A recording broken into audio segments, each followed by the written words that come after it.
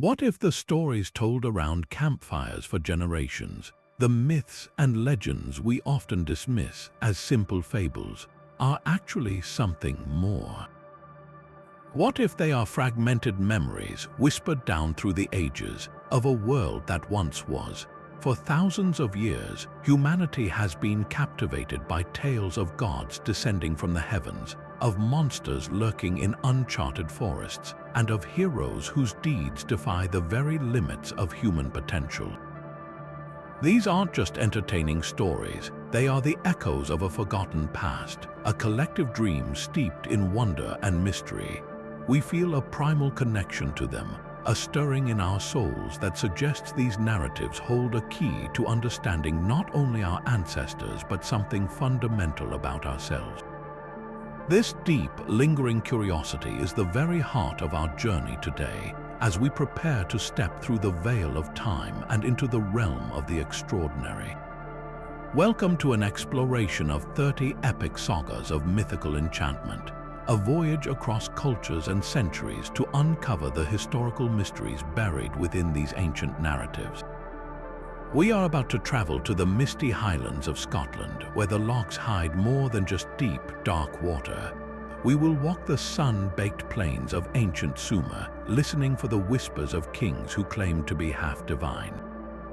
We will stand alongside warriors facing impossible odds and decipher the cryptic symbols left behind by civilizations long turned to dust. This is not a dry recitation of facts, but a living, breathing investigation into the blurred line between myth and history. These stories of creation and destruction, of love and betrayal, have shaped our art, our religions, and our very understanding of what it means to be human. They are the foundational blocks of our collective imagination, and their power to captivate us remains as potent today as it was for a Bronze Age storyteller capturing the attention of their tribe. So let us begin this journey together. Let your imagination open wide and allow yourself to feel the awe and wonder that these tales were always meant to evoke. We are about to peel back the layers of time to look for the grain of truth hidden within the grand tapestry of legend. What forgotten realities inspired the myth of a great flood that appears in cultures across the globe? Could there be a historical basis for the terrifying Minotaur in its labyrinth, or the majestic, sorrowful phoenix that rises from its own ashes? The answers we seek are not simple, and the path is woven with as much mystery as revelation. But one thing is certain, by the end of our journey, you will never look at these ancient stories the same way again. You will see them for what they truly are, not as mere fiction, but as the enduring, enchanting, and enigmatic soul of history itself. Our journey begins not with a whisper, but with a thunderous roar from the very dawn of civilization itself. We travel back over 4,000 years to the sun-scorched lands between the Tigris and Euphrates rivers, to the bustling, walled city of Uruk. Here, etched into damp clay with a stylus, humanity's first great story was born, the Epic of Gilgamesh. This isn't just a tale, it's a foundational pillar of human literature, a narrative so ancient it predates Homer's Iliad and Odyssey by more than a millennium. For centuries, its existence was itself a myth, a lost legend whispered about by scholars. That is, until the mid-19th century, when archaeologists, sifting through the dusty ruins of a library in Nineveh, made a discovery that would rewrite literary history. They unearthed 12 fragile tablets of baked clay, covered in the precise, wedge-shaped markings of cuneiform script. It was like finding a message in a bottle from a world everyone had forgotten, a complete library of a civilization speaking to us directly from the other side of time. The epic introduces us to Gilgamesh, the king of Uruk, described as 2/3 god and 1/3 man. He is a figure of immense power and profound arrogance, a tyrant who oppresses his own people.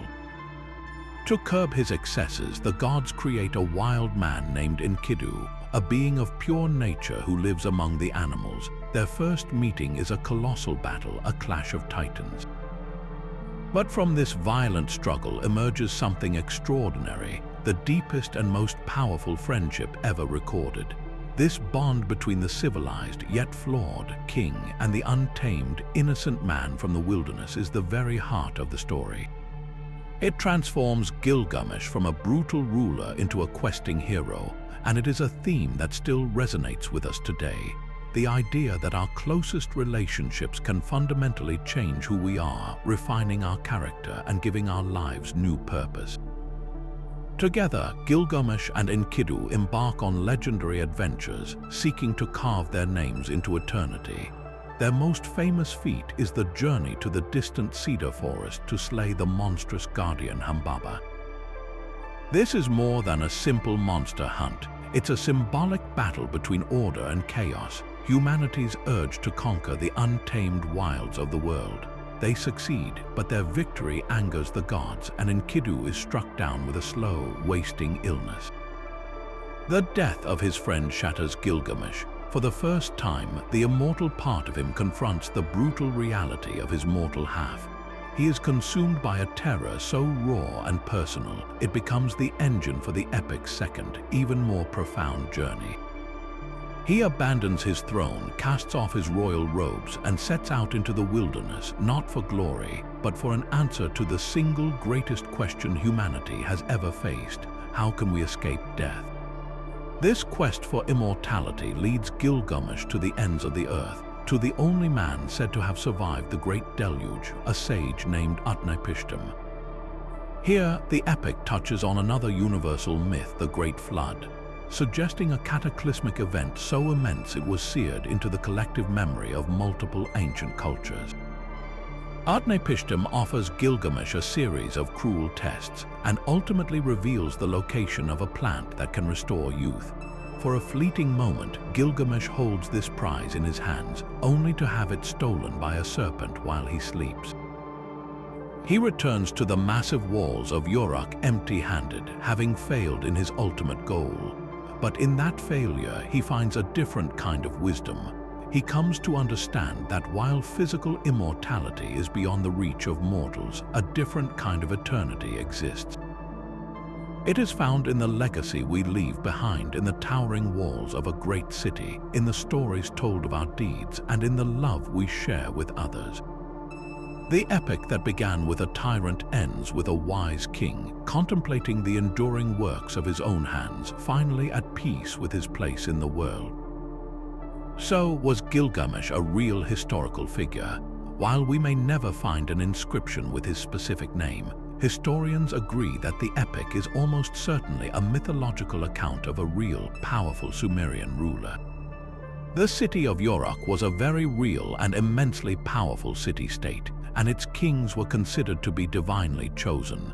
The larger-than-life adventures are the embellishments of generations of storytellers, but at its core, the epic reflects the very real concerns, fears, and aspirations of the people who built one of the world's first great civilizations.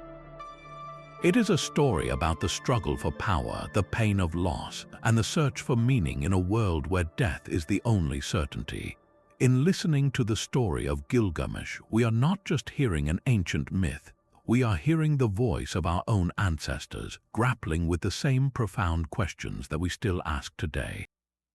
From the sun-baked clay tablets of Mesopotamia, we now journey east to the lush, vibrant subcontinent of India, where an epic of such monumental scale and profound depth was composed that it makes even the saga of Gilgamesh seem almost intimate by comparison.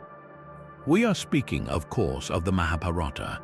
This is not merely a story, it is a universe unto itself, a sprawling tapestry of myth, history, philosophy, and lore that is roughly 10 times the length of the Iliad and Odyssey combined. Its central narrative is a devastating dynastic war, a colossal feud between two branches of the same royal family, the virtuous Pandavas and their corrupt cousins, the Kauravas. At its heart, the Mahabharata is a profound exploration of Dharma, a complex concept encompassing duty, righteousness, and the moral order that sustains the universe. But woven into this ancient narrative are threads so startlingly modern that they have sparked centuries of debate and wonder. suggesting the possibility that this epic may be more than just a mythological allegory. The sheer scale of the conflict described is almost incomprehensible. The Great Battle at Kurukshetra is said to have involved millions of soldiers, with entire armies annihilated in a single 18-day cataclysm. Kings, princes, and legendary warriors from across the known world gathered to take sides in this war of succession. The descriptions are graphic and visceral, portraying the grim reality of conflict with a rawness that feels anything but fictional.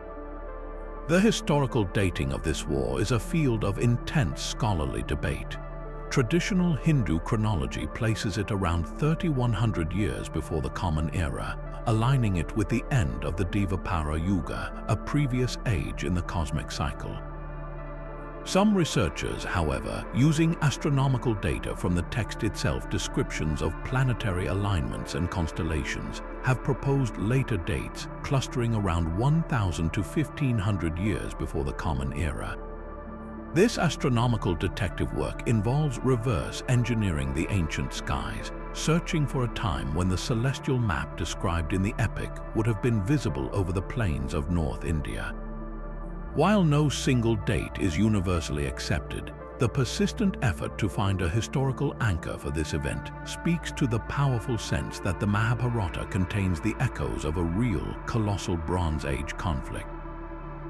Yet the true philosophical heart of the epic, and a moment that has resonated across the globe for millennia, occurs on the very eve of this battle. The warrior Arjuna, one of the Pandava brothers, stands in his chariot between the two assembled armies, his spirit crumbling under the weight of what is to come. He looks across the field and sees his own teachers, his elders, and his cousins. Overwhelmed by grief and moral confusion, he lays down his bow, refusing to fight. It is at this moment of supreme crisis that his charioteer, who is none other than the god Krishna in human form, delivers the teachings that become the Bhagavad Gita, the Song of the Lord. This is not a call to blind violence, but a deep, intricate discourse on the nature of the soul, action, and devotion. Krishna guides Arjuna through the nature of his duty as a warrior, explaining that the eternal soul cannot be killed and that one must perform their ordained role in life with dedication, but without attachment to the fruits of their actions. This concept of selfless action, of doing what is right because it is right, not for personal gain or fear of loss, is a philosophical cornerstone that has provided solace and guidance to countless generations. But for all its profound spiritual wisdom, the Mahabharata also contains passages that seem to defy any conventional understanding of the ancient world. Scattered throughout the text are incredibly detailed descriptions of advanced weaponry that sound less like magical spells and more like sophisticated military technology. There are accounts of the Brahmastra, a weapon so devastating it could destroy entire regions, rendering the land barren and sterile for generations, with effects chillingly reminiscent of modern radioactive fallout. Even more compelling are the frequent and precise references to Vimanas, the aerial vehicles used by the gods and heroes. These are not described as magical carpets or mythical creatures, but as structured machines often made of metal, capable of incredible speeds and maneuvers. Some passages detail their construction with references to liquid mercury and heated engines, suggesting a form of propulsion. The epic describes dogfights in the sky between these Vimanas, the use of weapons that could seek out sound to hit their targets, and the ability to travel not just across the Earth but to other planets. When you read these accounts with a modern perspective, it is incredibly difficult to dismiss them as pure fantasy. The question naturally arises, what could have inspired such specific and consistent descriptions? One compelling theory is that these are the distorted, mythologized memories of a sophisticated and now lost ancient technology. Could an advanced prehistoric civilization have developed machinery and science that was later forgotten, their achievements preserved only as the incredible deeds of gods in the epics? Another, even more speculative, idea points to the possibility of extraterrestrial contact. interpreting the Vimanas as ancient astronaut vehicles and the powerful weapons as misunderstood alien technology. While this remains firmly in the realm of speculation, it highlights the enduring mystery of these texts. They force us to confront the possibility that our linear view of human progress, from primitive to advanced, might be flawed. Perhaps history is cyclical, with ages of great knowledge rising and falling, leaving behind only enigmatic clues in our oldest stories. The Mahabharata, therefore, stands as a colossal puzzle. It is at once a foundational text of Hindu philosophy, a potential record of an ancient apocalyptic war, and a cryptic repository of clues that challenge our very understanding of humanity's distant past. Leaving the philosophical battlefields of the Mahabharata, we now turn to an epic that defines the very soul of devotion, duty, and the eternal struggle between light and darkness. From the vast, sprawling narrative of a great war, we enter a more focused, yet equally profound, story of a single hero's quest, the Ramayana. Composed by the sage Valmiki, this is not just a story. It is the cultural and spiritual bedrock for billions, a tale that has been recited, performed, and lived for millennia. At its heart, it is the journey of Prince Rama, the seventh avatar of the god Vishnu, an exemplar of righteousness who is unjustly exiled from his kingdom for 14 years. His unwavering adherence to Dharma, or sacred duty, is tested to its absolute limit when his beloved wife, Sita, is abducted by the powerful and learned demon king, Ravana, who carries her away to his island fortress of Lanka. This single act of violation sets in motion one of the most beloved and enduring adventures in all of mythology. Rama's quest to rescue Sita is a masterpiece of allegory and fantastical storytelling. He is joined by his fiercely devoted brother, Lakshmana, and soon gains an unlikely but utterly indispensable ally, the monkey god Hanuman.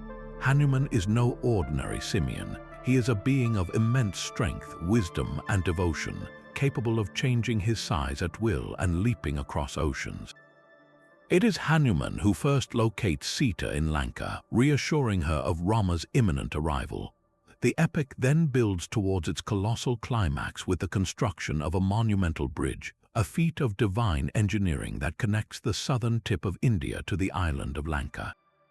As the story goes, Rama's army of Vanaras, or forest-dwelling beings with monkey-like attributes, built this bridge by writing Rama's name on stones and placing them in the sea, causing them to float.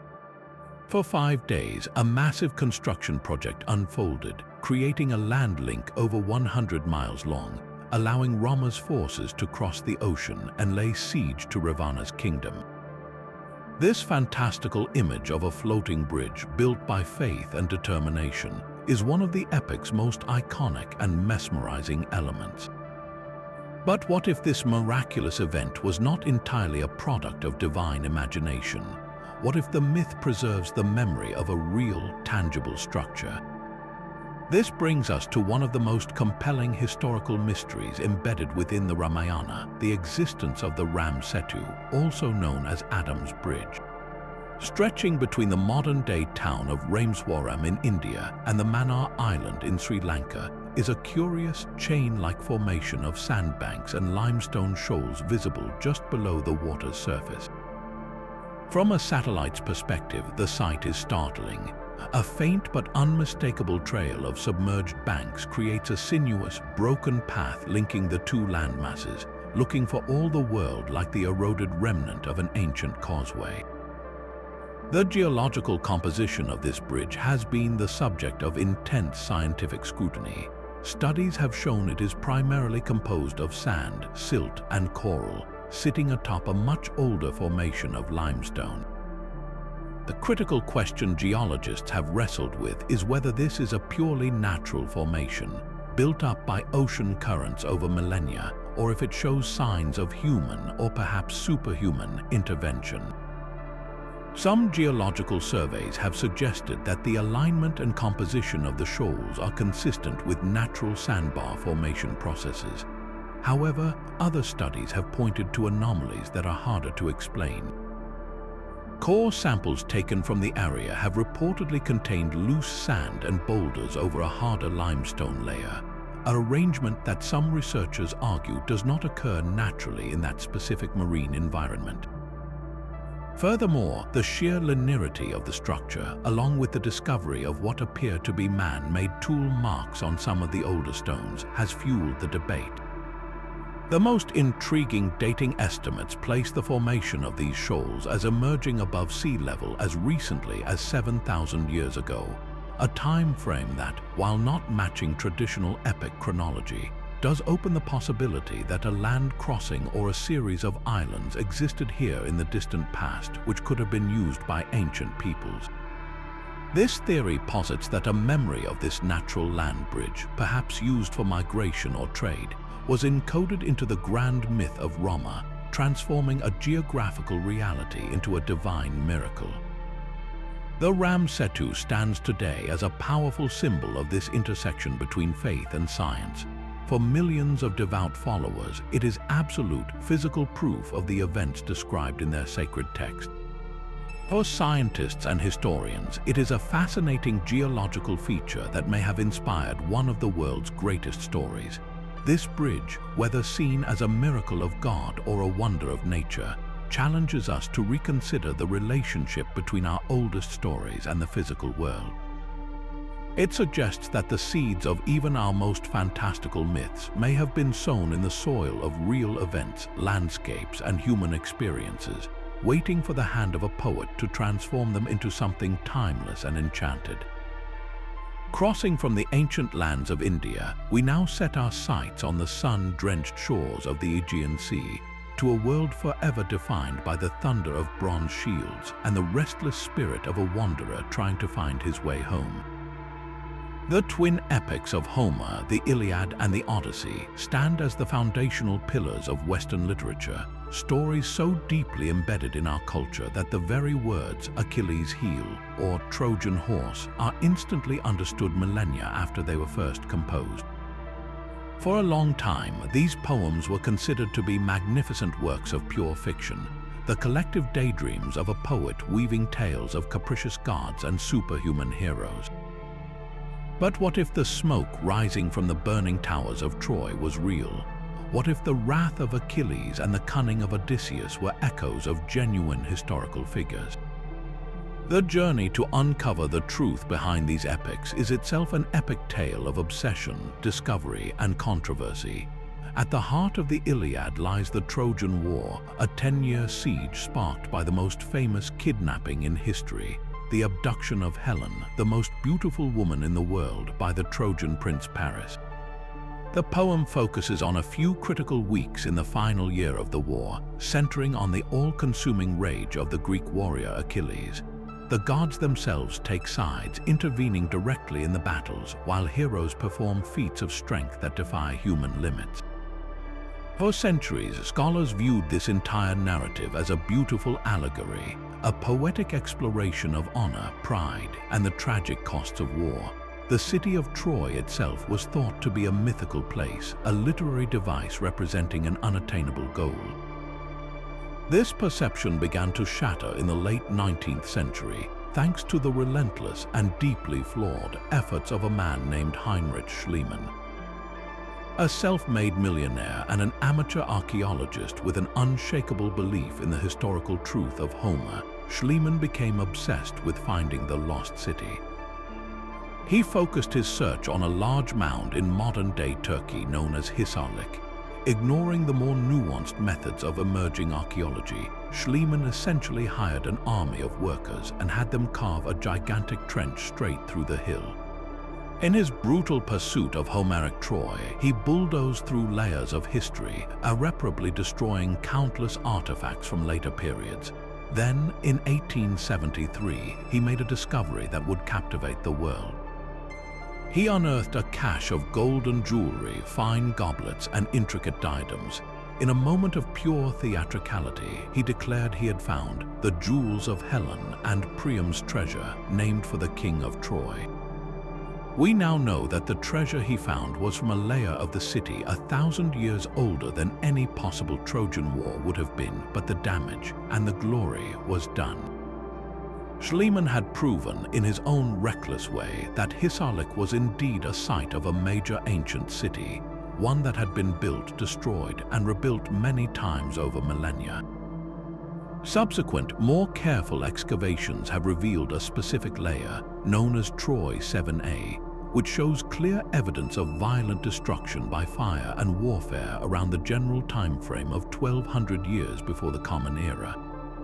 This aligns remarkably well with the traditional dating of the Trojan War, providing a compelling archaeological backbone for Homer's epic poem. So, if there was a real Troy, were there real Agamemnons and Odysseus's?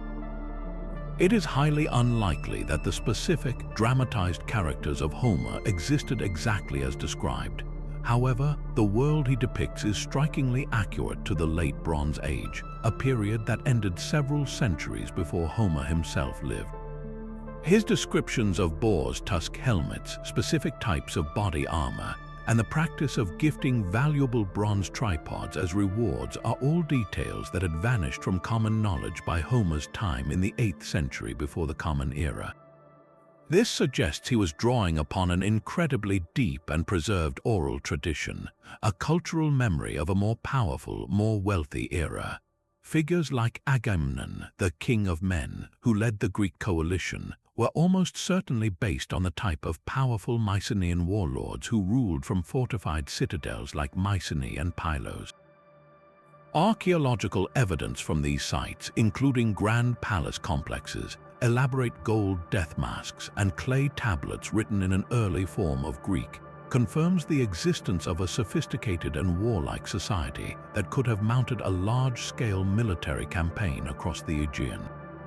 The Trojan War, then, was likely not a single, decade-long conflict over one woman, but rather the epic poet's magnification of a genuine historical event. Perhaps a major raid or a war for control of the vital trade routes through the Dardanelles, a conflict so significant it was remembered for centuries in song and story. While the Iliad gives us a concentrated burst of wartime tragedy, the Odyssey opens up an entirely different world, a vast and mystifying Mediterranean sea teeming with enchantment and terror. This is the story of Odysseus, a man of many turnings, and his 10-year struggle to return home to his wife Penelope and his island kingdom of Ithaca after the war. His voyage is less a map of the physical world and more a psychological and spiritual journey, a catalogue of the monstrous forces and divine temptations that seek to prevent a hero from achieving his destiny. He blinds the Cyclops Polyphemus, a brutish giant who represents raw, uncivilized nature. He resists the hypnotic songs of the sirens, whose call symbolizes the seductive danger of forgetting one's purpose. He navigates between the six-headed monster Scylla and the whirlpool Charybdis, a classic representation of an impossible choice between two terrible outcomes. He is detained for 7 years by the nymph Calypso on her secluded island, a metaphor for the comfort of giving up one's struggles and surrendering to pleasure and oblivion. Yet, for all its fantastical elements, the geography of the Odyssey has long fascinated scholars who believe it may also contain distorted memories of real places and ancient sailing routes. The land of the Lotus Eaters, for instance, where his crew forgets their home after eating a magical plant, could be a folk memory of North African coastal tribes and the use of narcotic substances. The description of the wealthy and sophisticated Phaeacians with their magical, self-piloted ships might be an echo of the advanced Minoan civilization on Crete. Even the dreaded whirlpool of Charybdis is often linked to the very real and dangerous Strait of Messina between Italy and Sicily. This blending of the real and the imagined makes the Odyssey a profoundly different kind of epic. It is not just about getting from point A to point B, it is about the internal transformation required to be worthy of home. Odysseus begins as a brilliant but arrogant trickster, the man who conceived the Trojan horse. Through his trials, he learns patience, humility, and the true value of his identity and his family.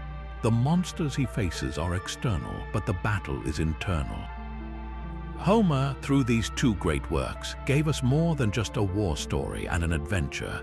He gave us a dual lens through which to view the human condition, one focused on the tragic glory of collective conflict, and the other on the resilient, cunning, and enduring spirit of the individual striving for home.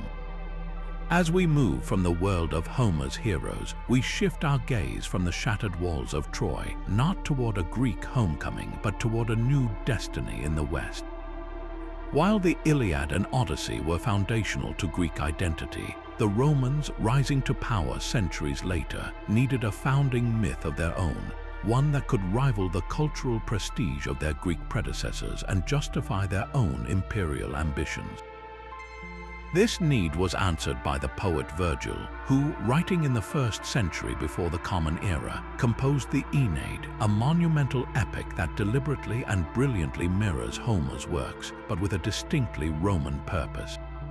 This is not merely a story, it is a masterwork of political propaganda commissioned by the first Roman emperor, Augustus Caesar, to legitimize his rule and present the birth of the Roman Empire as the fulfillment of a divine plan set in motion 1,000 years earlier. The epic begins in the final, fiery hours of Troy's destruction. As the Greeks pour into the city, the Trojan prince Aeneas, a minor character in the Iliad but now elevated to the status of an epic hero, witnesses the slaughter of his people. He fights desperately but receives a vision from the gods. His fate is not to die in a lost cause but to escape. He is charged with a sacred mission, to lead a band of survivors across the sea to a distant, promised land where he will found a new city that will one day rule the world.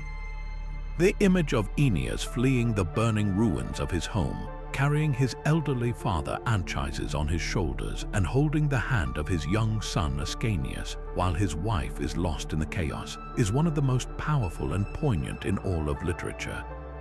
It is a scene of profound loss, but also of resilient hope, establishing the central theme of the entire epic, the sacrifice of personal desire for the greater good of a destiny yet unseen.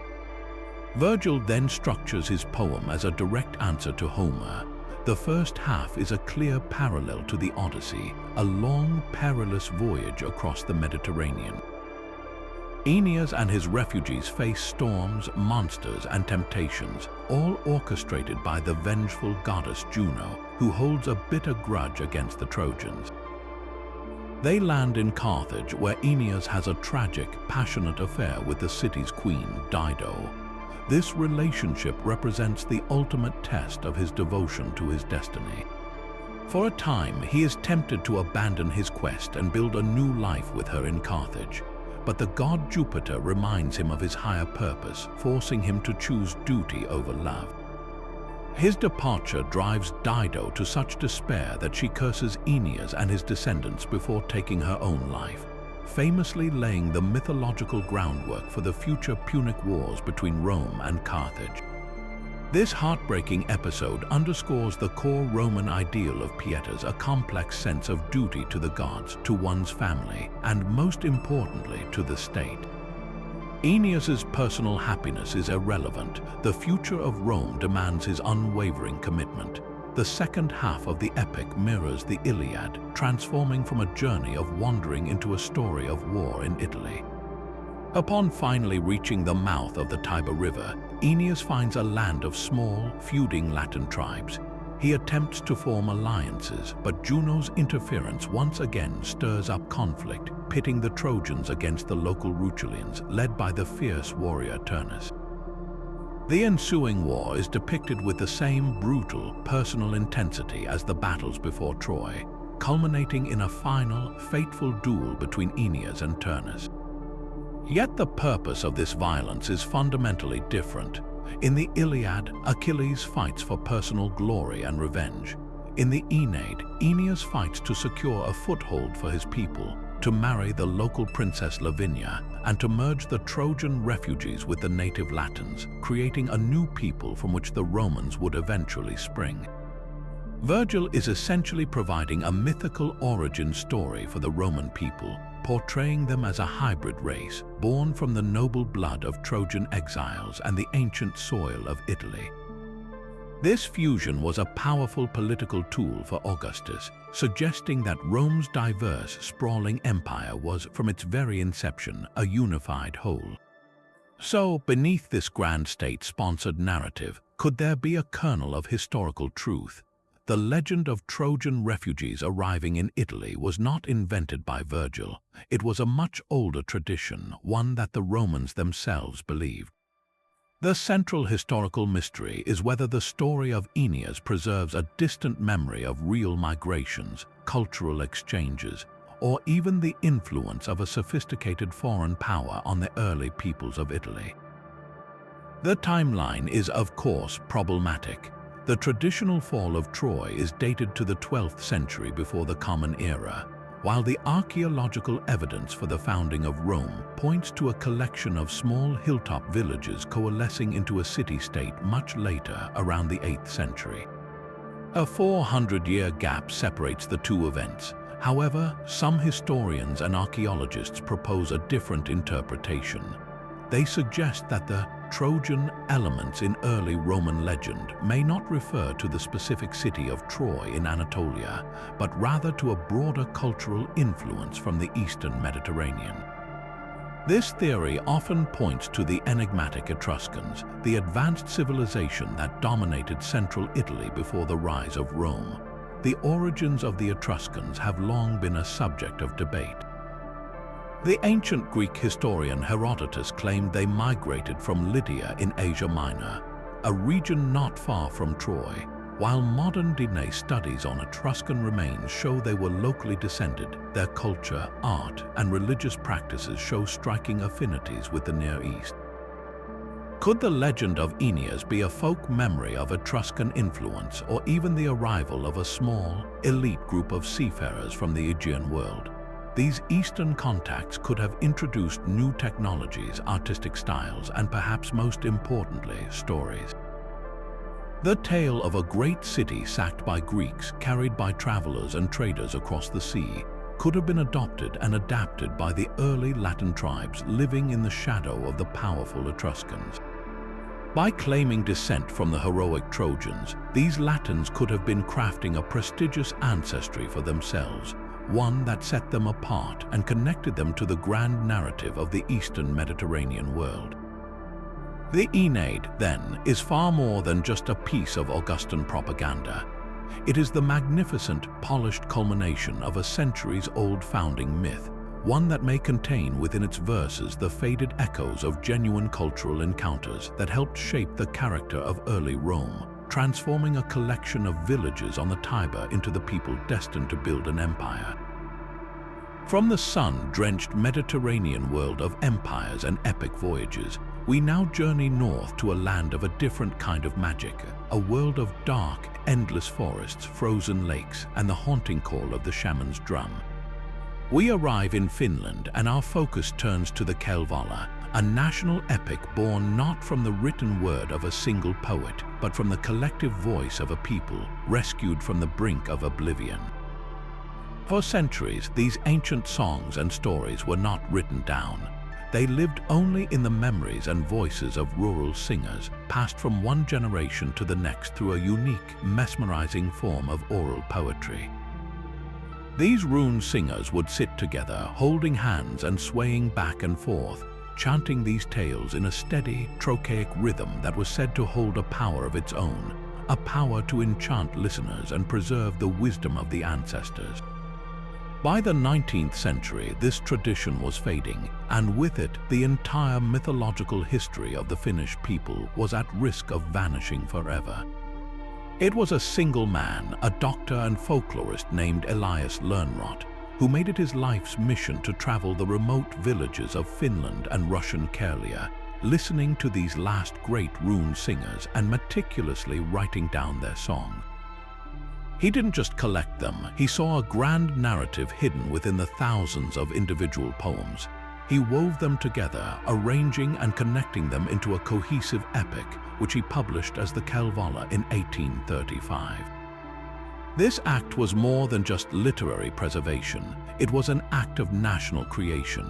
At a time when Finland was struggling under Russian rule, the Kalevala gave the Finnish people a unified mythology, an ancient language, and a heroic past they could call their own. It provided the cultural spark that would help fuel a national awakening and eventually Finnish independence. The Kalevala is therefore unique among the world's great epics. It is not the product of a single, anonymous genius like Homer, but a tapestry woven by countless unnamed voices and threaded together by a scholar who saw the soul of a nation in their verses. The world of the Kalevala is profoundly different from the warrior-centric epics of Greece and India. This is not a story of kings and massive armies, but of village heroes, powerful shamans, and cosmic artisans. The central figure is Vainamarinen, an ancient, eternal sage, the firstborn of the primeval maiden Ilmater.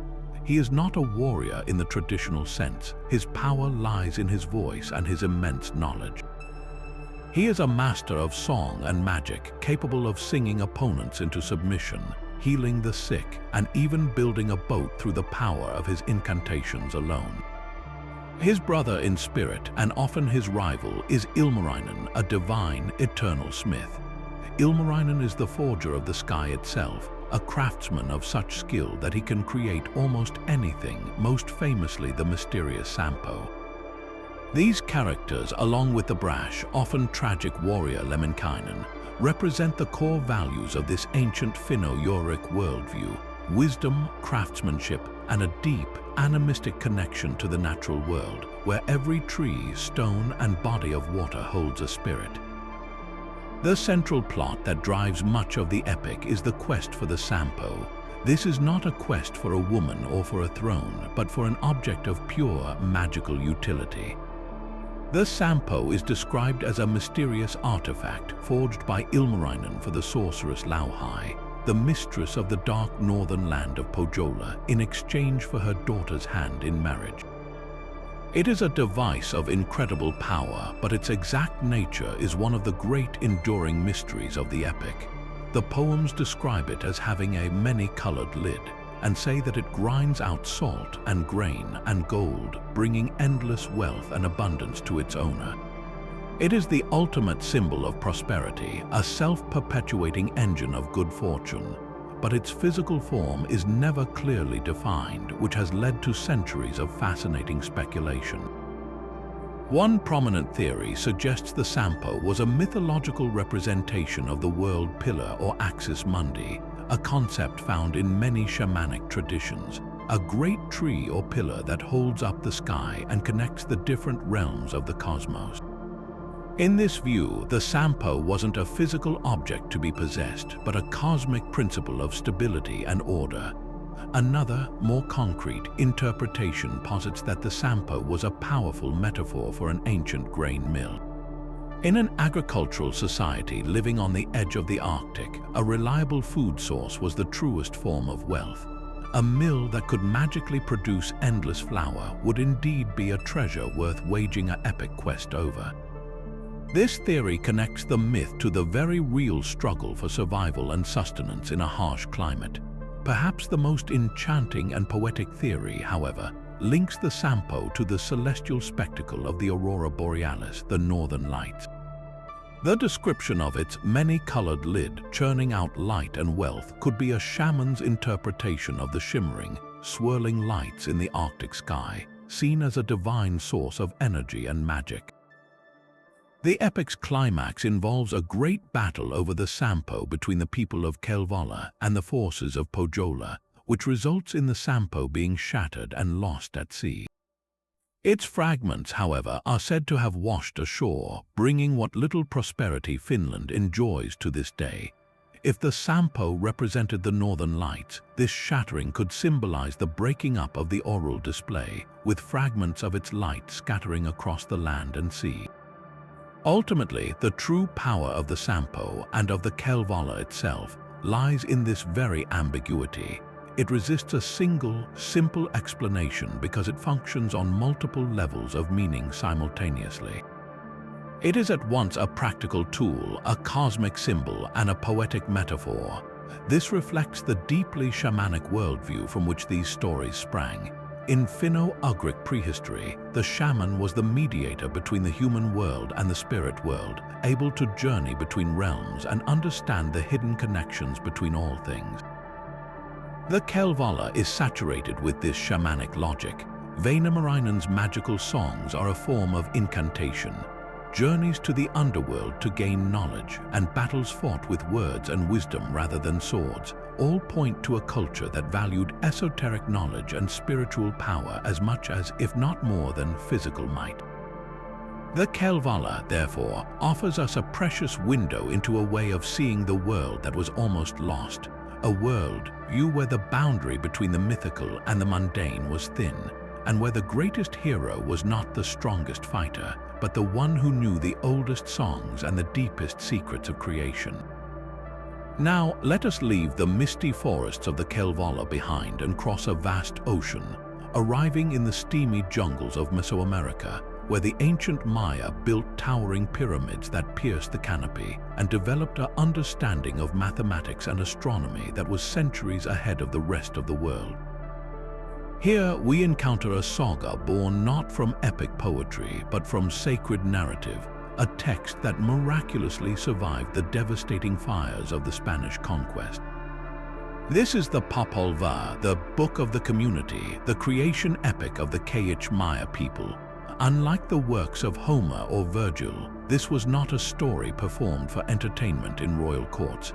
It was the living heart of Mayan spiritual and cultural identity, a profound explanation of the world's origin, humanity's purpose, and the delicate balance between the forces of life and death.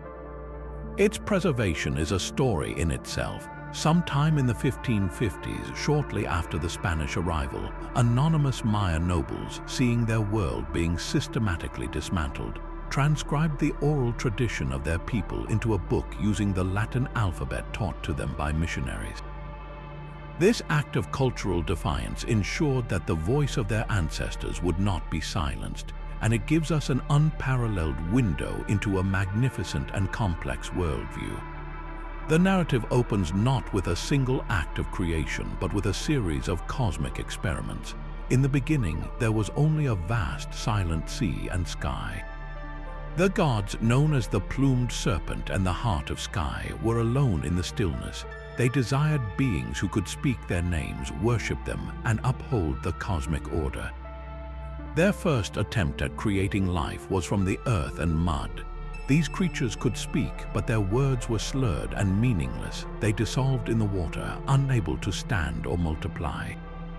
They were a complete failure. Next, the gods tried to fashion servants from wood.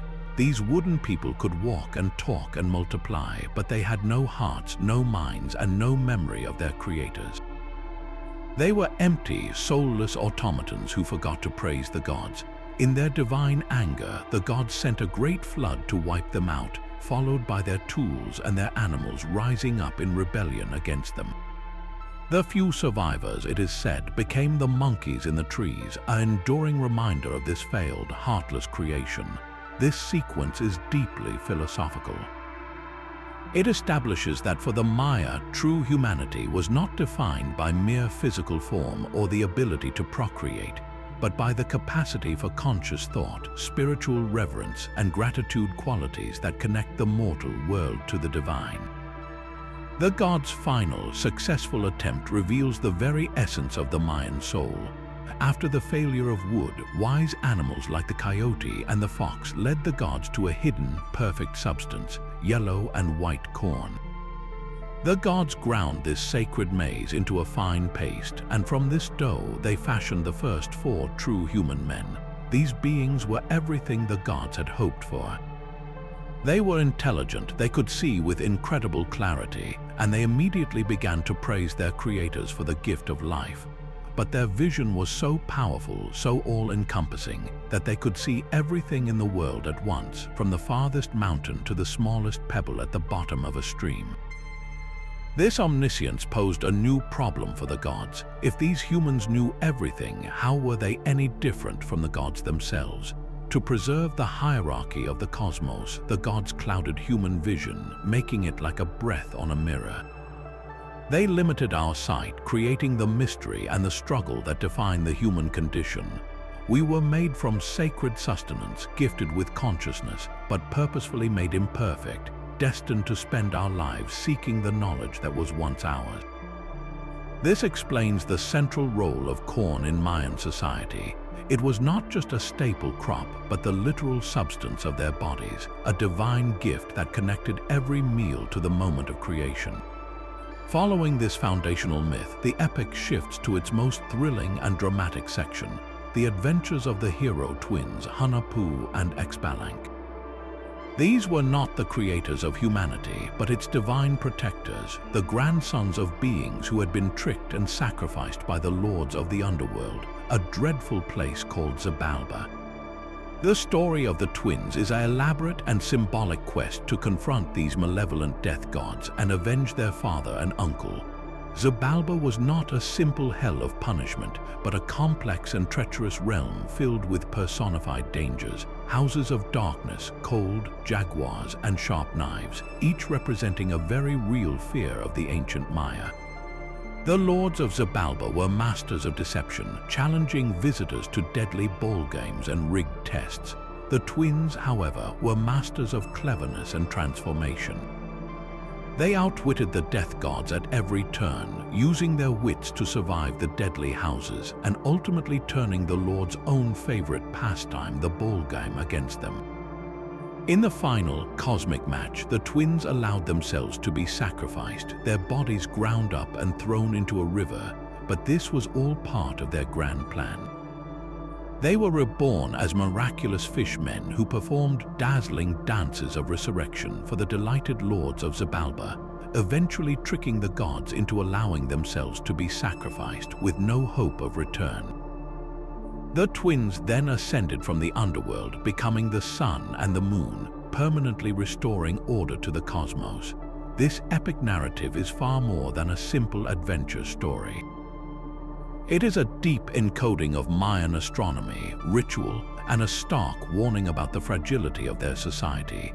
The journey of the hero twins through Xibalba is widely interpreted as a mythological representation of the path of the sun each night as it travels through the dark underworld before being reborn at dawn. Their transformation into celestial bodies confirms this cosmic reading. Furthermore, the central importance of the ball game in the story connects directly to a very real and brutal practice in Mayan cities. The Mesoamerican ball game was a profound ritual, a reenactment of the hero twins' mythical contest.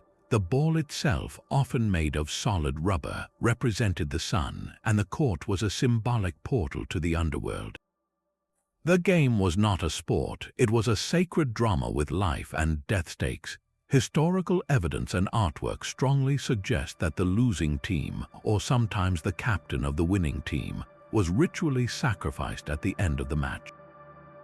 This sacrifice was not seen as a loss, but as the ultimate honor, a direct reenactment of the hero twins' sacrifice that ensured the sun would continue its journey and the cosmic order would be maintained.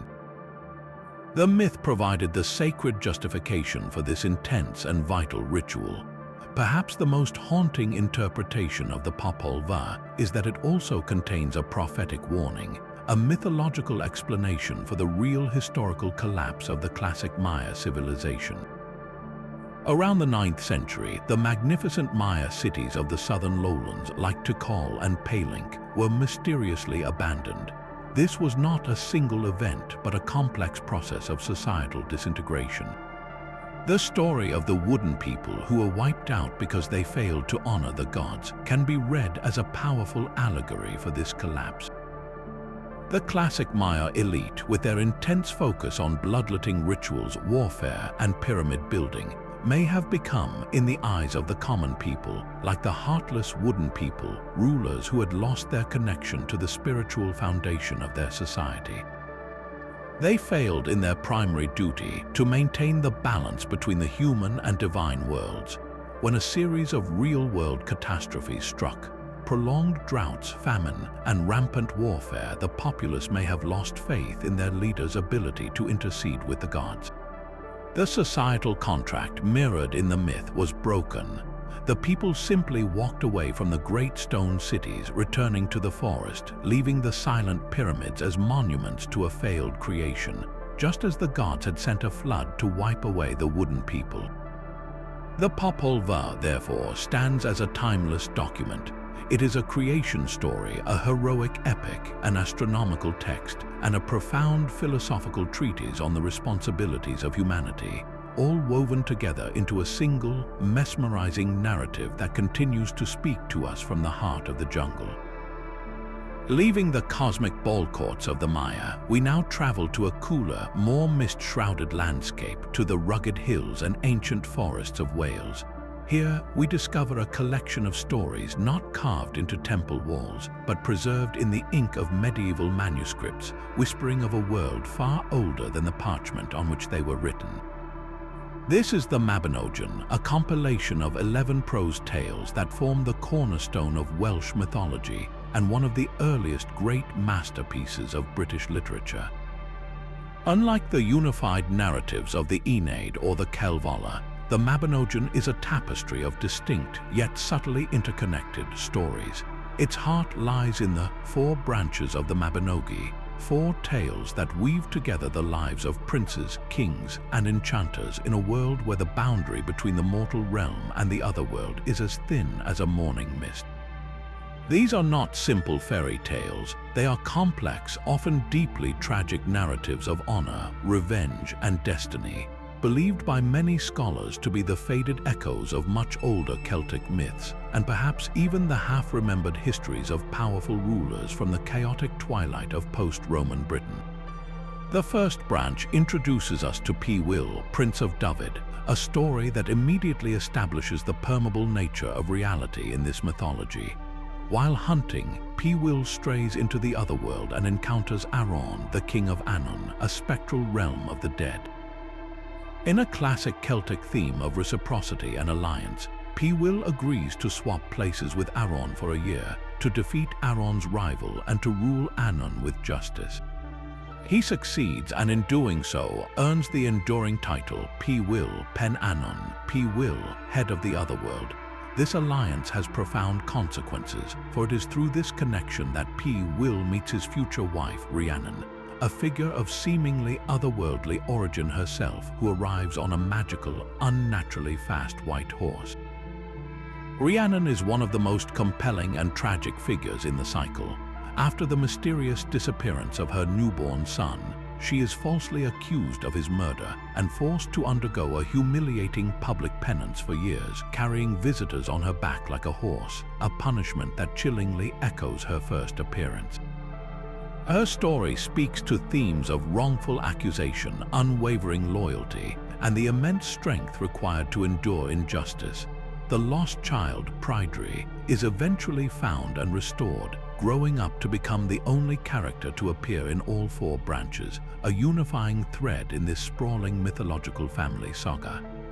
It is the second branch, Branwen Fyrch Llŷr, or Branwen, daughter of Llŷr, that delivers one of the most emotionally devastating narratives in all of world mythology, a tragedy of Shakespearean proportions that begins with a single diplomatic insult. Branwen's brother, Bendigeidfran, also known as Bran the Blessed, is the colossal king of Britain, a giant so vast no house could contain him. To forge an alliance, Branwen is married to Matholwch, the king of Ireland. But during the wedding feast, another of her brothers, the troublemaker Efnisien, flies into a rage over not being consulted and mutilates Matholwch's horses. This act of petty brutality shatters the peace. Though Bran compensates Matholwch with a magical treasure, the insult festers. When Branwen arrives in Ireland, she is gradually degraded from queen to a kitchen slave, and Matholwch allows his people to abuse her. For 3 years, she suffers in silence until she trains a starling to carry a message across the sea to her gigantic brother. Upon learning of her torment, Bran the Blessed gathers his massive host and wades across the Irish Sea to rescue her, his sheer size allowing his navy to sail in his shadow. What follows is not a glorious war of liberation, but a catastrophic sequence of betrayal and mutual annihilation that leaves both kingdoms in ruins. The Irish, feigning peace, prepare a great hall filled with hidden warriors to ambush the Britons. But the vengeful Efnisien, discovering the plot, single-handedly massacres the hidden men by crushing their skulls.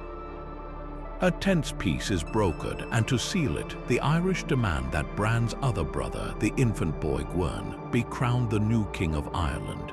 In a moment of horrifying violence, Efnisien, seemingly unable to accept any reconciliation, hurls his own nephew into a massive fire. The hall erupts into a final, bloody battle of total destruction. The Irish use a magical cauldron of rebirth to resurrect their dead soldiers, forcing the Britons to fight the same warriors again and again. In a final act of grim sacrifice, Efnisien hides among the Irish dead, is thrown into the cauldron himself, and strains until his heart bursts, destroying the magical artifact from within. In the end, only 7 of the Britons survive, including the wounded Bran and the traumatized Branwen. They return to Britain bearing Bran's severed head, which continues to speak and guide them. When they finally bury it in London, facing France, it is said to protect the island from invasion. Branwen, having witnessed the utter devastation of 2 nations sparked by the insult against her, dies of a broken heart, lamenting the ruin she has caused. The tale is a profound meditation on the relentless, cyclical nature of violence and the terrifying consequences of a single, unthinking act of pride. This magical cauldron of rebirth, central to the Irish defense, is one of the most fascinating and enigmatic objects in Celtic lore. Described as a vessel that could bring the dead back to life, though leaving them mute, it is a clear precursor to the Holy Grail of later Arthurian romance. But what could such a powerful symbol represent in the worldview of the ancient Celts? One compelling interpretation views it as a potent metaphor for the cyclical nature of life, death, and rebirth so central to pre-Christian Celtic religion, mirroring the cycles of the seasons and the belief in reincarnation. The cauldron was also a central fixture of every Celtic household, the literal and symbolic heart of the home where sustenance was prepared and community was forged. A cauldron that provides endless nourishment or even life itself could be a mythological magnification of this domestic symbol, representing sovereignty, abundance, and the unbroken lineage of a tribe. Some historians have ventured a more speculative yet haunting theory. Could the story of a magical cauldron that brings warriors back to life be a folk memory of a brutal historical reality? In the aftermath of a real, devastating battle, the victors might have taken so many prisoners from the losing side that it seemed as if their enemy's army was regenerating, returning to the field again and again. The cauldron, in this grim light, becomes a symbolic representation of a people's seemingly endless capacity to muster new fighters, a resilience that would have appeared almost supernatural to their foes.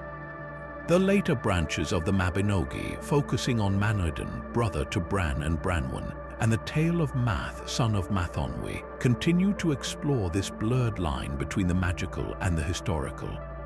After the cataclysm of the second branch, Manawydan emerges as a figure of peace and craftsmanship, a reluctant hero who uses his wits rather than his sword to lift a supernatural enchantment that has fallen over the land of Dyfed, turning it into a desolate wasteland. His story reflects a post-heroic age where survival and restoration are prized above martial glory. The fourth branch delves deeper into pure myth, featuring the wizard Gwydion, a master of illusion and story, and his brother Gilfeithwy, whose illicit desire for their uncle King Math's footholder leads to a war between kingdoms and a series of bizarre, shape-shifting punishments. This branch is rich with themes of magical transformation, power, and sovereignty, culminating in the birth of Lugh Lord Gifs, a figure who overcomes a series of cursed Gisa, or magical prohibitions, to claim his destiny, much like the Irish hero Cú Chulainn. The enduring power of the Mabinogion lies in this very ambiguity. Were Pwyll, Bran, and Rhiannon once living rulers of the Welsh kingdoms during the heroic age of the 5th and 6th centuries, their deeds and tragedies magnified by centuries of oral storytelling? Or are they the literary descendants of much older Celtic deities, figures like the Gaulish god Lugos, who becomes Lu, or the Irish sea god Manannán mac Lir, who becomes Manannán? The most likely answer is a profound synthesis of both. In the turbulent centuries after the Roman legions withdrew from Britain, local chieftains would have sought to legitimize their rule by tracing their lineage back to divine or heroic ancestors. The stories in the Mabinogion provided that divine pedigree, grounding the authority of Welsh princes in a mythical past where their forebears conversed with gods and married women from the otherworld. These tales are the cultural DNA of Wales, a rich and haunting inheritance where every magical cauldron, every enchanted fortress, and every tragic queen might hold a whisper of a real, lost history, waiting just beneath the surface of the story for those willing to listen closely. From the magical mists of Wales, we now venture into a world of ice, iron, and implacable fate, to the frozen fjords and firelit halls of the Norse world. Our journey brings us to the Volsunga Saga, a tale of such profound tragedy, cursed gold, and broken oaths that its echoes would reverberate through the centuries, inspiring some of the greatest artistic works of the modern era. This is not a story for the faint of heart. It is a saga drenched in blood, where heroism is inextricably linked with doom, and where the greatest treasures carry the most terrible prices. At its heart is a legendary hero, a fearsome dragon, and a single, accursed ring, a combination of elements that feels instantly familiar, for this ancient Norse epic provided the direct mythological blueprint for Tolkien's The Lord of the Rings and Richard Wagner's monumental opera cycle, Der Ring des Nibelungen. But beneath the layers of myth and magic, scholars hear the faint, discordant echoes of real historical cataclysms, the violent collisions of empires and tribes during the tumultuous migration period that reshaped Europe. The saga begins with a curse, as so many great tragedies do.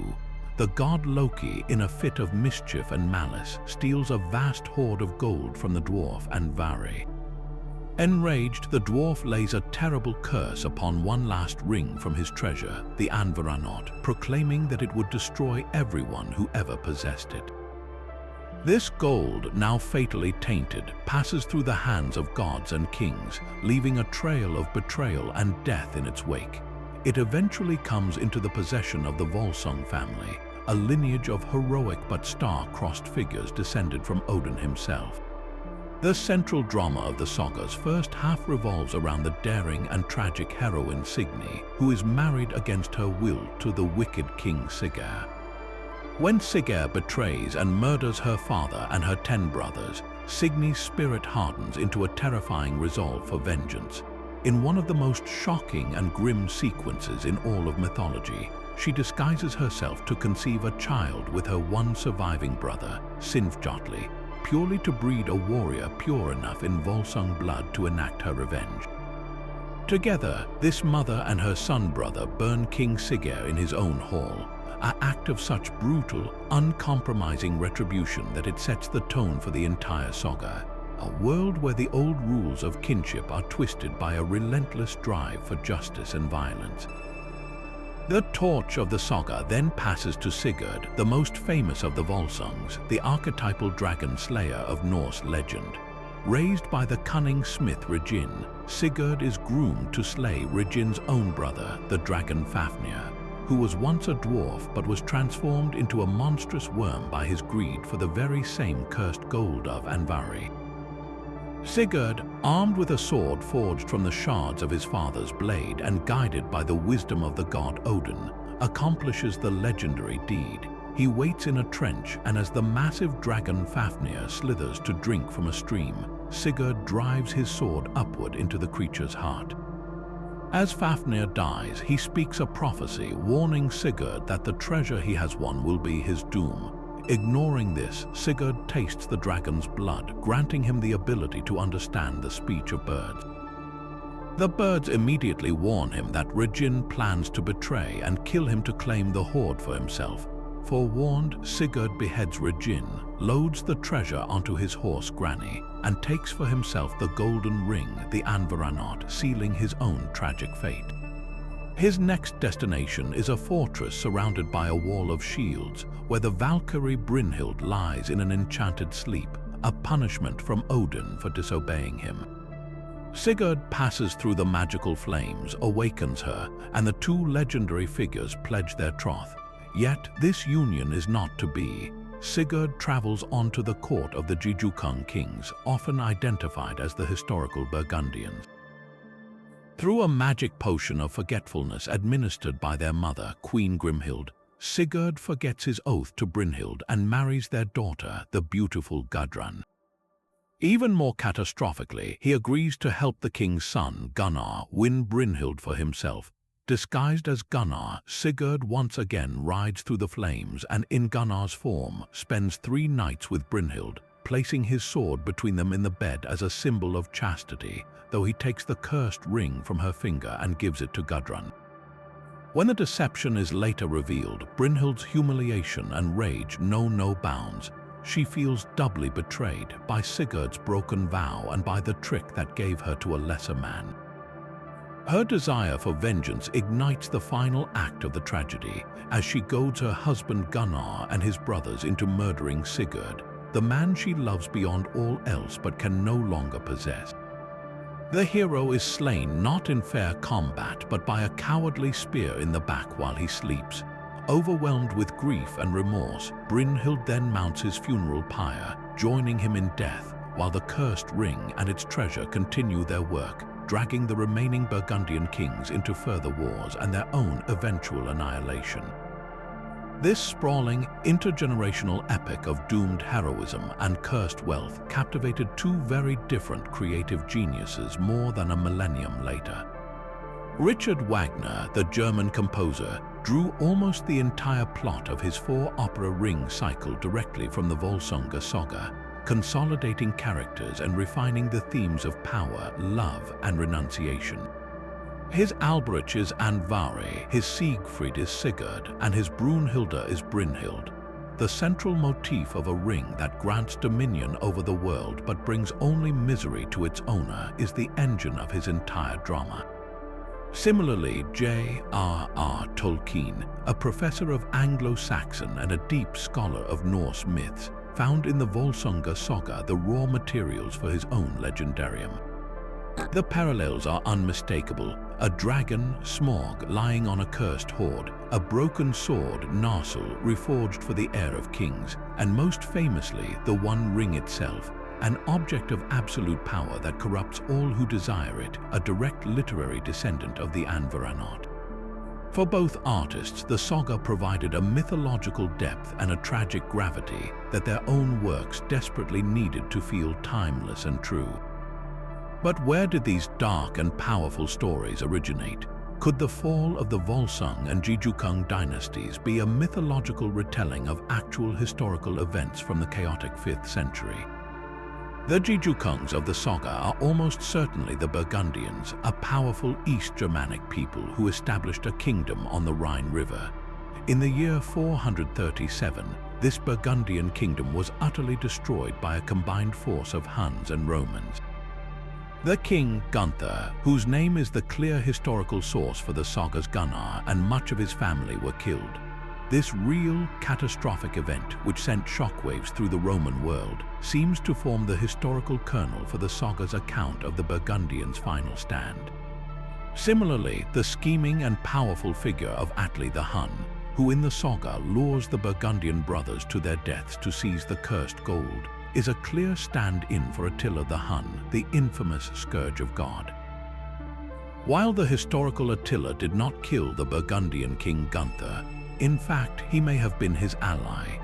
The saga consolidates and simplifies complex historical relationships into a powerful personal drama of betrayal and greed. The Volsunga Saga, then, can be seen as a kind of poetic history. It takes the raw, terrifying data of history, the sudden, violent end of a people, the rise and fall of legendary warlords, and processes it through the lens of myth.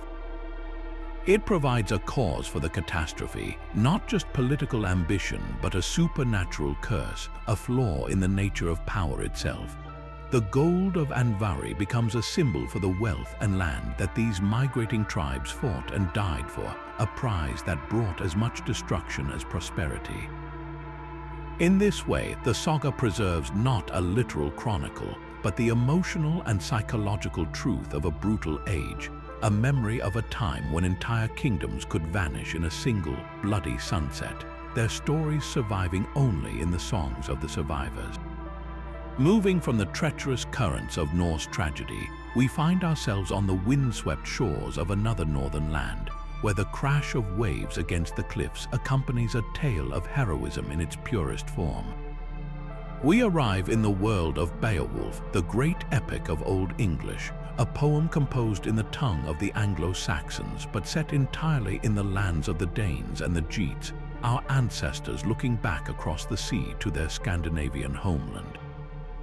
This is a story that feels both ancient and immediate, a saga of a hero who confronts three distinct evils: the monster Grendel, Grendel's vengeful mother, and in his final twilight years, a furious, fire-breathing dragon. For a long time, the world of Beowulf was considered a brilliant fantasy, a poet's invention of legendary kings and mythical creatures.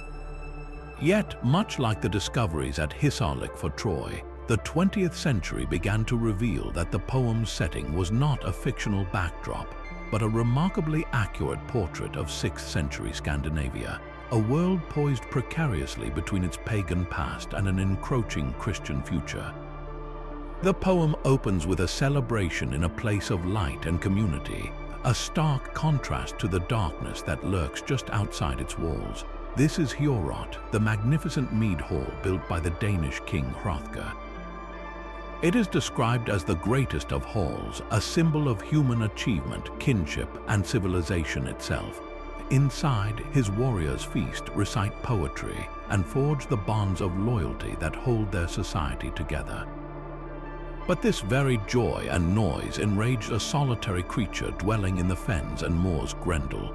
Descended from the biblical Cain, Grendel is an outcast, a being of pure envy and hatred who cannot bear the sound of human happiness. Night after night, he stalks from his shadowy mere to Hjorot, bursting open its fortified doors to slaughter Hrothgar's warriors as they sleep. For 12 years, this terror continues, rendering the great hall silent and useless after sundown, a symbol of a kingdom paralyzed by fear. This initial conflict establishes the core theme of the poem, the perpetual struggle between the forces of order, represented by the community of the hall, and the forces of chaos, embodied by the monstrous outcast. The news of Hrothgar's plight travels across the sea to the land of the Geats, in what is now southern Sweden. There, a young hero of immense strength and confidence, Beowulf, decides to sail to Denmark and offer his help.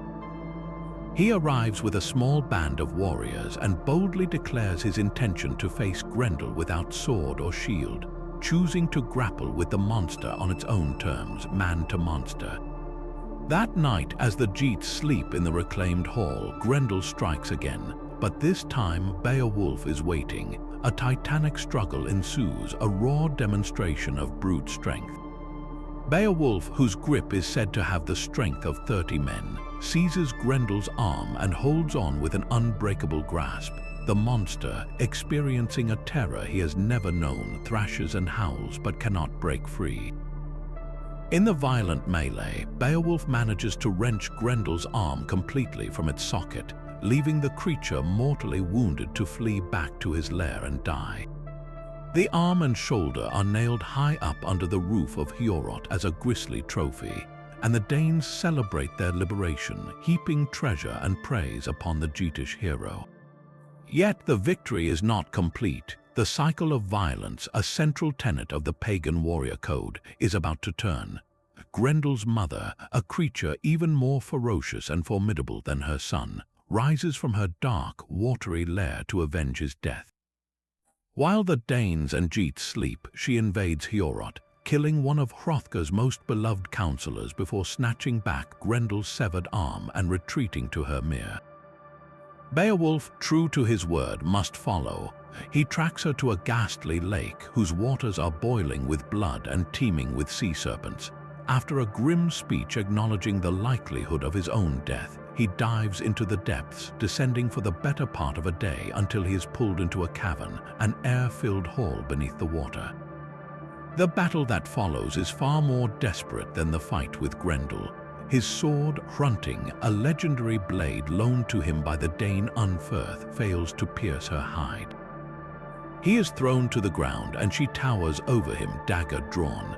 At the last possible moment, his eyes fall upon a massive, ancient sword, a giant forged weapon hanging on the wall of the cavern. Seizing it, he strikes a single, decisive blow, beheading the monstrous mother. He then finds Grendel's corpse lying in the lair and beheads it as well, ensuring neither can return. The magical sword's blade melts away in the creature's poisonous blood, leaving only the jeweled hilt, which Beowulf carries back to the surface as proof of his ultimate victory. This triumphant return to Denmark and subsequent homecoming to Jutland, where Beowulf eventually rules as a wise and beloved king for 50 years, forms the core of the poem's first two-thirds. Yet the story's true power and profundity lie in its final act. Beowulf is now an old man. A new threat emerges, a dragon, awakened by a slave who stole a single golden cup from its vast treasure hoard. Enraged, the dragon begins to spew fire across the Geatish countryside, burning homes and villages. The old king, feeling the weight of his duty to protect his people, decides to face the dragon alone, taking only a small band of retainers, including a young kinsman named Wiglaf. The battle is catastrophic. Beowulf's shield offers little protection against the dragon's fiery breath, and his sword, Nigling, shatters on the beast's impenetrable skull. As he struggles, all but one of his companions flee in terror. Only Wiglaf remains, rushing to his king's aid. Together, they slay the dragon, but Beowulf is mortally wounded, his neck poisoned by the creature's fangs. With his dying breaths, he asks Wiglaf to bring him treasures from the hoard so he may see the wealth he has won for his people. He then names Wiglaf his successor and dies, gazing upon the dragon's gold, a final, poignant image of a hero's lifelong pursuit of glory and the heavy price it so often demands. For generations, readers assumed this world of Heorot, Hrothgar, and Beowulf was the stuff of pure legend. That perception began to shift dramatically with a series of archaeological discoveries in modern-day Denmark. The most compelling of these is at a site called Ledger on the island of Zealand. For centuries, Scandinavian tradition had pointed to Ledger as the seat of the legendary Scylding kings, the very dynasty to which Hrothgar belongs in the poem. Excavations there have revealed something extraordinary: the remains of a massive Viking Age hall nearly 60 meters long, built in the late 9th century. But beneath it, archaeologists found something even more significant: the post holes and foundation trenches of an even older, equally massive hall, dating directly to the late 6th century, the precise historical setting of the Beowulf poem. This was not just any chieftain's longhouse. This was a hall of immense political and ceremonial importance, a center of power that dominated the region for centuries. The timing, the location, and the scale all point to a stunning possibility: that the mythical Heorot was in fact a real place, and the poem preserves the memory of a powerful royal center that existed during the Scandinavian heroic age. While we cannot prove a specific King Hrothgar drank mead within those specific walls, the convergence of archaeology and epic is too compelling to ignore, grounding Beowulf's fantastical adventures in a tangible historical landscape. Adding another rich layer of complexity to the poem is its unique and often contradictory spiritual voice. The events of the story are thoroughly pagan, set in a world where a warrior's worth is measured by his courage, his strength, and the treasures he wins, and where the only afterlife mentioned is the secular one of fame and song. Yet the poet who composed the version we have today was undoubtedly a Christian, likely a monk living in Anglo-Saxon England between the 8th and early 11th centuries. He constantly injects a Christian perspective into the ancient tale. Grendel is explicitly described as a descendant of Cain, the first murderer from the Book of Genesis, placing him firmly within a biblical framework of evil. The Danes, in their desperation, are said to have prayed at pagan shrines, a practice the poet condemns as a futile plea to soulless idols. Beowulf himself frequently thanks God or the Almighty Father for his victories and for granting him strength. This creates a fascinating tension throughout the poem. Is Beowulf a Christian hero who just happens to live before the gospel reached his people, a vessel of God's will fighting the descendants of biblical evil? Or is he a pagan hero whose values of loyalty, bravery, and generosity were so noble that a Christian poet could admire and co-opt his story, simply overlaying his own religious beliefs onto the older framework? This unresolved duality is what makes Beowulf such an endlessly fascinating text. It is a bridge between two worlds, a snapshot of a culture in transition, where the old warrior ethos and the new divine grace coexist, sometimes awkwardly, within the same legendary verse. It stands as a monumental work, not just for its thrilling monster fights, but for its profound exploration of heroism, mortality, and the timeless human need to build halls of light against the ever-encroaching darkness. Leaving the somber fate of Beowulf behind, our journey now carries us to a land of soaring palaces, fragrant rose gardens, and the thunderous hoofbeats of legendary champions. We arrive in the heart of ancient Persia, where one of the world's most magnificent and culturally vital epics was composed not merely to entertain, but to ensure the very survival of a civilization. This is the Shahnameh, the Book of Kings, written by the poet Ferdowsi over 3 tumultuous decades around the turn of the first millennium. This sprawling masterpiece, twice the length of the Iliad and Odyssey combined, chronicles the history of Iran from the very dawn of creation, through a mythical golden age to the historical Arab conquest in the 7th century. But the Shahnameh is far more than a simple chronicle. It is a profound act of cultural defiance, a poetic fortress built to protect the Persian language, its pre-Islamic heritage, and its indomitable national spirit at a time when foreign rule and cultural assimilation threatened to erase it all. Ferdowsi composed his epic in a world transformed by conquest. The armies of Islam had swept across the Persian plateau, toppling the Sasanian Empire and imposing Arabic as the language of administration, science, and high culture.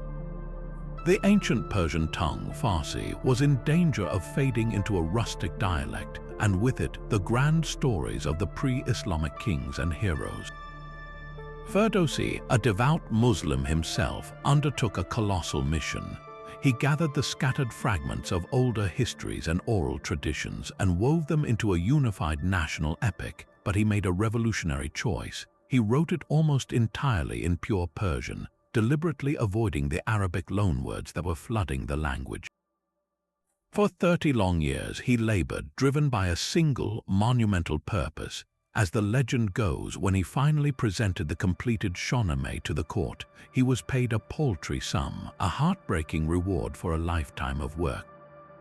Yet his true payment was immortality. Ferdowsi's work achieved exactly what he set out to do. He preserved the Persian language in a crystalline form, providing a linguistic and cultural anchor that would allow Iranian identity to endure and flourish for centuries to come. The Shahnameh is often called the coffin of the Persian language, but it was not a coffin. It was a seed carefully preserved through a long winter, ready to burst into bloom once more. The epic itself is structured like a vast historical tapestry divided into 3 grand eras. It begins with the mythical age, a time of primal beginnings where the first shahs or kings teach humanity the arts of civilization, how to build fires, work metal, and live in ordered societies. This era introduces the foundational concept of Fa, the divine glory or royal splendor that shines from a just and legitimate ruler, marking them as chosen by heaven. The central and most beloved section is the heroic age, a sweeping chronicle of legendary champions who defend Iran from its monstrous and human enemies. Towering above them all is the figure of Rostam, a warrior of superhuman strength and unwavering loyalty, born from a miraculous Caesarean section and destined to become Iran's eternal protector. For 5 centuries of narrative time, Rostam serves a succession of shahs, his life a series of impossible quests that have become the cornerstone of Persian folklore. He battles divs or demons in haunted forests, undertakes 7 perilous labors to rescue his king, and embodies the ideal of the Pahlavan, the chivalrous knight who combines physical might with wisdom, generosity, and a deep sense of honor. It is within this heroic age that we encounter the Shahname's most shatteringly tragic story, the tale of Rostam and his son Sohrab. This narrative stands as one of the most profound explorations of fate and familial heartbreak in all of world literature. The tragedy unfolds from a series of cruel twists of fate. Rostam, while traveling in a neighboring land, meets and marries a princess, Tomine. He leaves her only his emblem, a seal, for the child he knows she will bear, and returns to Iran unaware he has a son. Sohrab grows into a warrior of unparalleled prowess, a young man whose only dream is to find his legendary father and unite with him to overthrow a tyrant and place the righteous Rostam on the throne of Iran. He leads an army to the Persian border, his true identity unknown, and challenges the champions of Iran to single combat. Driven by patriotic duty and the arrogance of an aging hero, Rostam himself answers the call, also in disguise. The stage is set for an unimaginable catastrophe. Father and son meet on the dusty plain between 2 armies, 2 magnificent warriors blind to the blood that binds them. They fight not once but twice. In their first clash, Rostam is thrown and in a moment of cunning tells Sohrab that a true hero never kills an opponent on the first fall. The young man, still filled with the noble code of his father, spares his life. This act of mercy seals his doom. In their second duel, driven by a fiercer rage, Rostam gains the upper hand and pins the younger warrior. As he kneels on his chest, dagger drawn, Sohrab makes a last, desperate appeal. He reveals his identity, telling Rostam that his father will surely avenge his death. But Rostam, convinced this is a coward's trick to save his own life, dismisses the claim and plunges the dagger into his son's side. It is only when the light is fading from Sohrab's eyes and he rolls up his sleeve to reveal the seal Rostam had left with Tomine that the horrific truth crashes down upon the old hero. He has single-handedly destroyed his own lineage and greatest hope. The scene of Rostam's grief is almost unbearable to read. He tears his clothes, laments the cruelty of a destiny he could not see, and is left with nothing but the corpse of the son he longed for his entire life. This story resonates so powerfully because it is not about good versus evil, but about the cruel mechanics of fate. It is a tragedy born from anonymity, pride, and the very codes of honor that define the heroic world, a stark reminder that even the greatest strength is powerless against the twists of destiny. Beyond its timeless human drama, the Shahnameh also functions as a complex allegory for Persia's own historical struggles. Scholars have long debated whether these mythical conflicts and dynastic transitions preserve encrypted memories of real events from the region's deep past. The epic's central theme is the eternal struggle between the civilized, settled world of Iran and the chaotic, often demonic forces of Tehran, its northeastern neighbor. This could very well be a poetic reflection of the very real, centuries-long conflict between the Persian empires and the nomadic tribes of Central Asia. The cyclical rise and fall of kings, the transfer of the far from one dynasty to another, mirrors the actual historical pattern of imperial change in the region. The tragic story of Rostam and Sohrab itself has been interpreted as a powerful metaphor for the internal strife and civil wars that have torn empires apart, where the finest of one generation are destroyed by their own kin, weakening the nation from within. The epic does not provide a straightforward historical record, but rather processes the raw material of history, invasions, betrayals, the glory of kings, and the sorrow of defeat through the lens of myth, transforming it into a timeless commentary on power, justice, and the human cost of empire. The enduring legacy of the Shahnameh is immeasurable. For over 1,000 years, its stories have been recited in coffee houses, painted in exquisite miniatures, and passed from parents to children. It is the book that gave Persians their heroes and their language back. Rostam, Sohrab, and the noble champions of the epic are not just characters from a book. They are the archetypes of Persian identity, symbols of resilience, honor, and the painful sacrifices made in the name of one's homeland. In a world where empires have risen and fallen, the Shahnameh has remained a constant, a poetic heartbeat that has kept the soul of a civilization alive through centuries of change, ensuring that the voice of ancient Iran would never be silenced.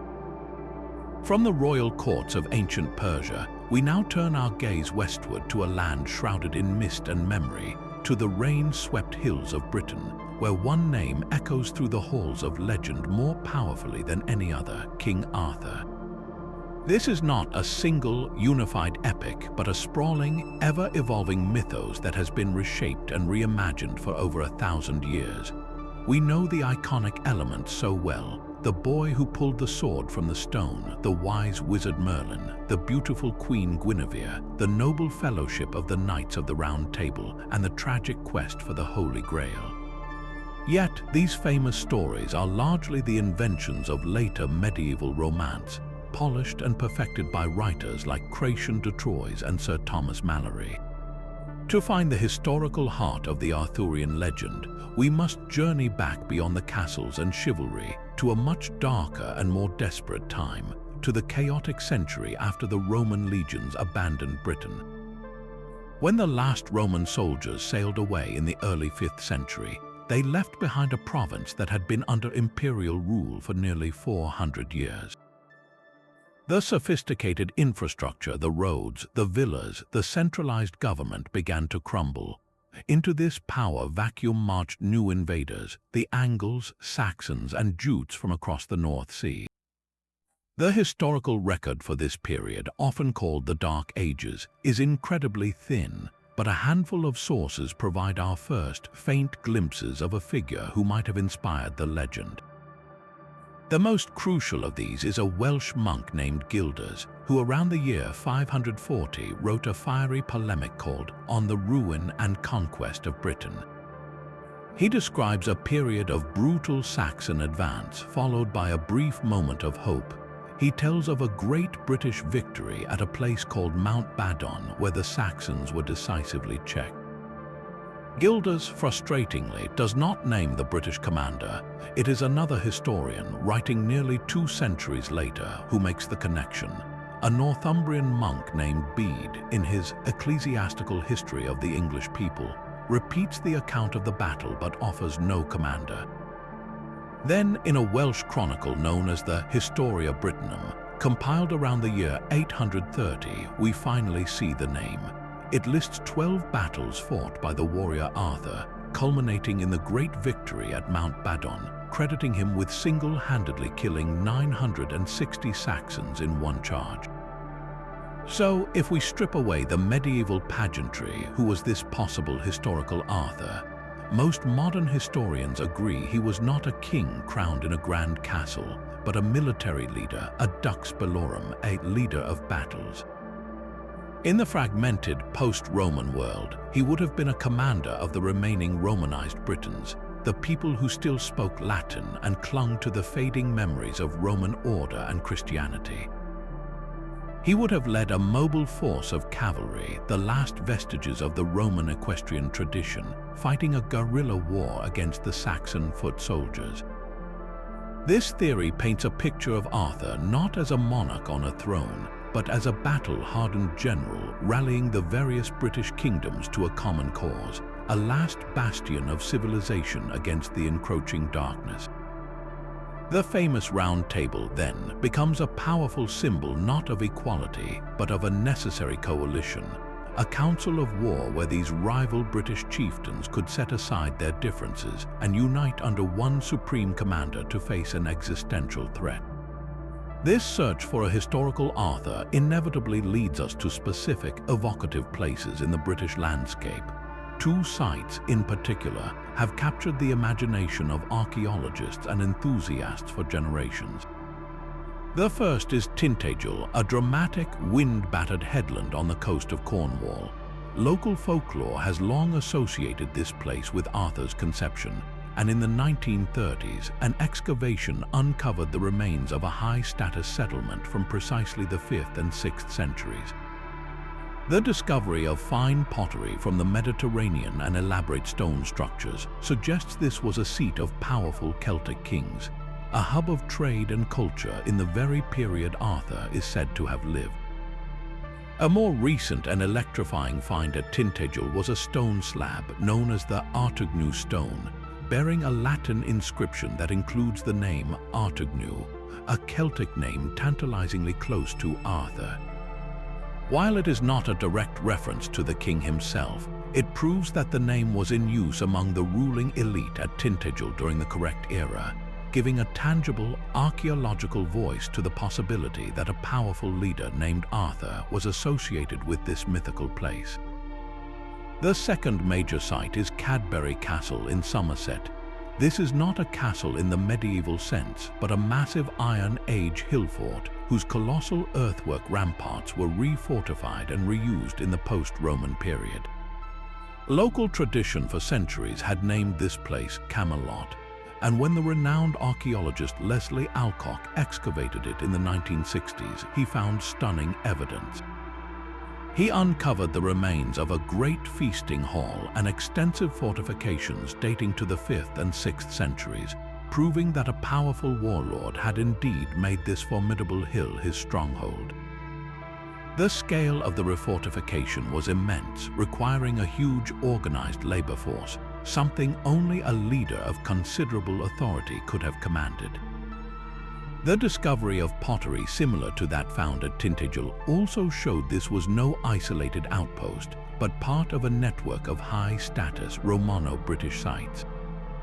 Cadbury Castle provides the most compelling physical evidence for the kind of powerful military leader the historical Arthur would have been, a man who could command the resources to garrison a fortress large enough to house a mobile army, a figure whose power base was impressive enough to be remembered for centuries as the seat of a legendary king. The Arthur we find in these early Welsh sources and archaeological sites is a far cry from the chivalric monarch of later tales. He is a gritty, determined defender, a man fighting to preserve a dying world. The magic of Merlin finds its roots not in a grand wizard, but perhaps in the Celtic druidic traditions or a wise counselor whose strategies seemed supernatural.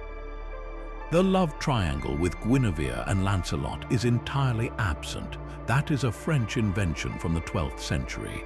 The quest for the Grail is a later spiritual overlay from the age of the Crusades.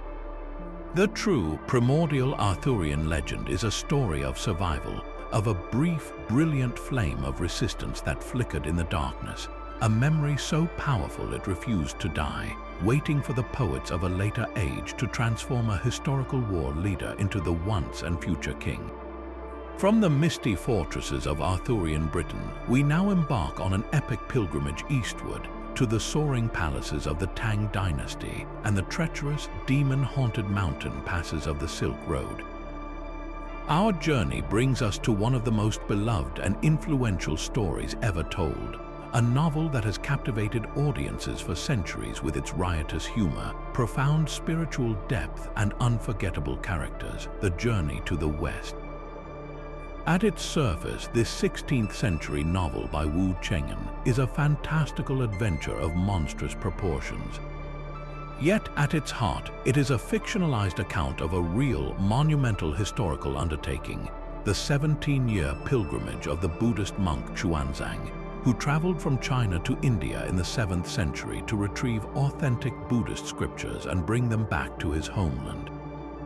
The novel takes this incredible feat of human endurance and faith and elevates it into a cosmic drama, populating the journey with a cast of characters who have become cultural icons across the globe. The story introduces us to its spiritual center, the monk Tripitaka, a pure-hearted but often frustratingly naive figure based on the historical Xuanzang. His mission is to make the perilous journey to the Thunder Monastery in the Western Paradise to obtain the sacred scriptures that will bring enlightenment to the people of the great Tang Empire. He is the embodiment of a soul striving for perfection, yet he is frail, easily frightened, and constantly beset by doubt. To aid him on this impossible quest, the Bodhisattva Guanyin provides him with 3 powerful but deeply flawed disciples, each representing a different aspect of the human condition that must be mastered on the path to enlightenment. This celestial escort transforms the pilgrimage from a solitary spiritual test into a tumultuous, comedic, and deeply allegorical journey of a whole self, learning to function in harmony. First and foremost among these disciples is the brilliant, arrogant, and utterly chaotic Sun Wukong, the Monkey King. His own origin story is an epic in itself, detailing his birth from a stone, his mastery of Taoist magic and martial arts, his rebellion against the Jade Emperor in heaven, and his eventual imprisonment under a mountain by the Buddha for 500 years. Sun Wukong is a force of ID and ego, a being of immense power and cunning whose primary drive is his own pride and freedom. He is gifted with a magical staff that can change size, the ability to travel 10,000 miles in a single somersault, and the power to create clones of himself from his own hairs. His role as Tripitaka's protector is as much a punishment as it is a chance at redemption. The golden fillet placed around his head, which tightens whenever Tripitaka chants the tightening mantra, is a perfect symbol for the painful process of taming the wild, distracted mind through discipline. The Monkey King's journey is not about acquiring power, but about learning to channel his boundless energy and cleverness in service of a higher purpose, rather than his own selfish whims. The second disciple, Zhu Beiji, provides a different and often farcical counterpoint. Once a celestial marshal in heaven, he was banished to earth for drunkenly harassing the moon goddess and was reincarnated in the body of a half-man, half-pig. Zhu Beiji is the embodiment of base appetite, gluttonous, lazy, and constantly led astray by his desires for food, comfort, and beautiful women. He carries a mighty 9-toothed rake, but he would much rather use it to till a field for a good meal than fight demons. His weaknesses constantly create complications for the group, and his comedic squabbles with the more disciplined Sun Wukong provide much of the novel's humor. Yet his presence is crucial to the allegory. He represents the stubborn physical body and its attachments, the sensual cravings that are perhaps the most difficult obstacles to overcome on any spiritual path. His continued, bumbling efforts to stay with the group despite his failings make him a strangely relatable and sympathetic figure, a reminder that progress is possible even for the most flawed among us. The third disciple, Sha Wujing, is a quieter, more solemn figure. A former celestial curtain-raising general who was exiled for breaking a heavenly crystal cup, he now appears as a fearsome river ogre. He is the steady, dependable, but often overlooked member of the team, carrying the luggage and mediating the disputes between monkey and pig. Sha Wujing symbolizes the aspect of steadfastness and simple, unwavering duty. While he lacks the dazzling power of Sun Wukong or the chaotic charm of Zhu Beiji, his quiet perseverance is the bedrock that allows the more volatile members of the group to function. Together, this quartet forms a complete, if dysfunctional, spiritual unit. Tripitaka as the striving soul, Sun Wukong as the mind, Zhu Beiji as the body, and Sha Wujing as the heart or will. Their journey is a grand metaphor for the internal alchemy of spiritual cultivation, where these disparate elements must learn to work together to overcome the demons that block the path to enlightenment. And those demons are everywhere. The journey is structured around a series of 81 tribulations, a number significant in Buddhism for representing the obstacles one must pass to achieve perfection. In almost every chapter, the group encounters a new monstrous entity, a white-boned demon who transforms into a beautiful woman to ensnare them, a powerful king under the sway of a sinister sorcerer, or a beast who has stolen a divine treasure from heaven.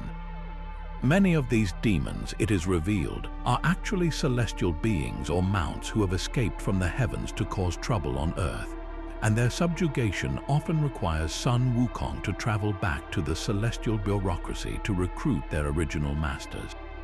This repetitive structure serves a profound purpose. It illustrates that the path to wisdom is not a single dramatic battle, but a relentless, grueling procession of tests. Each demon represents a specific human flaw or temptation: desire, pride, anger, doubt, or ignorance. The fact that so many are connected to the heavens themselves suggests that these obstacles are not external evils, but are inherent parts of the cosmic order, necessary trials sent to refine and strengthen the pilgrim. This rich tapestry of demons, gods, and magical battles is woven from a spectacular synthesis of China's three great religious and philosophical traditions: Buddhism, Taoism, and folk religion. The novel presents a sprawling, bureaucratic cosmos where these systems coexist and overlap. The Buddhist pantheon, with figures like the historical Buddha Sakyamuni and the compassionate Guanyin, provides the ultimate spiritual goal and the framework of karma and enlightenment. The Taoist cosmology, with its Jade Emperor, heavenly ministries, and alchemical pursuits, provides the magical mechanics of the world and the path to immortality that Sun Wukong initially seeks. And permeating everything is the vibrant layer of Chinese folk religion, local earth gods, dragon kings of the seas, and mountain spirits who must be appeased or commanded. The journey to the West does not see these systems as separate. It merges them into a single, functioning universe. A Buddhist bodhisattva might employ a Taoist spell to subdue a folk demon, reflecting the syncretic nature of Chinese spiritual life, where common people drew upon all available traditions to navigate the challenges of life and the afterlife. Ultimately, the enduring power of this story lies in its masterful balancing act. It is a hilarious comedy featuring a bickering pig and a trickster monkey, a thrilling adventure filled with earth-shattering battles, and a profound spiritual treatise on the nature of the self. The historical Xuanzang's journey was an act of incredible scholarly devotion that helped shape the religious landscape of all of East Asia. The novel takes that raw historical devotion and makes it accessible, relatable, and endlessly entertaining. We see ourselves in the impatient cleverness of Sun Wukong, the reluctant cravings of Zhu Beiji, and the weary determination of Tripitaka. Their final success in obtaining the scriptures, only to discover they must endure one last, unplanned tribulation, is a poignant reminder that the reward for any great journey is not a prize at the end, but the transformation that occurs along the way. The pilgrims return to the Eastern land not as the same fallible beings who left, but as enlightened figures who have, through 81 trials and countless miles, forged their disparate parts into a single, harmonious whole.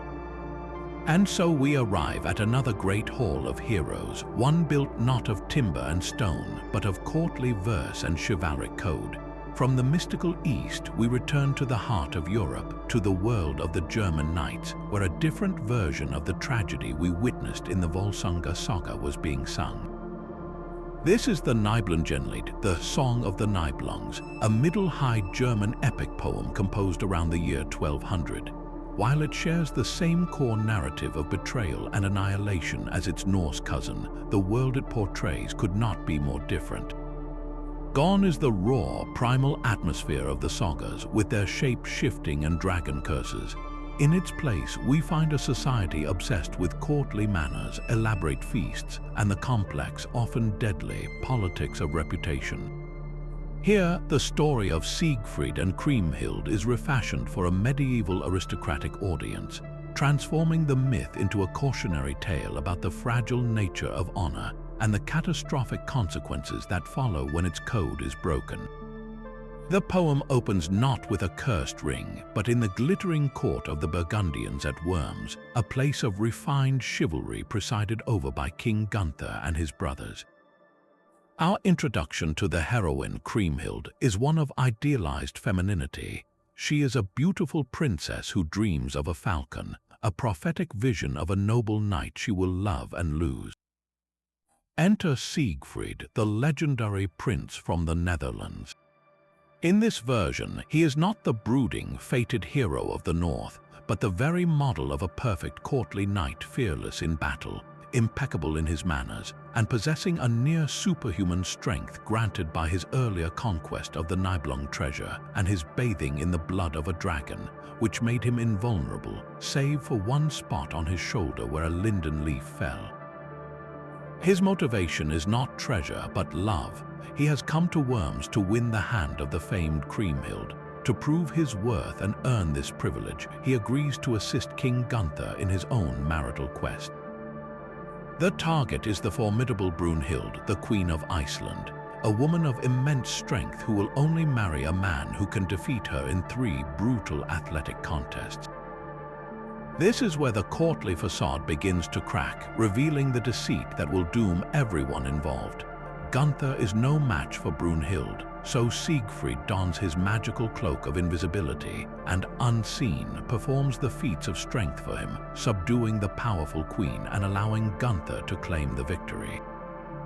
On their wedding night, Brunhild's supernatural strength returns, and she humiliates Gunther by binding him with her girdle and hanging him on a wall peg. Once again, a terrified Gunther summons Siegfried. In a deeply invasive and fateful act, Siegfried once again uses his cloak to enter the royal bedchamber. He overpowers Brunhild, taking her ring and girdle, and in doing so, symbolically robs her of her virginal strength, allowing Gunther to consummate the marriage. This series of deceptions, all performed for the sake of securing political marriages and maintaining royal appearances, creates a festering wound at the heart of the story. Siegfried gives the stolen tokens to his own wife, Kriemhild, a seemingly innocent act that will later become the spark that ignites an inferno of vengeance. Years later, the 2 queens, Kriemhild and Brunhild, are attending Mass at the cathedral in Worms. A dispute arises over who, as the wife of the greater hero, has the right to enter the church first. The simmering tension between them, born from the unresolved deception of their weddings, finally boils over. In the heat of the argument, Kriemhild, unable to contain her pride and anger, publicly shatters Brunhild's reality. She reveals that it was Siegfried, not Gunther, who truly subdued her. As proof, she brandishes the ring and girdle that Siegfried took from Brunhild on her wedding night. For Brunhild, this is the ultimate, unforgivable humiliation. Her honor, her very identity as a queen and a warrior woman, has been publicly destroyed. Her rage now demands a price, and that price is Siegfried's life. She goads and shames her husband, Gunther, and his most loyal and grim vassal, Hagen, into arranging the hero's murder. The killing of Siegfried is a masterpiece of treacherous betrayal, made all the more heinous by its violation of the guest right and kinship ties. Hagen, a chillingly pragmatic and ruthless figure, orchestrates the plot. Under the false pretense of a nearby war, he tricks Kriemhild into revealing the secret of her husband's vulnerability. In a moment of tragic trust, she sews a small cross on Siegfried's tunic, directly over the single spot on his shoulder where the linden leaf had fallen, thinking she is protecting him. The next day, during a staged hunt, as Siegfried kneels to drink from a forest spring, Hagen spears him through the marked spot on his back. The brilliant, invincible hero dies not in glorious combat, but in an act of cowardly assassination, his blood staining the flowers and the clear water of the spring. His murder transforms Kriemhild completely. The gentle, dreamy princess vanishes, replaced by a figure of cold, monolithic grief and a determination for revenge that will consume the rest of her life and ultimately an entire kingdom.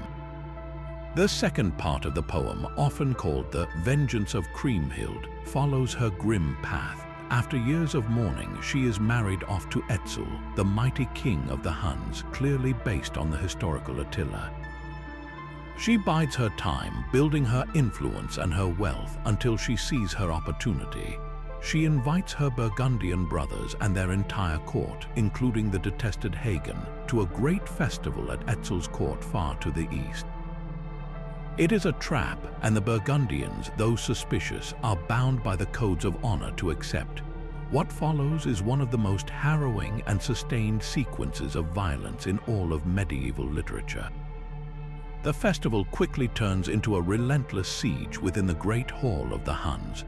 For days, the Burgundian knights fight off wave after wave of Etzel's warriors. The descriptions are graphic, and unflinching rivers of blood flow across the floor. Severed heads are kicked around like balls, and the fighting continues long after all hope is lost. Kriemhild, now a queen of the Huns, watches it all with pitiless eyes, her desire for vengeance overriding all maternal and familial bonds. In the final, horrific climax, she has her brother Gunther beheaded and personally brings his head to Hagen, demanding he reveal where he sank the Nibelung treasure in the Rhine. When he refuses, taunting her that now only he knows the secret, she seizes Siegfried's own sword and strikes off Hagen's head herself. Her revenge is complete, but it is utterly empty. She is immediately cut down by the enraged warrior Hildebrand, who is horrified by a woman killing such a renowned hero. The poem ends with utter desolation. The entire Burgundian royal house and its army are wiped out, Kriemhild is dead, and Etzel's kingdom is left shattered. The courtly world of Worms has been utterly consumed by the very barbarism it sought to suppress. When we place the Nibelungenlied side by side with the Volsunga Saga, the differences in cultural values become stunningly clear. The Norse version is driven by supernatural forces, a dwarf's curse on a ring, the fated nature of the hero's life, and the direct intervention of gods like Odin. The tragedy feels inevitable, a playing out of a doom woven by the Norns. The German epic, however, grounds its tragedy firmly in human failures. The catalyst is not a cursed object, but a series of broken courtly codes, deceit, wounded pride, and the public shaming of a queen.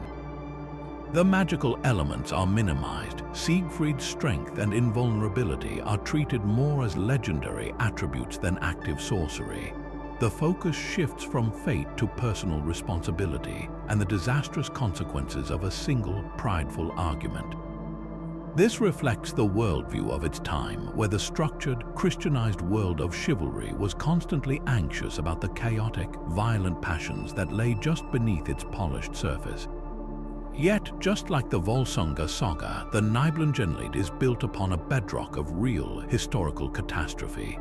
The Burgundians of the poem are the same Gejukungs of the Norse tradition, and they were a very real East Germanic people. In the year 437, their kingdom on the Rhine was annihilated by a Roman army led by the general Aetius, who was allied with Hunnic forces. This historical event, which saw King Gundahar the model for Gunther, and a significant portion of his people killed, forms the undeniable historical core of the epic's second half. The poet, writing some 700 years later, has transposed this disaster onto Attila the Hun, a much more famous and terrifying figure from the migration period. The figure of Dietrich von Bern, who appears in the Nibelungenlied as a noble exile at Etzel's court, provides another crucial historical link.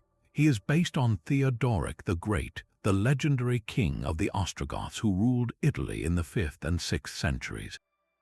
His presence, anachronistic though it may be, ties the poem's fictional events to the grand, chaotic tapestry of Germanic tribal history, where kingdoms rose and fell with terrifying speed. The Nibelungenlied, therefore, is not just a story. It is a cultural artifact that preserves the memory of a foundational trauma. It takes the raw terror of a people being wiped from the map and, over centuries of oral and written retelling, transforms it into a timeless epic about the price of honor and the destructive power of a vengeance that refuses to be forgotten. Our journey now carries us south across the vast Sahara to the sun-scorched savannas of West Africa, where the rhythm of the gem drum beats the heart of a different kind of epic. Here, history was not written on clay tablets or parchment, but woven into the intricate tapestry of oral poetry, performed for centuries by a special caste of storytellers and historians known as griots. It is from this living, breathing tradition that we receive the epic of Sundiata, the foundational narrative of the mighty Mali Empire. This is not a story frozen in time. It is a dynamic, performed history that blends the grit of historical fact with the luminous glow of magic, telling the tale of Sundiata Keita, the Lion King who rose from humiliation to forge one of the largest and wealthiest empires the world has ever seen. The epic begins not with a mighty warrior, but with a prophecy. A soothsayer foretells to the king of the small Mandinka state of Kangoba, a man named Magon Konfata, that he will have a son by a hideously ugly, hunchbacked woman. This son will become a mighty king destined to found a vast empire.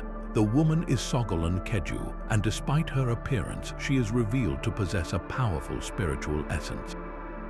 The king marries her, and she gives birth to a son named Sogolan Jota, who would later be known as Sundiata. From his very first days, the child seems marked for greatness. But this destiny is immediately challenged by a cruel twist of fate.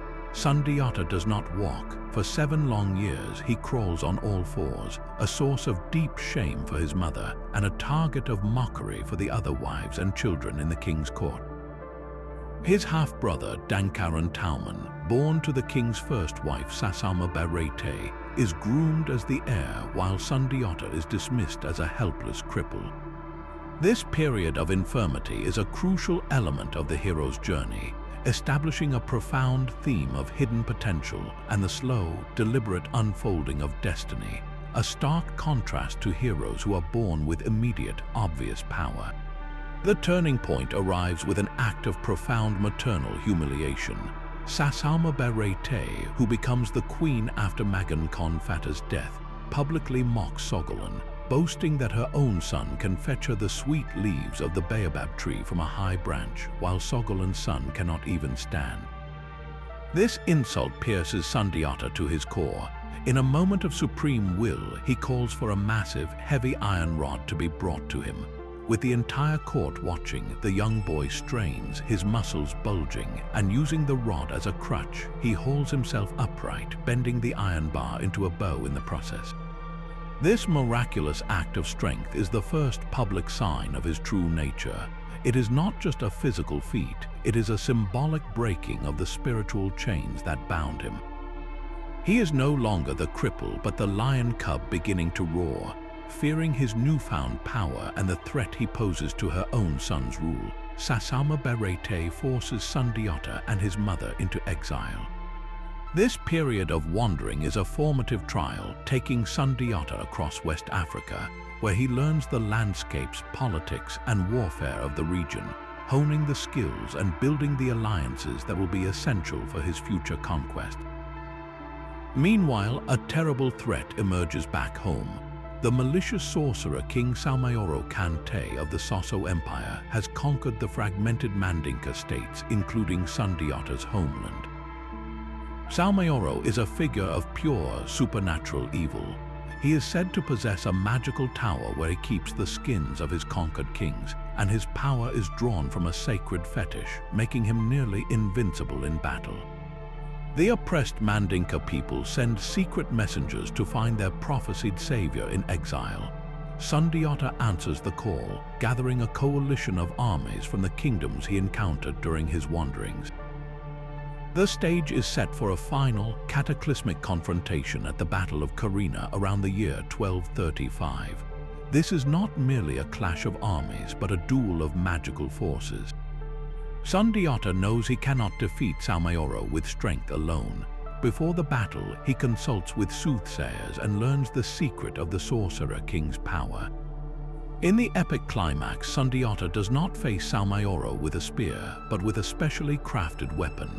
A wooden arrow tipped with the spur of a white rooster, the only thing that can negate Saumayoro's magical protections.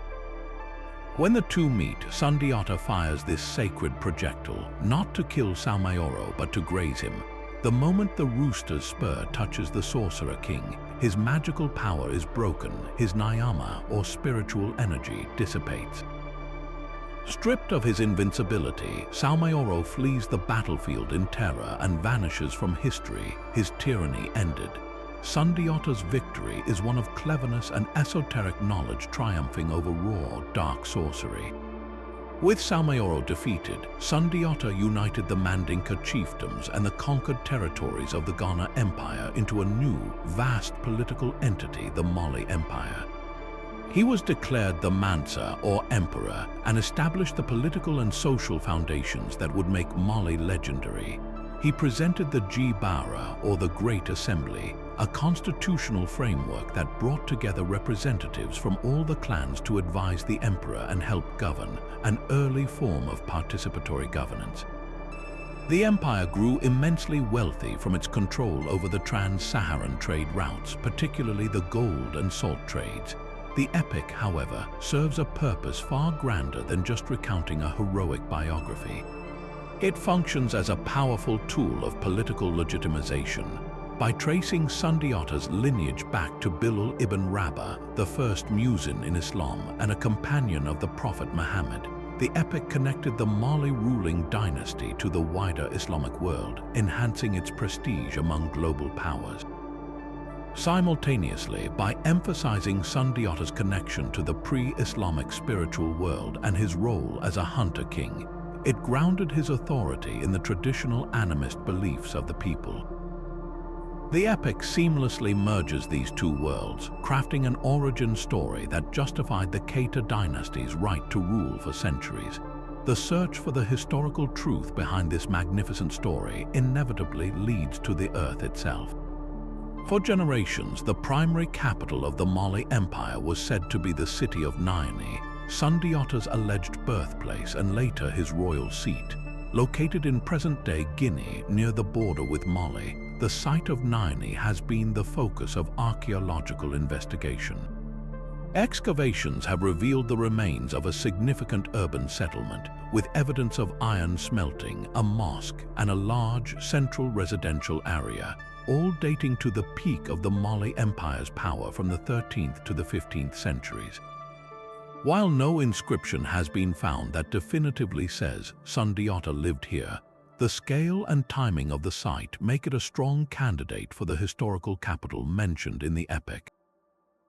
The archaeology confirms the existence of a sophisticated, wealthy state exactly where and when the oral traditions place it.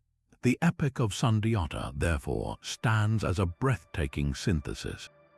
It is a coming-of-age story, a tale of good versus evil, a political manifesto, and a sacred history. It proves that the human need for great stories is universal, whether they are carved in cuneiform, written on vellum, or spoken into the firelit night by a griot, whose voice becomes the living memory of a people, ensuring that the Lion King's roar will never be silenced by time. Leaving the epic rise of Mali behind, we now cross continents and oceans to a chain of volcanic islands rising from the Pacific, where a culture developed in relative isolation, creating myths of such potency that they continue to define a national identity to this very day. Our journey brings us to ancient Japan and to the two sacred texts that codified its soul, the Kojiki and the Nihon Shoki, compiled in the early 8th century at a time when the Japanese court was fiercely consolidating its power and modeling itself on the sophisticated bureaucracy of Tang China. These works are far more than mere collections of folklore. They are deliberate acts of statecraft, masterfully weaving together swirling local myths, ancestral songs, and clan histories into a single, unbroken narrative that traces the imperial line directly back to the kami, the sacred spirits of the cosmos. This was the foundation of a divine mandate, a spiritual and political constitution for a nascent nation striving to unify under one ruler. The Kojiki, or Record of Ancient Matters, completed in 712, is the older of the two. It feels more intimate, almost like a family history told by an elder around a fire, blending myth, legend, and the genealogy of the ruling clans with a poetic, sometimes chaotic, energy. The Nihon Shoki, or Chronicles of Japan, finished just 8 years later in 720, is a far more formal and stately document. Written in classical Chinese, the language of international scholarship and diplomacy, it presents a more systematic chronological history, often providing multiple versions of the same myth to show its scholarly rigor. Together, these two texts form the Shinto canon, the bedrock of Japan's indigenous religion. They don't just tell stories, they answer the most fundamental questions a people can ask. How did our world come to be? Who are our ancestors? And by what right do our emperors rule? The answers they provide are as beautiful as they are politically potent, beginning with the very creation of the Japanese islands themselves. The cosmos begins in a state of gentle chaos, a primordial soup where heaven and earth are not yet separated. Then, like reeds sprouting from the mud, the first generations of gods come into being. Finally, the seventh generation of deities appears, the brother and sister Izanagi and Izanami, the he who invites and she who invites. They are given a heavenly jeweled spear and commanded to give form to the earth below. Standing on the floating bridge of heaven, they stir the chaotic brine below with the spear, and when they lift it, the brine dripping from the tip coagulates and forms the first island, Onagoro. They descend to this island, build a great pillar, and perform a marriage ritual circling the pillar from opposite directions. When they meet, Izanami speaks first, saying, "What a fine young man." They have children, but their first offspring is a leech child and other malformed beings. Puzzled, they consult the heavenly gods, who explain that the flaw was in the ritual. The woman must not speak first. They repeat the ceremony, this time with Izanagi speaking the greeting. From this union, the 8 main islands of Japan are born, along with a multitude of other kami. This story establishes a foundational principle of order and ritual correctness that would become central to Japanese culture. But the creation turns to tragedy when Izanami gives birth to the fire god Kagetsuchi, and is so badly burned that she dies and descends to the land of the dead, Yomi. Driven by grief, Izanagi makes a desperate journey to the underworld to retrieve her. He finds her in the shadows, but she tells him she has already eaten the food of Yomi and cannot leave. She begs him not to look at her and retreats into the darkness to negotiate with the gods of decay. Impatient, Izanagi breaks off a tooth from his comb, lights it as a torch and pushes into the chamber. The sight he beholds is one of pure horror. Izanami's once beautiful body is now a crawling, rotting corpse inhabited by maggots and with thunder gods raging in her organs. He recoils in terror and flees. Humiliated and enraged, Izanami, now a shrieking demon, sends the hags of Yomi and an army of warriors to pursue him. Izanagi barely escapes, blocking the pass to Yomi with a massive boulder. From opposite sides of the stone, they speak the words that finalize their divorce. Izanami proclaims she will strangle 1,000 of his people each day. He retorts that he will build 1,500 birthing huts each day. This myth explains the origin of death itself. It is the permanent separation of the living world from the polluted realm of the dead.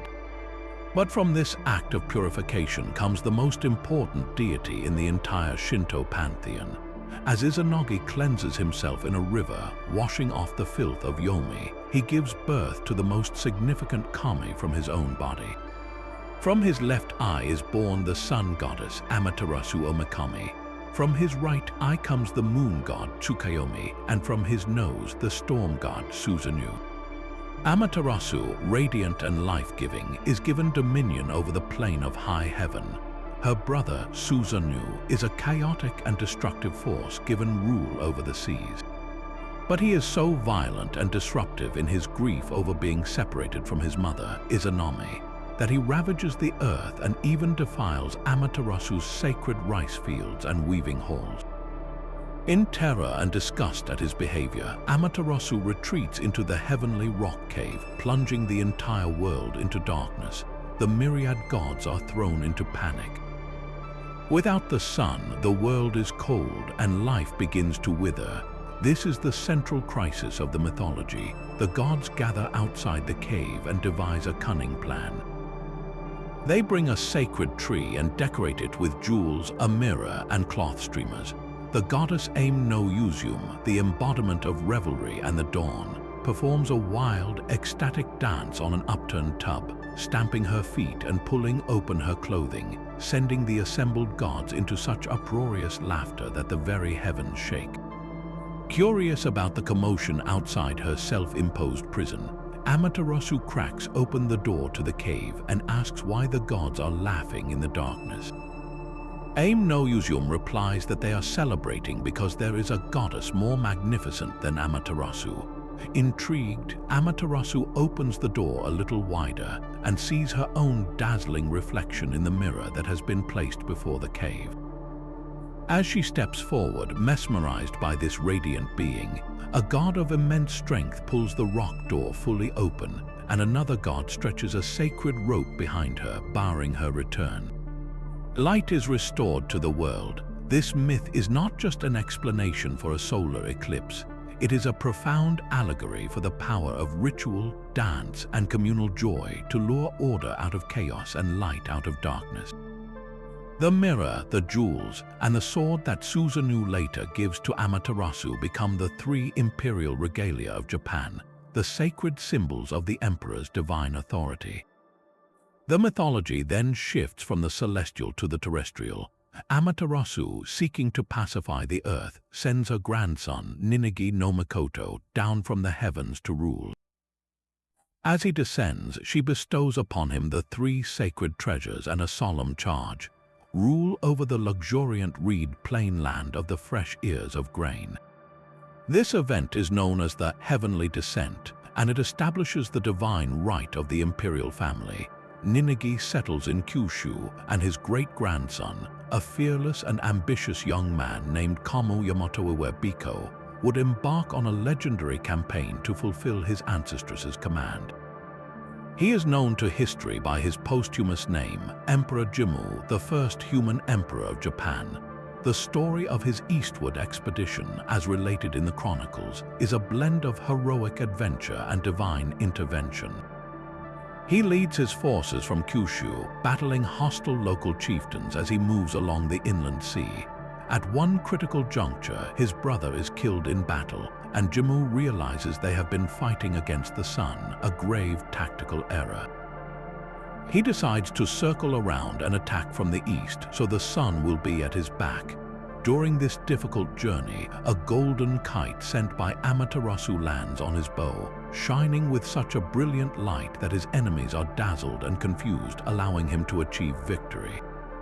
After years of campaigning, he finally reaches the Yamato Plain, subdues the local rulers, and establishes his capital.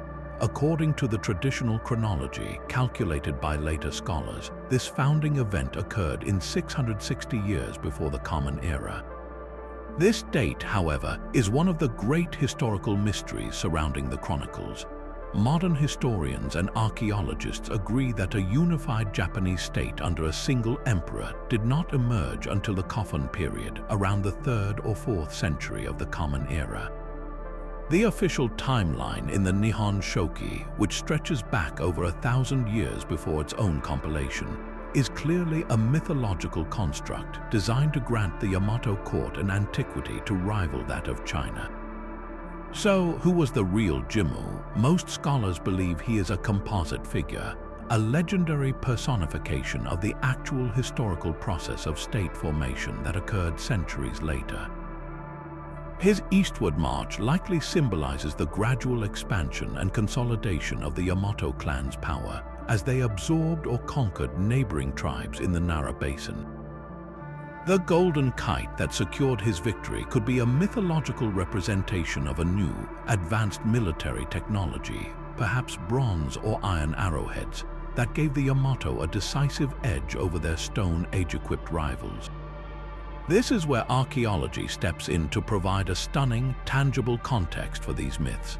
The Yayoi period, beginning around 300 years before the Common Era, saw the introduction of wet rice agriculture and metalworking from the Korean peninsula, leading to population growth, social stratification, and the rise of small, competing chiefdoms. This is the likely historical backdrop for the conflicts described in Jimmu's legend. Then, from the 3rd century, the Coffin period emerges, named for the massive, keyhole-shaped burial mounds that began to dot the landscape. These coffin are monumental feats of engineering, some of the largest tombs in the world, requiring the organized labor of thousands.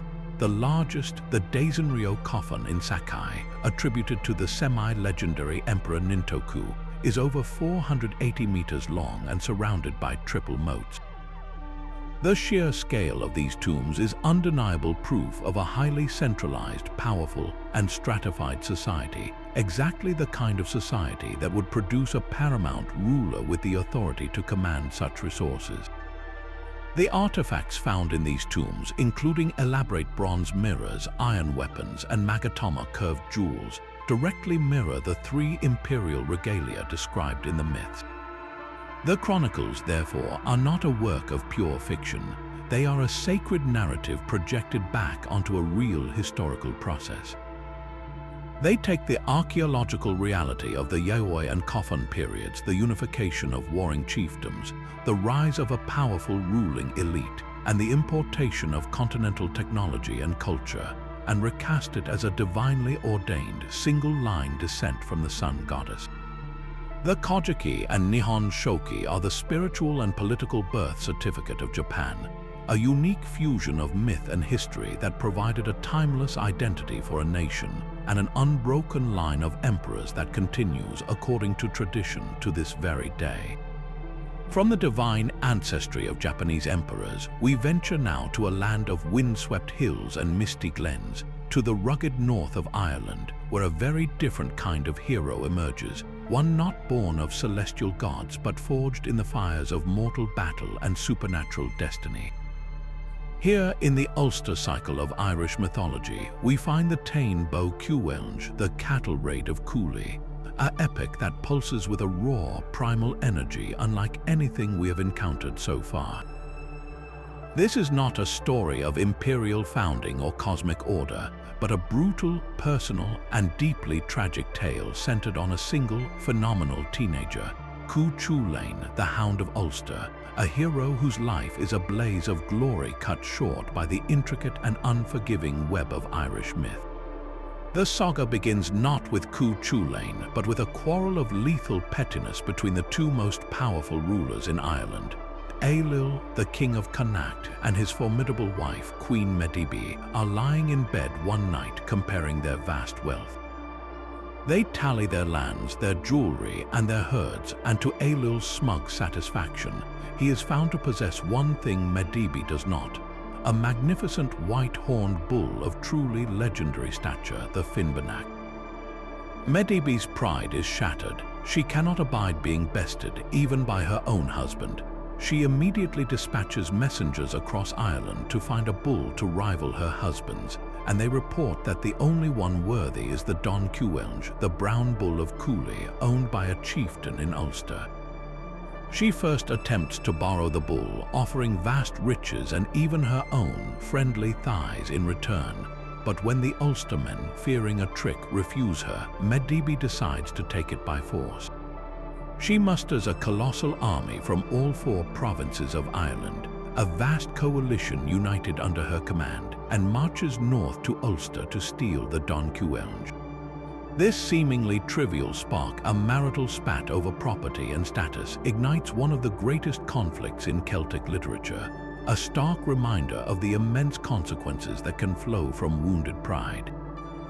As this immense host marches toward Ulster, a strange and crucial piece of magic comes into play. The men of Ulster are struck down by a debilitating curse, the CS Noiden, a mysterious illness of labor pains that afflicts them in their time of greatest need. This curse, laid upon them generations earlier by the goddess Macha as punishment for forcing her to race while pregnant, leaves the entire province defenseless, unable to lift a weapon. All that is except for one. Standing between Medibi's army and the bull is a single 17-year-old boy, Cu Chulainn. He is no ordinary youth. His very conception was supernatural, and he was blessed with a name that foretold his destiny. Born as Setanta, he earned the name Cu Chulainn, Hound of Culann. As a child, after killing the massive guard dog of the smith Culann in self-defense, and then offering to take the beast's place as protector until a new hound could be reared. He is a prodigy trained by the legendary warrior woman Scathach in the remote lands of Scotland, where he learned the secrets of supernatural combat and acquired his signature weapon, the Gebolg, a barbed spear that is launched with the foot and spreads throughout a victim's body, causing irreparable, gruesome wounds. And so begins one of the most astonishing sequences in all of epic literature, Cu Chulainn's single-handed defense of Ulster. He does not meet the army in a pitched battle. Instead, he engages in a form of guerrilla warfare, using the terrain and his own terrifying abilities to wage a war of attrition.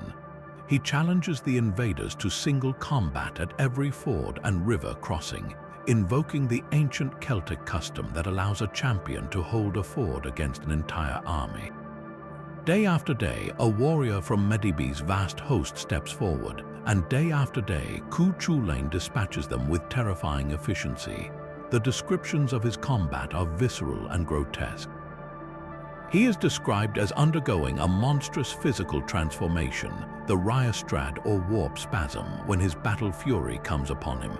His body contorts, one eye sucking back into his head while the other bulges out. His hair stands on end with drops of blood at the tip of each strand, and a mysterious light, the Luan Laith, shines from his forehead. In this state, he is unrecognizable, a force of nature rather than a man, killing with a horrifying, uncontrollable rage that even he fears. But his power is balanced by a profound and tragic vulnerability. The Jays, a sacred taboo or prohibition that binds every Irish hero. To break a Jays is to invite certain doom. Cu Chulainn is bound by several, including a prohibition against eating dog meat, a poignant connection to his namesake. The most critical Jays in the Tain, however, is one of honor. He cannot refuse a meal offered by a woman. It is this very prohibition that Medibi and her allies used to ensnare him. They send 3 ancient hags, who are also his kinswomen, to offer him a meal of roasted dog. He is trapped in an impossible bind. To refuse would dishonor his hostesses and break one Jays, but to accept would break the other. With a heavy heart, he eats the meal, and in doing so, his strength is symbolically weakened, his magical protection compromised. This moment encapsulates the tragic structure of Celtic heroism. A hero's greatest strengths are also the source of his ultimate downfall, his destiny shaped by a code of honor so rigid that it becomes a trap. The personal toll of this relentless defense is heartbreakingly illustrated in one of the epic's most famous episodes. As Cu Chulainn slaughters Medibi's warriors, one of the men he kills is his own foster brother and closest friend, Ferdiad. Medibi, in her cunning, forces Ferdiad to fight Cu Chulainn by appealing to his honor and shaming him, pitting the 2 invincible warriors, both trained by Scathach, against each other. For 3 days they fight at the ford, their combat a brutal display of skill and power. They fight with spears, then with heavy swords, and finally, in a grim embrace with their throwing spears. They are so evenly matched that during the nights they share their food and heal each other's wounds, their bond of friendship warring with the grim demands of combat. On the final day, with a heart full of sorrow and desperation, Cu Chulainn is forced to resort to the Gebolg, a weapon he had sworn never to use against a fellow pupil of Scathach. He kills Ferdiad, but as his friend dies, Cu Chulainn cradles him, singing a lament of such profound grief that it stands as one of the great expressions of loss in world literature. This is not a glorious victory, but a devastating personal catastrophe, a victory that feels like the deepest defeat. While Cuchulainn holds the line, the central object of the entire conflict, the brown bull of Cooley, proves to be a character of immense power in its own right. Once it is finally captured by Medebi's forces, it embarks on a mythical journey of its own. It fights Medebi's white-horned bull in a cosmic battle that rages across all of Ireland. The two titans gore and trample each other until the white bull is finally killed, and the brown bull, mortally wounded and mad with rage, wanders back to its home in Cooley, its heart bursting upon arrival. The prize for which thousands died is itself destroyed, rendering the entire bloody campaign utterly meaningless, a final, bleak commentary on the futility of the conflict sparked by Medebi's pride. Beneath the layers of mythic combat and magical curses, does the Táin preserve a memory of genuine historical strife? The epic setting provides a compelling clue. The royal seat of the Ulstermen is consistently named as Emain Macha, a site known today as Navan Fort, just outside the modern city of Armagh. This was not a fort in the medieval sense, but a vast ceremonial and royal complex, the political and spiritual heart of the Ulaid, the ancient people who gave Ulster its name. Archaeological excavations at Navan Fort have revealed a history of intense activity spanning millennia. Most strikingly, around 95 years before the Common Era, a gigantic timber structure was built there, a circular building nearly 40 meters in diameter made of massive oak posts. After a short time, this immense structure was deliberately filled with thousands of stones, set on fire, and then covered over with a massive earthen mound. This was not an act of destruction, but a profound ritual of closure, an event of such scale and significance that it would have been seared into the collective memory of the region for centuries. Could the C.S. Noindon, the curse that incapacitates the Ulstermen, be a mythological explanation for a real historical decline of the Ulaid's power?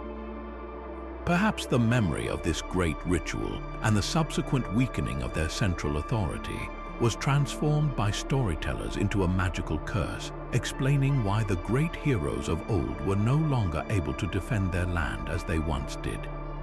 The Táin Bó Cúailnge, therefore, is far more than a simple cattle raid.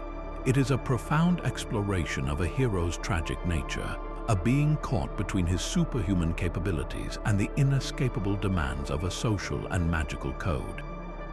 Cuchulainn is not a king seeking an empire, but a young man defending his home, a defender whose very excellence in battle leads him to destroy what he holds most dear. The epic presents a world where personal honor is the highest law, where a queen's pride can move armies, and where the greatest treasures are as destructive as they are desirable. It is a brutal, beautiful, and deeply human story, one that connects the mythical landscape of Ireland to the very real earth of Emain Macha, suggesting that the echoes of ancient rivalries and fallen kingdoms still whisper in the verses of the Ulster cycle. Having witnessed the raw, untamed fury of Cuchulainn defending Ulster, we now travel to a different corner of the ancient world, where the definition of heroism is measured not by defending a single province, but by completing a series of impossible tasks that would break a lesser being. We arrive in the sun-drenched world of ancient Greece, where the name Hercules, or more accurately, Heracles, echoes as the ultimate symbol of superhuman strength and tragic endurance. His saga, The 12 Labors, is arguably the most famous hero's journey in all of Western mythology, a cycle of stories so ingrained in our culture that we still use the phrase Herculean task to describe a monumental effort. At first glance, these labors are the ultimate superhero fantasy, a demigod, the son of Zeus, and a mortal woman named Alcmene, using his divine power to strangle monsters, clean stables, and fetch magical objects. But look closer, and a more complex picture emerges. These myths may in fact be a profound allegorical code, preserving the memory of humanity's struggle to tame a wild and dangerous world, and perhaps even the very real political machinations of a lost Bronze Age empire. The story of the labors begins not with glory, but with a devastating crime committed in a fit of madness. Tormented by the goddess Hera, who despised him as a living symbol of her husband's infidelity, Heracles falls into a frenzied rage and murders his own wife and children. Upon regaining his sanity and confronting the horrifying truth, he is consumed by a guilt so profound that he seeks purification. The oracle at Delphi tells him he must enter the service of his cousin, King Eurystheus of Tiryns, a weak and cowardly man, and perform any 10 tasks the king sets for him. It is from this place of profound personal tragedy and the need for atonement that the labors are born. Eurystheus, fearing Heracles' power and hoping to get him killed, devises a series of missions that seem designed to be suicide. The first labor, to slay the Nemean lion, immediately sets the tone. This was no ordinary beast. Its golden fur was impervious to any weapon forged by mortals. Heracles quickly discovers his arrows and sword are useless. Forced to rely on his wits as much as his strength, he corners the lion in its cave, grapples with it bare-handed, and finally strangles it to death. Using the lion's own razor-sharp claws, he skins it, and from that day forward, he wears its invulnerable pelt as his iconic armor. This initial task establishes a recurring theme: brute force alone is rarely enough.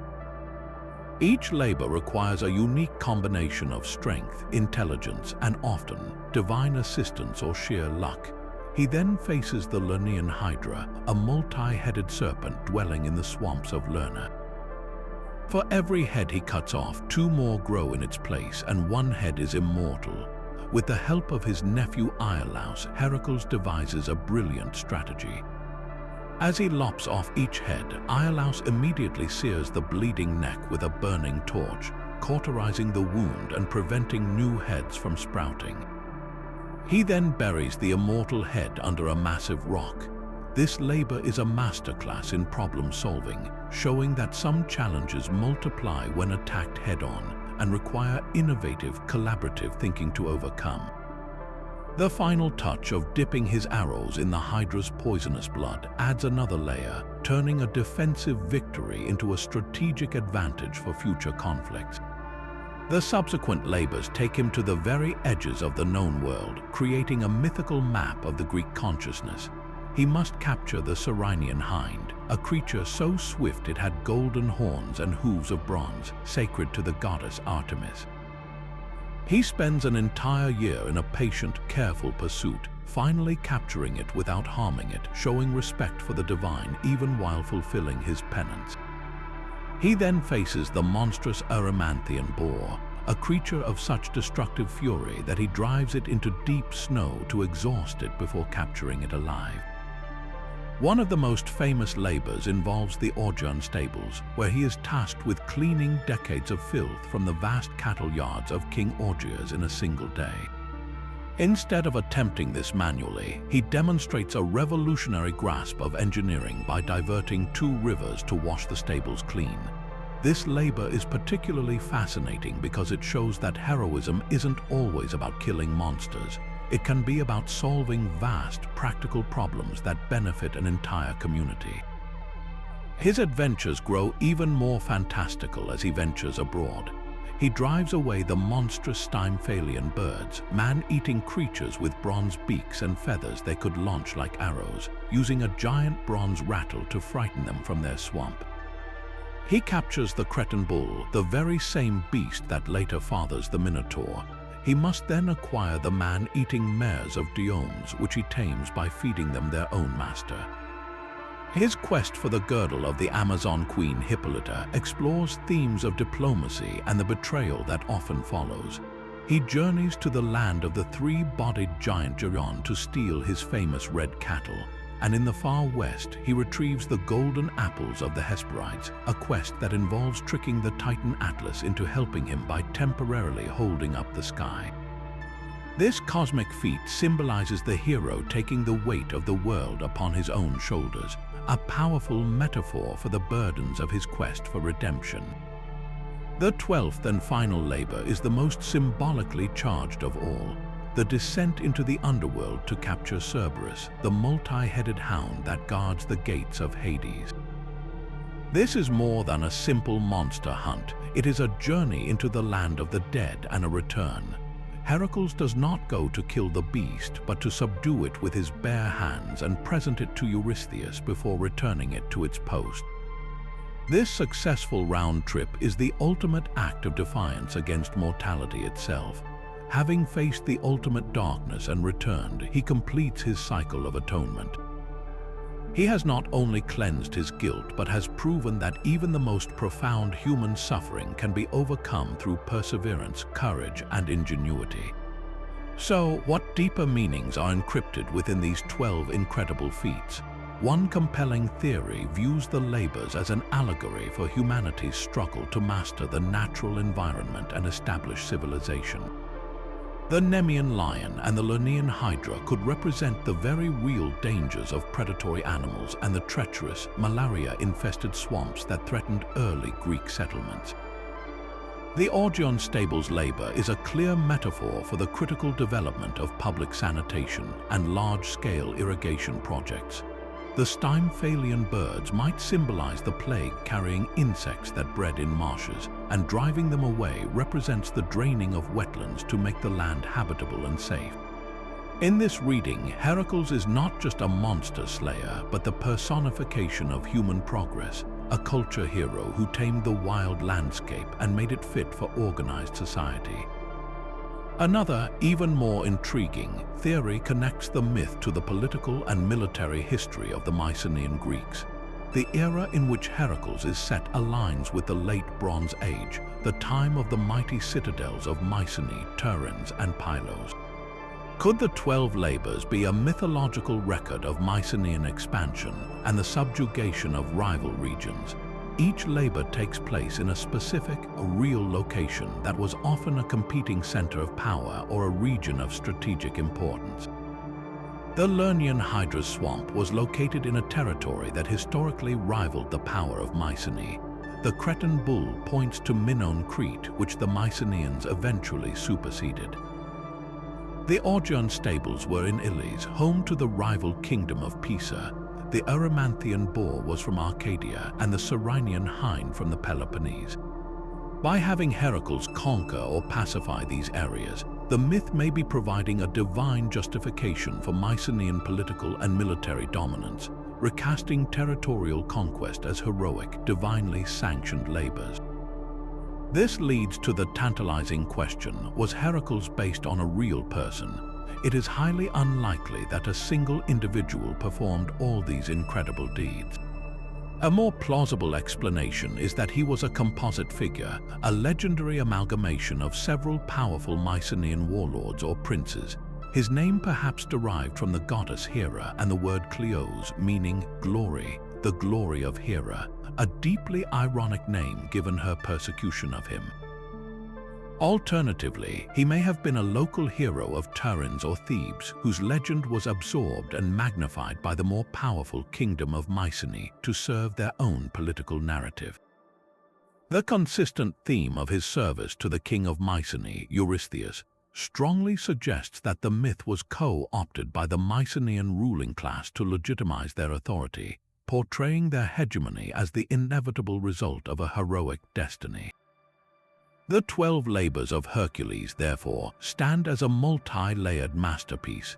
They are a thrilling adventure story, a profound psychological journey of guilt and redemption, an allegory for the dawn of civilization, and a potential cipher for understanding the power politics of a lost world whose echoes still reach the poets of archaic Greece centuries later. From the monumental trials of Hercules, we now set sail on a different kind of heroic endeavor, one defined not by solitary strength, but by collective ambition and the lure of a distant, shimmering prize. Our journey brings us to the saga of Jason and the Argonauts, a story that has captivated imaginations for millennia with its thrilling blend of high seas adventure, miraculous technology, and encounters with the utterly bizarre. This is the quest for the Golden Fleece, a narrative that feels at once like a classic hero's journey and a tantalizingly plausible echo of the very first Greek voyages into the unknown waters of the Black Sea. At its heart, the tale begins with a stolen throne. Jason, the rightful heir to the kingdom of Iolcus, arrives in his homeland to find his uncle, the treacherous Peleus, ruling in his place.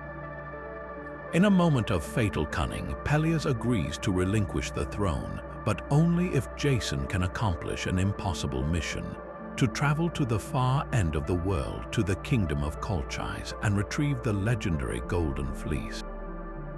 This was no ordinary treasure. The fleece was the skin of a magical, winged ram that had once saved a prince, and it now hung in a sacred grove guarded by a dragon that never slept.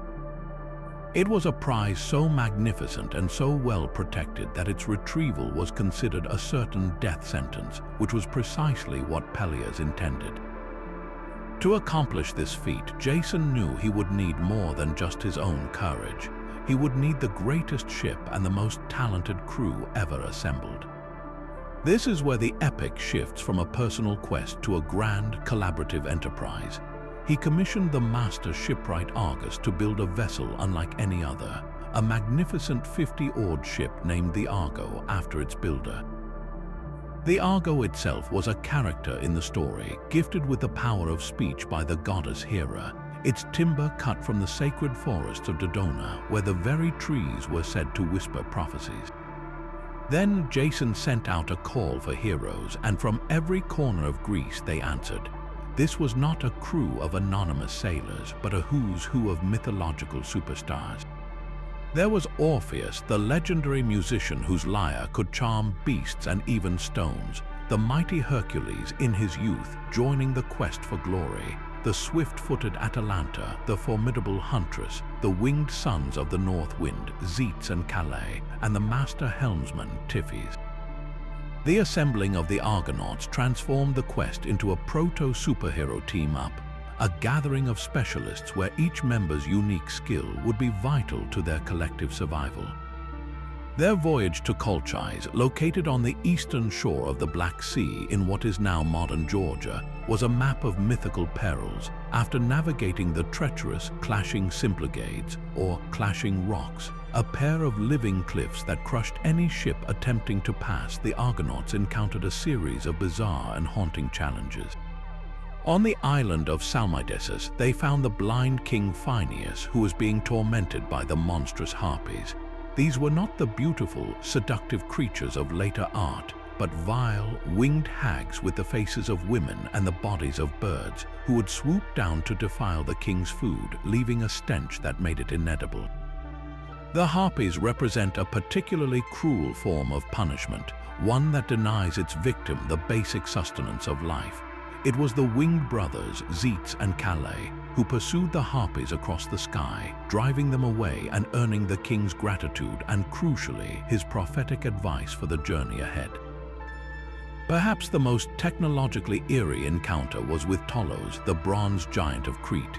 This immense automaton, a creation of the divine smith Hephaestus, patrolled the shores of the island, hurling massive boulders at any ship that approached. He was not a living being, but a machine, his single, life-giving vein running from his neck to his ankle, sealed with a bronze peg. The description of Tolos is astonishing, a clear ancient vision of a robotic guardian. The Argonauts, unable to defeat him with force, had to rely on cunning. The sorceress Medea, who had joined them after they helped her escape Colchis, used her knowledge of his nature. She hypnotized the giant, and while he was in a trance, the hero Piers managed to pull out the bronze peg, causing the divine fluid, the ichor, to drain from his body, deactivating the colossal machine forever. This victory over a manufactured guardian speaks to a deep-seated human anxiety about the technology we create and the potential for it to turn against us, a theme that remains powerfully relevant even today. The ultimate destination, the kingdom of Colchis, was a place of wonder and dread, ruled by the powerful and manipulative King Aeates. To win the fleece, Aeates set Jason a series of impossible tasks, clearly designed to kill him. To yoke a pair of fire-breathing bronze-hooved bulls, plow a field with them, and then sow the dragon's teeth from which would spring an army of fully armed skeletal warriors. It was only through the magical aid of the king's own daughter, Medea, a powerful priestess of Hecate, that Jason survived. She provided him with a magical ointment that made him invulnerable to fire and metal, and she told him the secret to defeating the Sown Men. Throw a stone into their midst and they would turn on each other in confusion. The final challenge was to overcome the unsleeping dragon that guarded the fleece itself. Here, Medea's power was absolute. Using a potent sleeping potion and her enchanting songs, she lulled the colossal serpent into a deep slumber, allowing Jason to seize the glittering prize from the oak tree.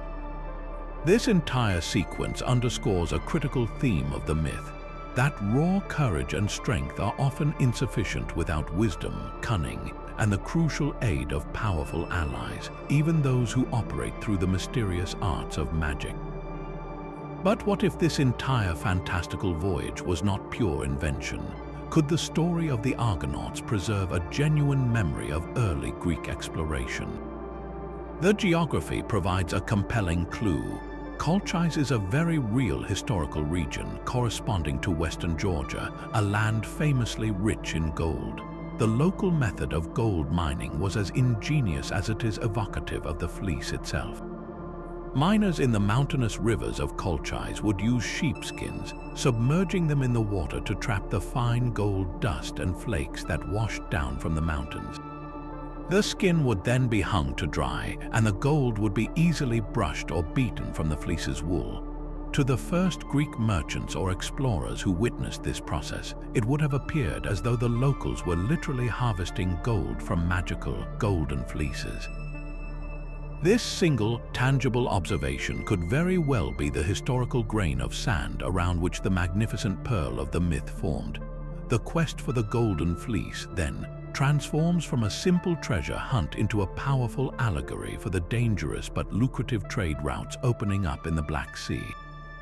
The clashing rocks could represent the treacherous Bosporus Strait. The harpies might symbolize the violent, unpredictable storms of the region, and the bronze giant Tolos could be a folk memory of the advanced metalworking skills of local tribes. The entire epic can be read as a dramatization of the very real perils and immense rewards that awaited those early Greek pioneers who dared to sail beyond the familiar world, seeking not just gold, but new knowledge, new trade partners, and new horizons that would forever change the course of their civilization. Now, after the high seas adventure of the Argonauts, we turn inward to the very foundations of the universe as the ancient Greeks understood it. We move from the heroic age of demigods to the primordial age of the gods themselves, to a work that sought to bring order to the swirling chaos of creation. Our focus shifts to Hesiod's Theogony, a monumental epic poem composed around the same time as Homer's works, but with a profoundly different purpose. While the Iliad and Odyssey chronicled the deeds of heroes, the Theogony does something far more ambitious. It provides a genealogy, a family tree of the entire cosmos, tracing the lineage of the gods from the very first moment of existence right up to the stable, if sometimes turbulent, reign of Zeus. This was not merely a collection of entertaining stories for the Greeks. It was a fundamental text that explained the nature of reality, the origins of the world around them, and the divine justification for the social and political structures they lived under. The poem begins with the most profound and terrifying concept imaginable: chaos. This was not simply empty space or disorder as we might think of it today. For Hesiod, chaos was a divine, primordial entity, a yawning gap, a void that existed before anything else. It was the ultimate state of potential, a chasm of nothingness that was paradoxically a something. From this initial void, the other foundational forces emerged: Gaia, the solid, life-giving earth; Tartarus, the deep, gloomy pit beneath the earth; and Eros, the powerful force of love and desire, the irresistible attraction that would bring all subsequent beings into union. Notice the structure here. The cosmos begins not with a single, all-powerful creator god, but with a set of impersonal, abstract principles: the void, the earth, the underworld, and attraction. This suggests a worldview where the universe organizes itself according to innate forces, a system that evolves from within rather than being crafted from without. The emergence of Eros is particularly crucial. It establishes that from the very beginning, the engine of creation is not just will, but desire, a fundamental yearning that drives the cosmos forward into ever more complex forms of life. The first generations of gods born from these primal entities are not the familiar, human-like Olympians we know. They are embodiments of raw, untamed, and often terrifying natural forces. Gaia gives birth to Uranus, the starry sky, who becomes her equal and her mate. Together, they produce the Titans, 12 colossal beings who represent the immense foundational powers of the world. Oceanus, the great river encircling the earth, Hyperion, the primal light of the sun, Themis, the principle of divine order and justice. But they also produce monsters, the 3 one-eyed Cyclopes, masters of the forge, and the 300-armed Hecatoncheires, beings of unimaginable strength.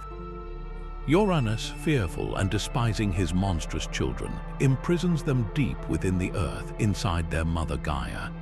This act of oppression creates immense pressure, both literal and metaphorical. Gaia, in her agony and rage, conspires with her youngest Titan son, Cronus, who ambushes his father Uranus with a jagged sickle and castrates him.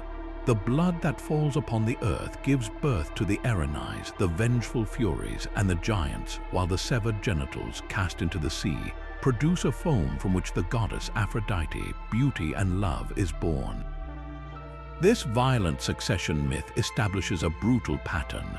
The younger generation must overthrow the older through cunning and force to claim power. It is a cosmic reflection of the harsh realities of a world where power was rarely handed down peacefully.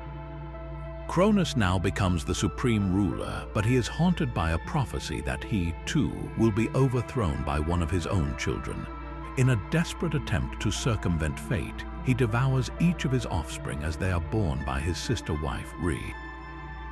The imagery is stark and horrifying, a god consuming his children to preserve his own dominion. It represents a stagnant, cyclical tyranny where time, which Cronus represents, consumes all that it creates. But Re, like Gaia before her, will not abide this. When her youngest son, Zeus, is born, she tricks Cronus by giving him a stone wrapped in swaddling clothes to swallow instead, and she hides the infant Zeus in a cave on Crete. This act of maternal deception is the pivotal moment that breaks the cycle. It introduces a new possibility, that the established, oppressive order can be subverted by intelligence and a mother's love for her child. Zeus grows up in secret, and when he comes of age, he forces his father to disgorge his siblings Hestia, Demeter, Hera, Hades, and Poseidon. Now, a new, united generation stands ready to challenge the old. What follows is the Titanomachy, a cataclysmic 10-year war that shakes the very foundations of the cosmos. On one side are the Titans, led by Cronus, representing the old, primal, and impersonal forces of nature. On the other are Zeus and his siblings, the future Olympians. This is not just a family squabble, it is a battle for the very soul and structure of the universe. The war is a stalemate until Zeus, heeding a prophecy, releases the Cyclopes and the 100-armed Hecatoncheires from their Tartarian prison. The Cyclopes reward him by forging his ultimate weapons, the thunder, the lightning, and the thunderbolt. The Hecatoncheires, with their 300 arms, hurl 300 rocks at a time, overwhelming the Titans. With these powerful, elemental allies, Zeus and the Olympians achieve a decisive victory. They cast the defeated Titans down into the deepest pit of Tartarus and place the Hecatoncheires as their eternal gods. This victory marks a profound shift. The reign of the Titans, the age of raw, untamed nature, is over. The age of the Olympians, gods who possess distinct personalities, complex societies, and a concern for justice and order, begins. Zeus's weapon, the thunderbolt, is the perfect symbol of this new era. It is not a crude, physical tool like Cronus's sickle, but a refined, concentrated, and awe-inspiring manifestation of divine authority and power. But Hesiod's vision doesn't end with Zeus's victory. The new king must immediately face two more existential threats to his rule, proving that maintaining cosmic order is a constant struggle. The first is the monster Typhus, a fire-breathing, 100-headed serpentine beast born from Gaia in one last, furious attempt to avenge the imprisoned Titans.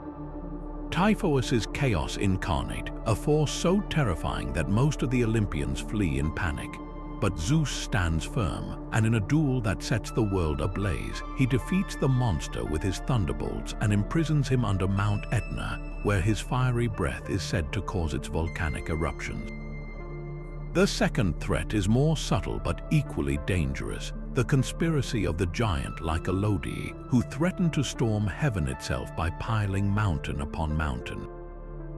Zeus defeats them, but the challenges keep coming. He must also navigate a potential rebellion from his own wife, Hera, and others, which he brutally suppresses. These episodes reveal a critical truth about Zeus's reign. It is not a static, peaceful utopia. It is a dynamic order maintained through overwhelming power, strategic alliances, and the constant suppression of chaotic forces, both from without and within. This reflects the Greek understanding of their own world. Civilization was a fragile achievement, always under threat from natural disasters, external enemies, and internal political strife, and it required a strong, vigilant leader to protect it. So, what was the ultimate purpose of this complex divine genealogy for the average Greek citizen? The Theogony was far more than a story. It was a comprehensive system that explained and justified the world they lived in. The violent succession myths, from Uranus to Cronus to Zeus, explained the often brutal nature of political power and the inevitable passage of dominion from one generation to the next. The final, stable reign of Zeus provided a model for kingship and patriarchal authority, justifying the social hierarchy where a single, powerful male ruler was at the top. The poem also functioned as a theodicy, an attempt to explain the presence of evil and hardship in the world. In a famous section, Hesiod explains the origin of human suffering through the myth of Pandora, the first woman, created by the gods as a punishment after Prometheus steals fire for humanity. She opens a jar, releasing all the evils into the world, leaving only hope inside. This story, embedded within the divine narrative, connects the plight of humanity directly to the conflicts and decisions of the gods, placing human existence within the larger cosmic framework. Perhaps one of the most fascinating aspects of the Theogony is that it does not seem to have arisen in a vacuum. When we compare it to other ancient creation myths, striking parallels emerge that suggest a shared heritage or extensive cultural exchange. The succession myth, where a younger god overthrows an older, more primordial one, is a central feature of Near Eastern mythology. The Hittite kingship in heaven myth tells of Anu being castrated and overthrown by Kumabai, who in turn is challenged by the storm god Teshub. The Babylonian Enuma Elish describes the god Marduk rising to power by defeating the primordial sea goddess Tiamat. The pattern is remarkably similar to the Uranus-Cronus-Zeus sequence. This is not necessarily a case of direct copying, but rather evidence of a common Indo-European mythological substrate, a shared set of stories and themes that migrated and evolved as these cultures spread and interacted. The Greeks, through their contacts with Anatolia and the Levant, likely absorbed and reinterpreted these ancient narratives, refashioning them with their own unique divine personalities and a distinctly Greek emphasis on order, justice, and the perils of hubris. The Theogony, therefore, stands as a monumental achievement. It is a compelling narrative in its own right, a sophisticated philosophical system that explains the cosmos, and a crucial piece of evidence for the deep, interconnected cultural history of the ancient world, revealing how the Greeks positioned themselves within a much broader, older conversation about where we all come from. Our journey through the epic sagas of creation now takes us to the dusty, sun-baked plains of Mesopotamia, where a story was composed not merely to explain the cosmos, but to crown a city as the center of the universe. This is the Enuma Elish, the Babylonian creation epic whose opening words, "When on high," heralded a narrative of cosmic violence and political genius.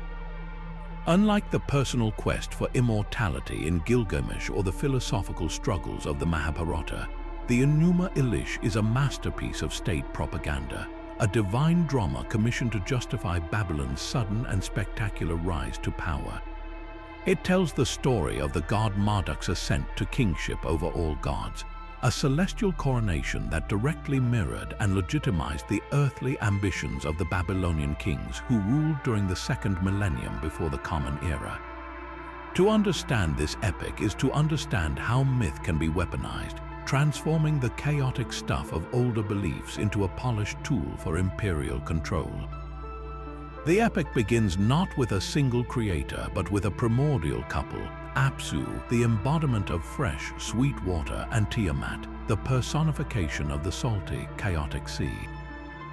In the beginning, these two forces are mingled together, a single, undefined mass. From their union, the first generations of gods are born. But this new divine energy is restless and noisy, disturbing the serene silence that Apsu desires. He decides, in a chillingly domestic scene of cosmic proportions, that the only way to regain his peace is to destroy his own children. Tiamat, the mother, is horrified by this proposal, urging patience and understanding. But one of the younger gods, E, learns of the plot and acts first. He casts a powerful spell of sleep upon Apsu, slays him, and upon his body, E and his wife Damkina build their own dwelling, a place called the Apsu, establishing the first new order from the corpse of the old. It is here, in this sacred, conquered space, that their son, Marduk, is born. He is described as a being of overwhelming power and radiance, equipped with 4 all-seeing eyes and 4 enormous ears, a physical manifestation of his superhuman perception and strength. From his first breath, he is marked for greatness, a new kind of god for a new kind of age. This act of deicide, however, has catastrophic consequences. Tiamat, who once counseled peace, is now consumed by a festering, vengeful rage. The murder of her husband, even one she tried to dissuade, unleashes a monstrous fury within her. She decides to avenge Apsu and creates an army of terrifying creatures to wage war against the younger gods. She gives birth to 11 kinds of monsters, including venomous serpents, raging lions, and the scorpion man, and she places her second husband, the god Kingu, at the head of this terrifying host, granting him the powerful Tablet of Destinies, which confers ultimate authority upon its bearer.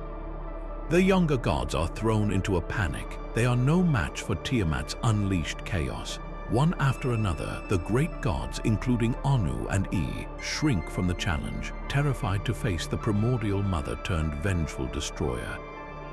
In their desperation, they turn to the only one who shows no fear, the young Marduk. He agrees to be their champion, but he sets one non-negotiable condition.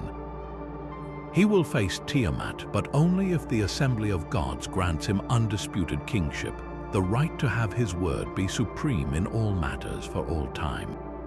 With his authority ratified in a grand divine council, Marduk prepares for battle. The description of his arming is one of the most vivid passages in the epic. He creates fierce winds and a devastating storm, fashions a massive bow, and fills his body with a blazing flame. He then confronts Tiamat in single combat, a duel that represents the ultimate clash between the forces of dynamic, hierarchical order and the stagnant, undifferentiated chaos of the primeval world. Marduk does not merely fight her, he outsmarts her. He enrages her with his winds, and as she opens her mouth to consume him, he drives the evil wind deep inside her, inflating her body so she cannot close her jaws. He then shoots an arrow straight down her gullet, tearing apart her insides and splitting her heart. He stands victorious over her colossal, lifeless form. What he does next is the very act of creation. He smashes her skull and severs her arteries, and then, with the methodical precision of a divine architect, he begins to dismantle her body. He splits her carcass into two halves like a giant shellfish. With one half, he creates the vault of the heavens, locking the waters above away. With the other, he fashions the solid earth below. He establishes the constellations as stations for the great gods. He defines the lunar calendar, and from the blood of the executed Kingu, he creates the first human beings, explicitly to serve the gods and free them from menial labor. The entire ordered universe, from the stars in the sky to the mud of the earth, is literally constructed from the corpse of the defeated mother of chaos. This breathtaking narrative of creation through violence was far more than a theological treatise. It was a brilliant piece of political theater, composed and recited annually during the Akitu, or New Year's festival, in the city of Babylon. At the time of its composition, Babylon was a rising power, and its patron deity, Marduk, was originally a relatively minor agricultural god. The Enuma Elish served to catapult him, and by extension his city, to the very summit of the divine and earthly hierarchy. By having the older, established gods of the Sumerian and Akkadian pantheons, gods like Anu and Enlil cede their authority voluntarily to Marduk, the epic provided a divine justification for Babylon's political supremacy over older, more venerable city-states like Nippur and Eridu. The story was a celestial version of a coronation ceremony, reinforcing the idea that the king of Babylon ruled with the direct, unchallengeable mandate of the new king of the gods. The epic essentially rewrote the cosmological map to place Babylon and its temple Esagila at the very center of the created world, a powerful ideological tool to unite a diverse empire under a single divinely ordained banner. This Mesopotamian vision of the world emerging from a watery chaos and a great conflict resonates far beyond the walls of Babylon. The parallels with other Near Eastern myths are too striking to ignore. The Hittite myth of the storm god Teshub battling the serpent Ilianka follows a similar pattern of a younger hero god overcoming a primordial chaos monster. But the most profound echo is found in the Hebrew Bible. The book of Genesis describes a deep, a formless void covered in darkness with the Spirit of God hovering over the waters. The Hebrew word for this deep is Teham, a linguistic cousin of Tiamat. While the biblical account is fiercely monotheistic and deliberately demythologized, removing any notion of a divine battle, the shared imagery of a pre-creation watery chaos is a powerful testament to a common cultural and linguistic heritage in the ancient Near East. Furthermore, the Enuma Elish contains its own version of a great flood, sent by the gods to destroy a noisy humanity, a story that predates and clearly influenced the later biblical narrative of Noah. These connections do not diminish the unique power of each tradition. Instead, they reveal a vibrant, interconnected world of ideas where stories were traded and transformed along with spices, metals, and technologies, each culture adapting the old myths to explain their own place in a newly ordered cosmos. The Enuma Elish stands as a monumental work, a terrifying and beautiful story of how order was brutally carved from chaos, and a timeless example of how the stories we tell about the gods are so often reflections of our own worldly ambitions and desires for control. After witnessing the grand cosmic struggles of gods in Mesopotamia, we now descend into the earthy, elemental mysteries of the Nile Valley, where a myth of profound emotional power provided the spiritual bedrock for one of history's most enduring civilizations. The legend of Osiris, Isis, and Horus is more than a story. It is the very heart of ancient Egyptian religion, a divine drama of betrayal, love, and ultimate triumph that explains the rhythm of the world they lived in and the hope they held for the world to come. At its core, this saga is a timeless narrative of death and rebirth, but for the Egyptians, it was also a direct reflection of the natural forces that gave them life and a sacred blueprint for the power of their kings. The story begins in a golden age, a time when the gods themselves walked Egypt, Osiris, the wise and benevolent god-king, ruled over the land with his sister wife, the great magician Isis. He taught humanity the arts of agriculture, law, and worship, ushering in an era of peace and prosperity. But this blessed state ignites a poisonous envy in the heart of his brother, Set, the god of chaos, storms, and the barren desert. Set represents everything Osiris is not: wild, destructive, and untamable. In a carefully plotted betrayal, Set hosts a great feast. He presents a beautifully adorned chest, a sarcophagus, and proclaims that whoever fits inside it perfectly may keep it as a gift. When Osiris, unsuspecting, lies down in the chest, Set and his 72 conspirators swiftly slam the lid shut, seal it with molten lead, and hurl it into the Nile. The good king is dead, cast adrift in a coffin, and the land, bereft of its rightful ruler, begins to wither into despair. What follows is one of the most powerful quests in all mythology. Isis, shattered by grief, refuses to accept this fate. She cuts her hair, dons mourning robes, and scours the length of Egypt, searching for the body of her husband. Her journey is a testament to unwavering devotion. Through her magical prowess, she learns that the chest has been carried out to the Great Green Sea, the Mediterranean, and has finally come to rest in the land of Byblos, where a magnificent tamarisk tree has grown around it, encasing it within its trunk. The king of Byblos, unaware of the divine treasure within, has had the tree cut down and fashioned into a great pillar for his palace. Isis, in disguise, enters the royal household and, after a series of events, reveals her true nature. She reclaims the pillar, extracts the chest containing Osiris, and brings her husband's body back to the hidden marshes of the Nile Delta to perform the rites that will restore him. Here, the story takes its most brutal and iconic turn. While Isis is temporarily away, the ever-vigilant Set is hunting by moonlight. He stumbles upon the hidden body of his brother.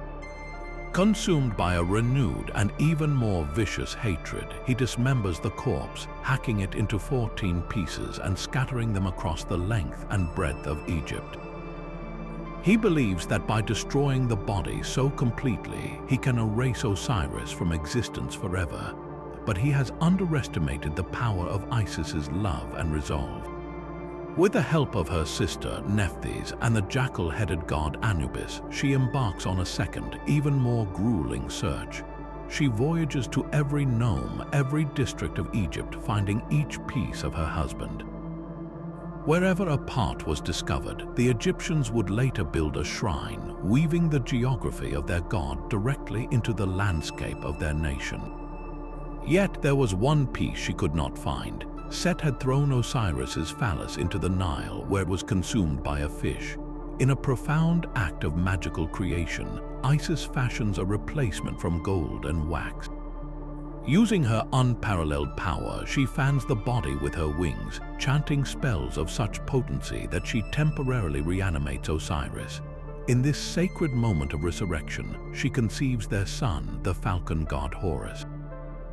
Having ensured the continuation of the royal line, she and her companions then perform the first mummification, meticulously wrapping the reassembled body of Osiris in linen bandages. Though he can no longer rule the land of the living, Osiris is transfigured. He descends to the underworld to become the Lord of the Dead, the just and merciful king who presides over the afterlife, offering the promise of eternal life to all who follow his path. This entire sequence is a masterful allegory for the most important event in the Egyptian world, the annual flooding of the Nile. The murder of Osiris by Set, the god of the arid desert, represents the long, hot summer months when the Nile recedes, the land bakes under the sun, and life seems to hang in the balance. The river is low, the fields are barren, and the world waits. The desperate search of Isis mirrors the human longing for the life-giving waters to return. Her eventual success in reassembling Osiris and conceiving Horus symbolizes the glorious, predictable moment when the Nile bursts its banks, flooding the plains with dark, fertile silt and water. The land which seemed dead is miraculously reborn just as Osiris was. The conception of Horus in this revived land represents the new crops that will sprout from the revitalized soil, ensuring the continuation of life and the cycle of the seasons. The myth provided a divine explanation for a natural phenomenon, transforming the anxiety of the dry season and the joy of the flood into a story of cosmic significance. Beyond this agricultural metaphor, the legend was the fundamental theology underpinning the institution of kingship. Every single pharaoh who ruled Egypt was believed to be the living incarnation of Horus. Upon his death, the pharaoh would undergo elaborate mummification rites, directly reenacting the mummification of Osiris by Anubis and Isis. In death, the pharaoh would become Osiris, the lord of the afterlife, having triumphed over death just as the god had. His son and successor would then ascend the throne as the new Horus, the avenger and rightful heir. This created an unbroken, cyclical chain of divine legitimacy. The mythical struggle between Horus and Set for the throne of Egypt, a long and violent conflict where Horus loses an eye and Set is emasculated, mirrored the very real political struggles and succession disputes of the early dynastic period. The ultimate victory of Horus, who is granted rule over the black, fertile land of Egypt while Set is relegated to the red, barren desert, justified the pharaoh's absolute authority. It was a story that said, "Our king is not just a man, he is the latest embodiment of a divine hero who defeated chaos at the dawn of time, and his right to rule is woven into the fabric of the universe itself." This leads us to the deepest layer of the myth's meaning, the Egyptian obsession with the afterlife and the promise of resurrection. Osiris was the prototype for every single Egyptian who hoped for life after death. Just as he was unjustly killed, so too must every person face death. But just as he was magically restored and achieved a new, eternal life in the underworld, so too could any individual. The elaborate funerary practices, mummification, the placement of amulets, the burying of the dead with food, furniture, and Ushabti servant statues were all designed to recreate the myth of Osiris for the common person. The spells and instructions found in the pyramid texts, the coffin texts, and most famously, the Book of the Dead, were essentially guidebooks to help the deceased navigate the dangers of the Juwat, the Egyptian underworld. The final and most critical judgment was the weighing of the heart ceremony, where the heart of the deceased was placed on a scale against the feather of Mat, the goddess of truth and cosmic order. It was Osiris, the serene, mummified king, who presided over this ultimate trial. If the heart was found to be free from the weight of sin, the deceased would be declared true of voice and welcomed into the blissful field of reeds, an eternal paradise mirroring the fertile Nile Valley. In this way, the Osiris myth offered something truly revolutionary, the democratization of resurrection. It was not just for kings and gods, but a potential future for every person who lived a righteous life, a powerful hope that turned the terrifying finality of death into a gateway to an everlasting reward. But to truly grasp the enduring power of this dark epic, we must dig deeper into its symbolic soil, uncovering the potent meanings that have allowed it to resonate for over 1,000 years. The saga operates on a level far beyond a simple chronicle of violence. It is a profound exploration of psychological and moral truths, using its fantastical elements to illuminate the darkest corners of the human heart. Take, for example, the dragon Fafnir. He is not merely a monster to be slain for glory. He is the ultimate embodiment of corrosive greed, a chilling cautionary tale. Fafnir was not born a dragon. He was a dwarf, brother to the smith Regin. His transformation into a monstrous serpent is a direct physical consequence of his all-consuming desire for the cursed gold. He lies upon his hoard, poisoning the land around him, unable to enjoy his wealth, only to possess it. He is, in essence, a prisoner of his own avarice, a being so defined by what he owns that he becomes a grotesque caricature of his own sin.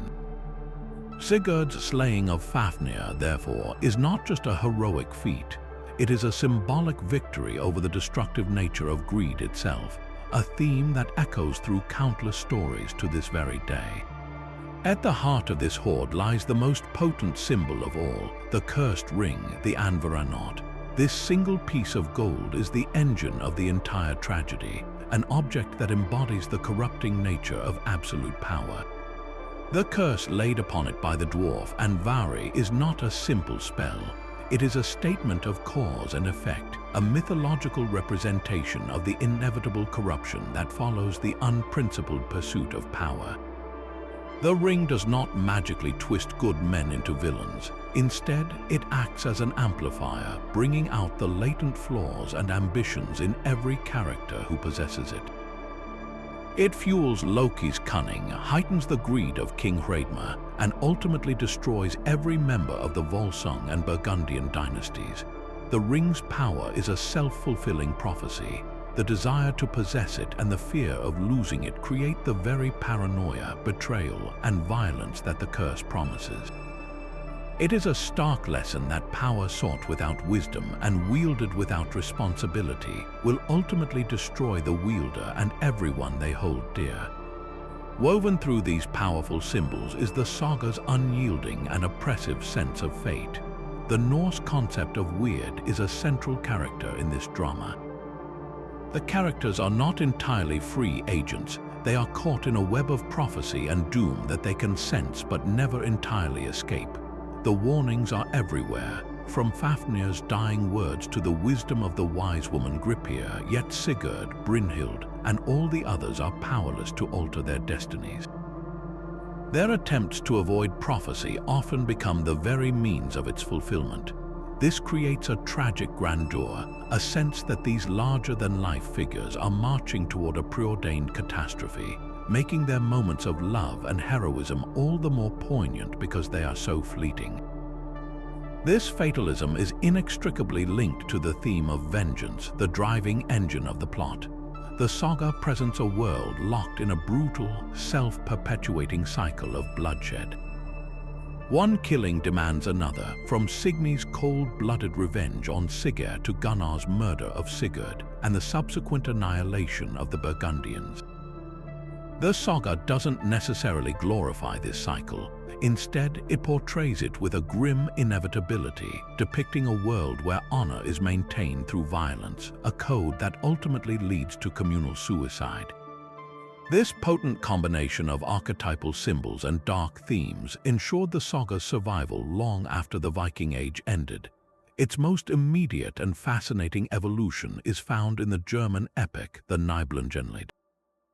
Here, the raw, pagan fatalism of the Volsunga Saga is refined and repackaged for a medieval Christian courtly audience. The focus shifts from cosmic doom to human failing. The cursed ring vanishes, and the tragedy is reframed as a consequence of broken courtly codes, wounded pride, public humiliation, and the violation of hospitality.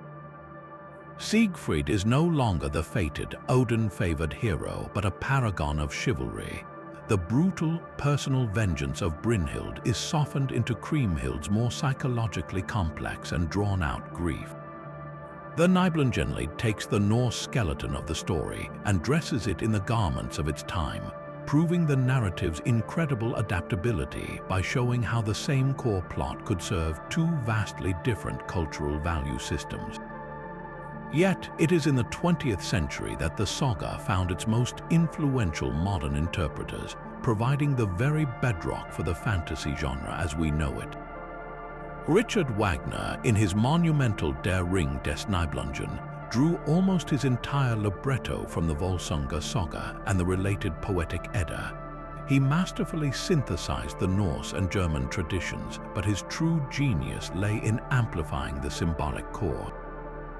In Wagner's hands, the ring becomes a sweeping critique of industrial capitalism and the corrupting nature of power in the modern world. Albrich's renunciation of love to forge the ring is a philosophical pivot, and the entire cycle becomes a grand argument about the need to break free from loveless contracts and corrupt systems to restore a natural, harmonious world. Wagner took the ancient curse and turned it into a revolutionary manifesto, using the old myths to comment on the very fabric of 19th century society. But for global audiences, the most significant legacy of the Volsunga Saga is undoubtedly its profound influence on J.R.R. Tolkien. A renowned Oxford scholar of Old English and Old Norse, Tolkien didn't just borrow elements from the saga, he absorbed its very essence and built a new mythology from its bones. The parallels are everywhere. His One Ring is a direct descendant of the Anvaranot, an object of immense power that corrupts all who desire it, bearing an inscription of doom and requiring a special act of will to destroy. The dragon Smaug, lying on his hoard in the lonely mountain, is Fafnir reborn, a symbol of dragon sickness that even begins to affect the normally heroic Thorin Oakenshield. The broken sword Narsil, reforged for the true King Aragorn, echoes the shattered fragments of Sigurd's father's sword Gram, remade for the dragon-slaying hero. The concept of a cursed lineage, the fall of noble houses, and the intermingling of fate and choice are the very air that Tolkien's Middle-earth breathes. He did not simply copy these elements, he understood their mythological function and repurposed them, creating a modern epic that feels as ancient and foundational as its Norse predecessor. The saga of the Volsungs, with its cursed gold, its doomed heroes, and its bleak wisdom, is more than a relic. It is a living artery pumping the dark, rich blood of ancient myth into the heart of our modern imagination, proving that the oldest stories about greed, power, and fate are, in the end, the most timeless. But the quest for the Grail represents a profound shift in the Arthurian world, moving the focus from the earthly defense of Britain to a spiritual search for divine grace. The earliest literary mentions of the Grail are startlingly different from the familiar Christian chalice. In Chrétien de Troyes' unfinished 12th century poem, Percival, the Story of the Grail, the object is not described as a cup at all. It is a graal, a word from Old French that simply meant a wide, somewhat deep dish. In Chrétien's mysterious narrative, Percival witnesses a solemn procession in the castle of the wounded Fisher King. A beautiful maiden carries a graal made of fine gold, adorned with many jewels, and it radiates a light so brilliant it dims the candles in the room. This graal is a serving dish, and it contains a single mass wafer, which is enough to sustain the life of the Fisher King's father. Here, the Grail is a vessel of sustenance and magical nourishment, a concept with deep roots in the pre-Christian Celtic myths that underpin the British landscape. This original conception of the Grail as a platter of plenty finds a powerful echo in the magical cauldrons of Celtic mythology, like the cauldron of rebirth from the Mabinogion. These cauldrons were never empty, could feed countless warriors, and even restore the dead to life. They were symbols of kingship, abundance, and the otherworld's boundless generosity. The transition from this pagan cauldron to the Christian cup was a masterful act of cultural and religious syncretism.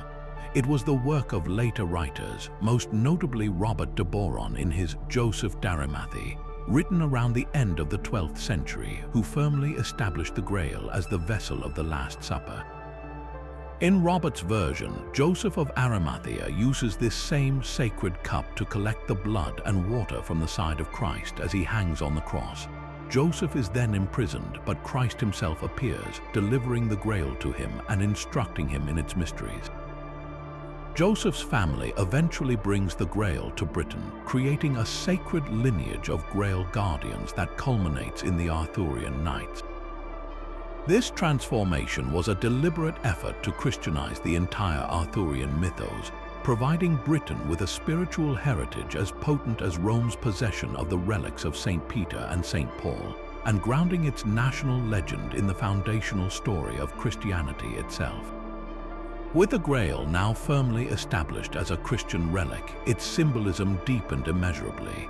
It became the ultimate symbol of God's grace, a spiritual prize that could not be won by martial prowess alone.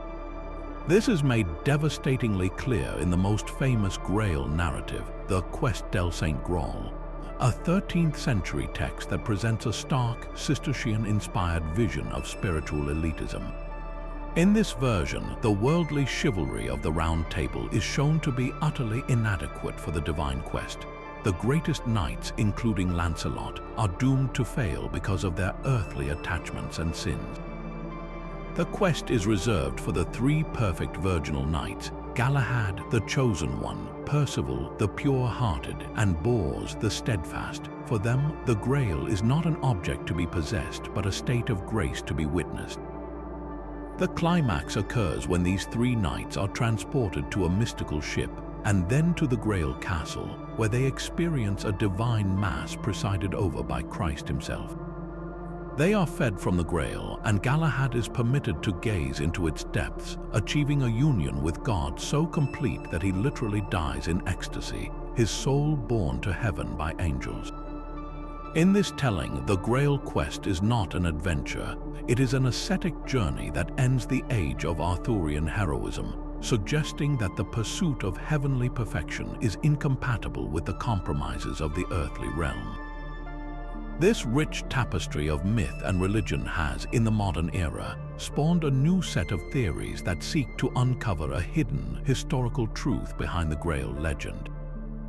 One of the most persistent and controversial ideas is that the Holy Grail is not a cup at all, but a metaphor for a sacred bloodline, the literal bloodline of Jesus Christ.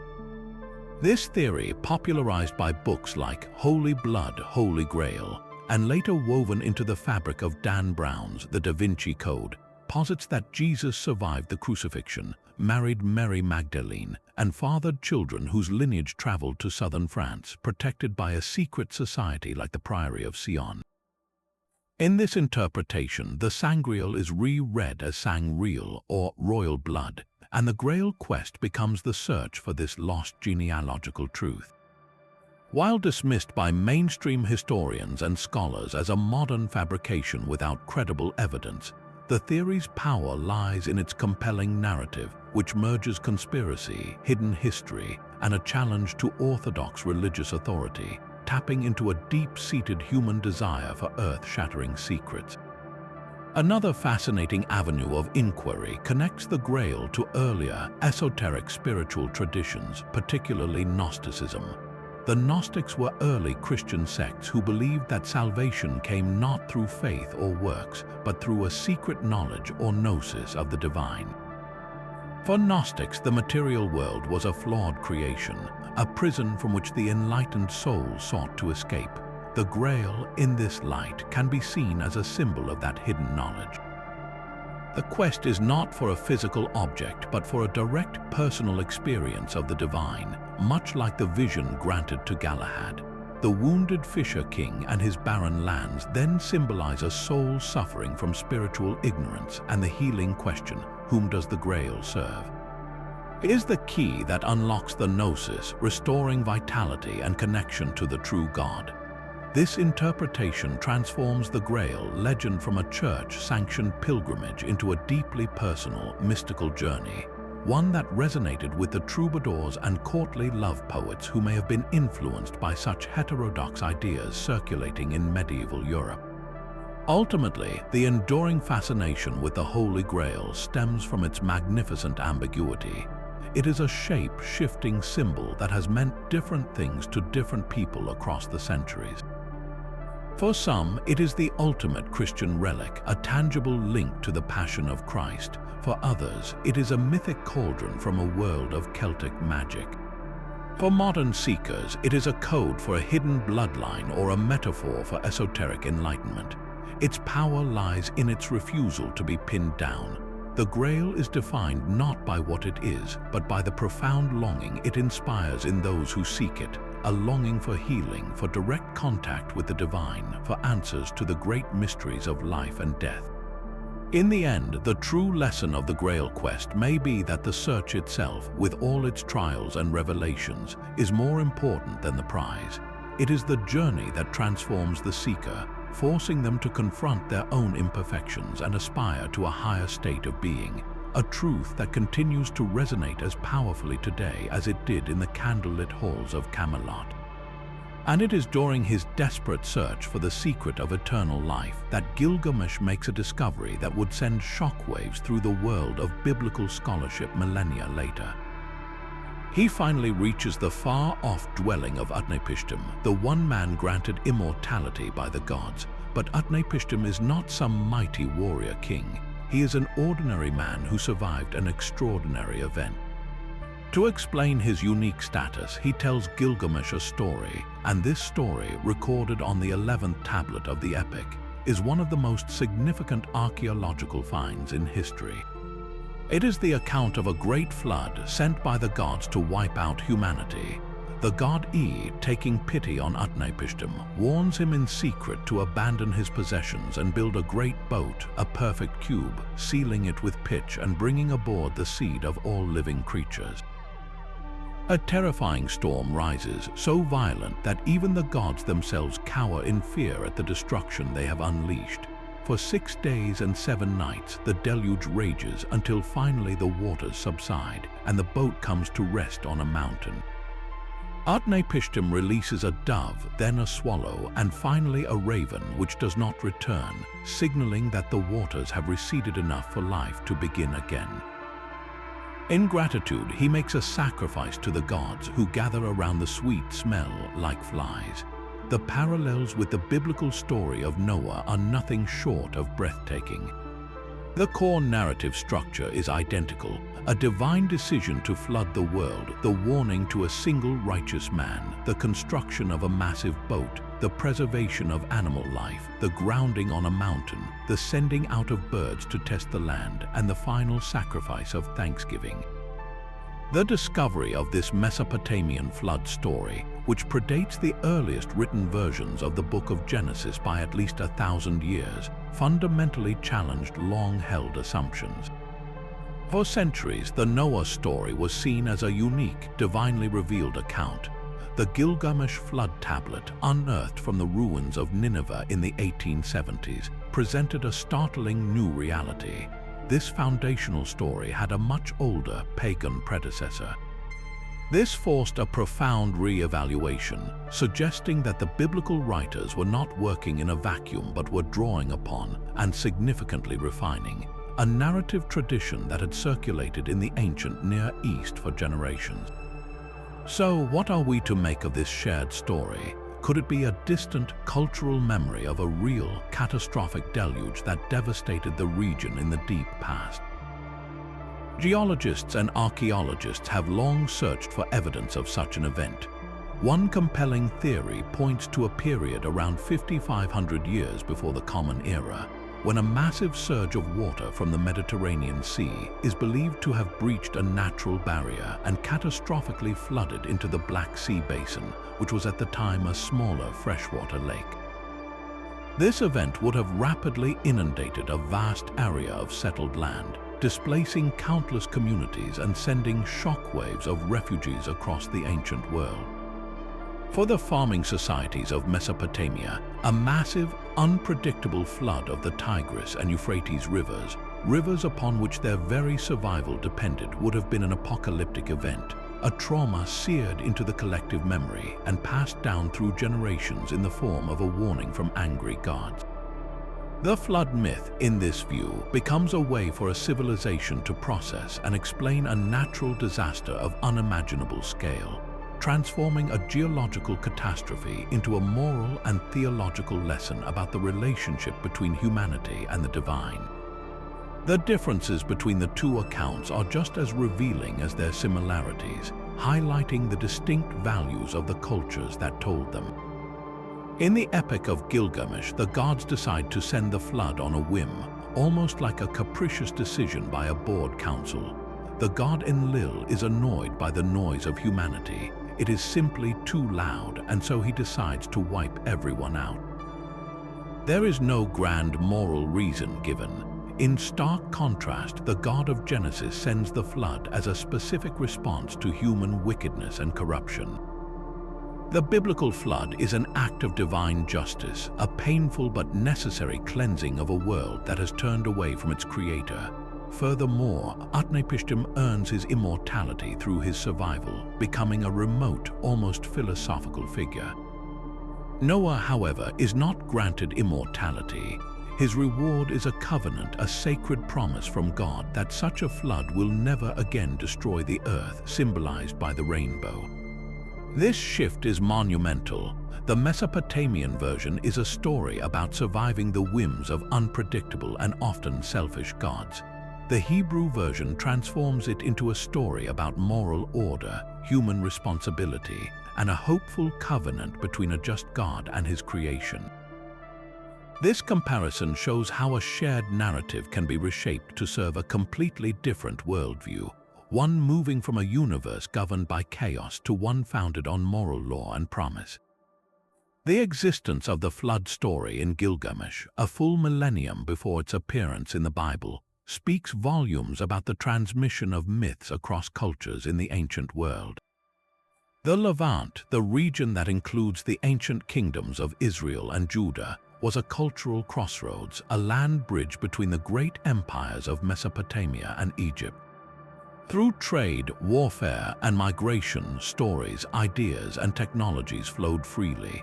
It is entirely plausible that the ancestors of the Hebrews encountered the flood narrative during periods of exile or contact with Mesopotamian cultures, such as during the Babylonian captivity.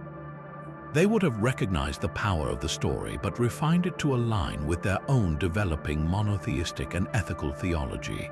The myth was not simply copied, it was reinterpreted and repurposed. This process shows that ancient cultures were not isolated, but were in constant dialogue with one another, borrowing, adapting, and transforming shared narratives to explain their own unique understanding of the world, the divine, and humanity's place within it. The flood tablet from the Epic of Gilgamesh is therefore more than just a literary curiosity. It is a key that unlocks a deeper understanding of how our oldest stories traveled, evolved, and continue to shape our search for meaning across the centuries. The triumph of the Pandavas on the battlefield of Kurukshetra was a hollow, soul-shattering victory. The field, once teeming with the greatest armies of the age, was now a silent, grotesque landscape of the dead. The 5 brothers who had fought for righteousness walked among the corpses of their own kinsmen, teachers, and sons. The cost of upholding Dharma had been the near-total annihilation of their entire world. The aftermath, described in the epic's poignant later books, is a profound meditation on grief, the burden of rulership, and the haunting question of whether any cause, however just, can truly justify such catastrophic violence. The elderly patriarch Bhishma, lying on his bed of arrows, delivers his final teachings on statecraft and duty, but his wisdom is a eulogy for a world already lost. The true emotional climax comes from Yudhishthira, the eldest Pandava, the king whose claim was so righteous. He is consumed by a debilitating remorse, refusing the throne, sickened by the bloodshed perpetrated in his name. He is a king who has won his kingdom but lost his moral certainty, a powerful representation of the psychological trauma of war that transcends its ancient setting. It is only through a series of philosophical arguments and a final harrowing journey to the gates of hell itself that he is convinced to rule, but the peace that follows is fragile, stained by sorrow. The epic concludes not with a glorious coronation, but with the weary final ascent of the Pandavas and their wife Draupadi into the Himalayas toward their deaths, leaving the world they fought for behind. This descent from cosmic war to quiet, personal renunciation underscores the Mahabharata's ultimate message, that all earthly power is transient, and even the greatest victories are ultimately swallowed by time. This grand, tragic finale is inextricably linked to a monumental cosmological shift described in the text, the end of the Dvapara Yuga and the dawn of the Kali Yuga, the present and darkest age of the world cycle. The war itself is presented as the pivotal event that triggers this descent. The Kali Yuga is prophesied to be an era where Dharma stands on only one leg, a time of shortened lifespans, diminished virtue, and spiritual confusion. The profound melancholy that permeates the epic's ending is not just about the death of individuals, but the death of an entire age of glory and principle. The world the Pandavas leave behind is a paler, more troubled place, a world we are told we still inhabit today. This cyclical view of time, where history is a series of ascending and descending ages, is fundamental to Hindu cosmology, and the Mahabharata serves as the great mythological bridge between a heroic past and our own complex present. This connection to a vast cosmic timeline has fueled one of the most intense and controversial modern quests related to the epic, the search for a precise historical date for the Kurukshetra War. Traditional Hindu chronology, as calculated by some scholars, places the war's beginning at around 3,100 years before the Common Era. This date is not plucked from thin air. Its proponents argue it is encoded within the epic itself through detailed astronomical references. The text contains numerous descriptions of planetary positions, lunar eclipses, and stellar constellations at key moments before and during the war. For instance, there are passages that describe a solar eclipse, a falling star or comet, and specific alignments involving planets like Saturn, Jupiter, and Mars, in particular lunar mansions known as nakshatras. Researchers attempting to use these clues engage in a form of celestial detective work, using sophisticated software to run planetarium simulations backward in time, searching for a date when the sky over North India would have matched the specific celestial map painted by the epic's poets. One prominent theory, which aligns with the traditional date, points to the year 3102 before the Common Era. Proponents of this date argue that the planetary configurations described, such as Saturn near Rohini, Jupiter near Revati, and a pair of eclipses occurring within a 13-day period matching the descriptions, converge spectacularly around this time. This would place the Mahabharata War in the late 4th millennium before the Common Era, a truly staggering antiquity that would place it contemporary with the earliest phases of Mesopotamian civilization and long before the rise of the Indus Valley cities as we currently understand them. Other researchers, however, using slightly different interpretations of the same Sanskrit passages, have proposed later dates clustering around 1562 or even 1424 years before the Common Era.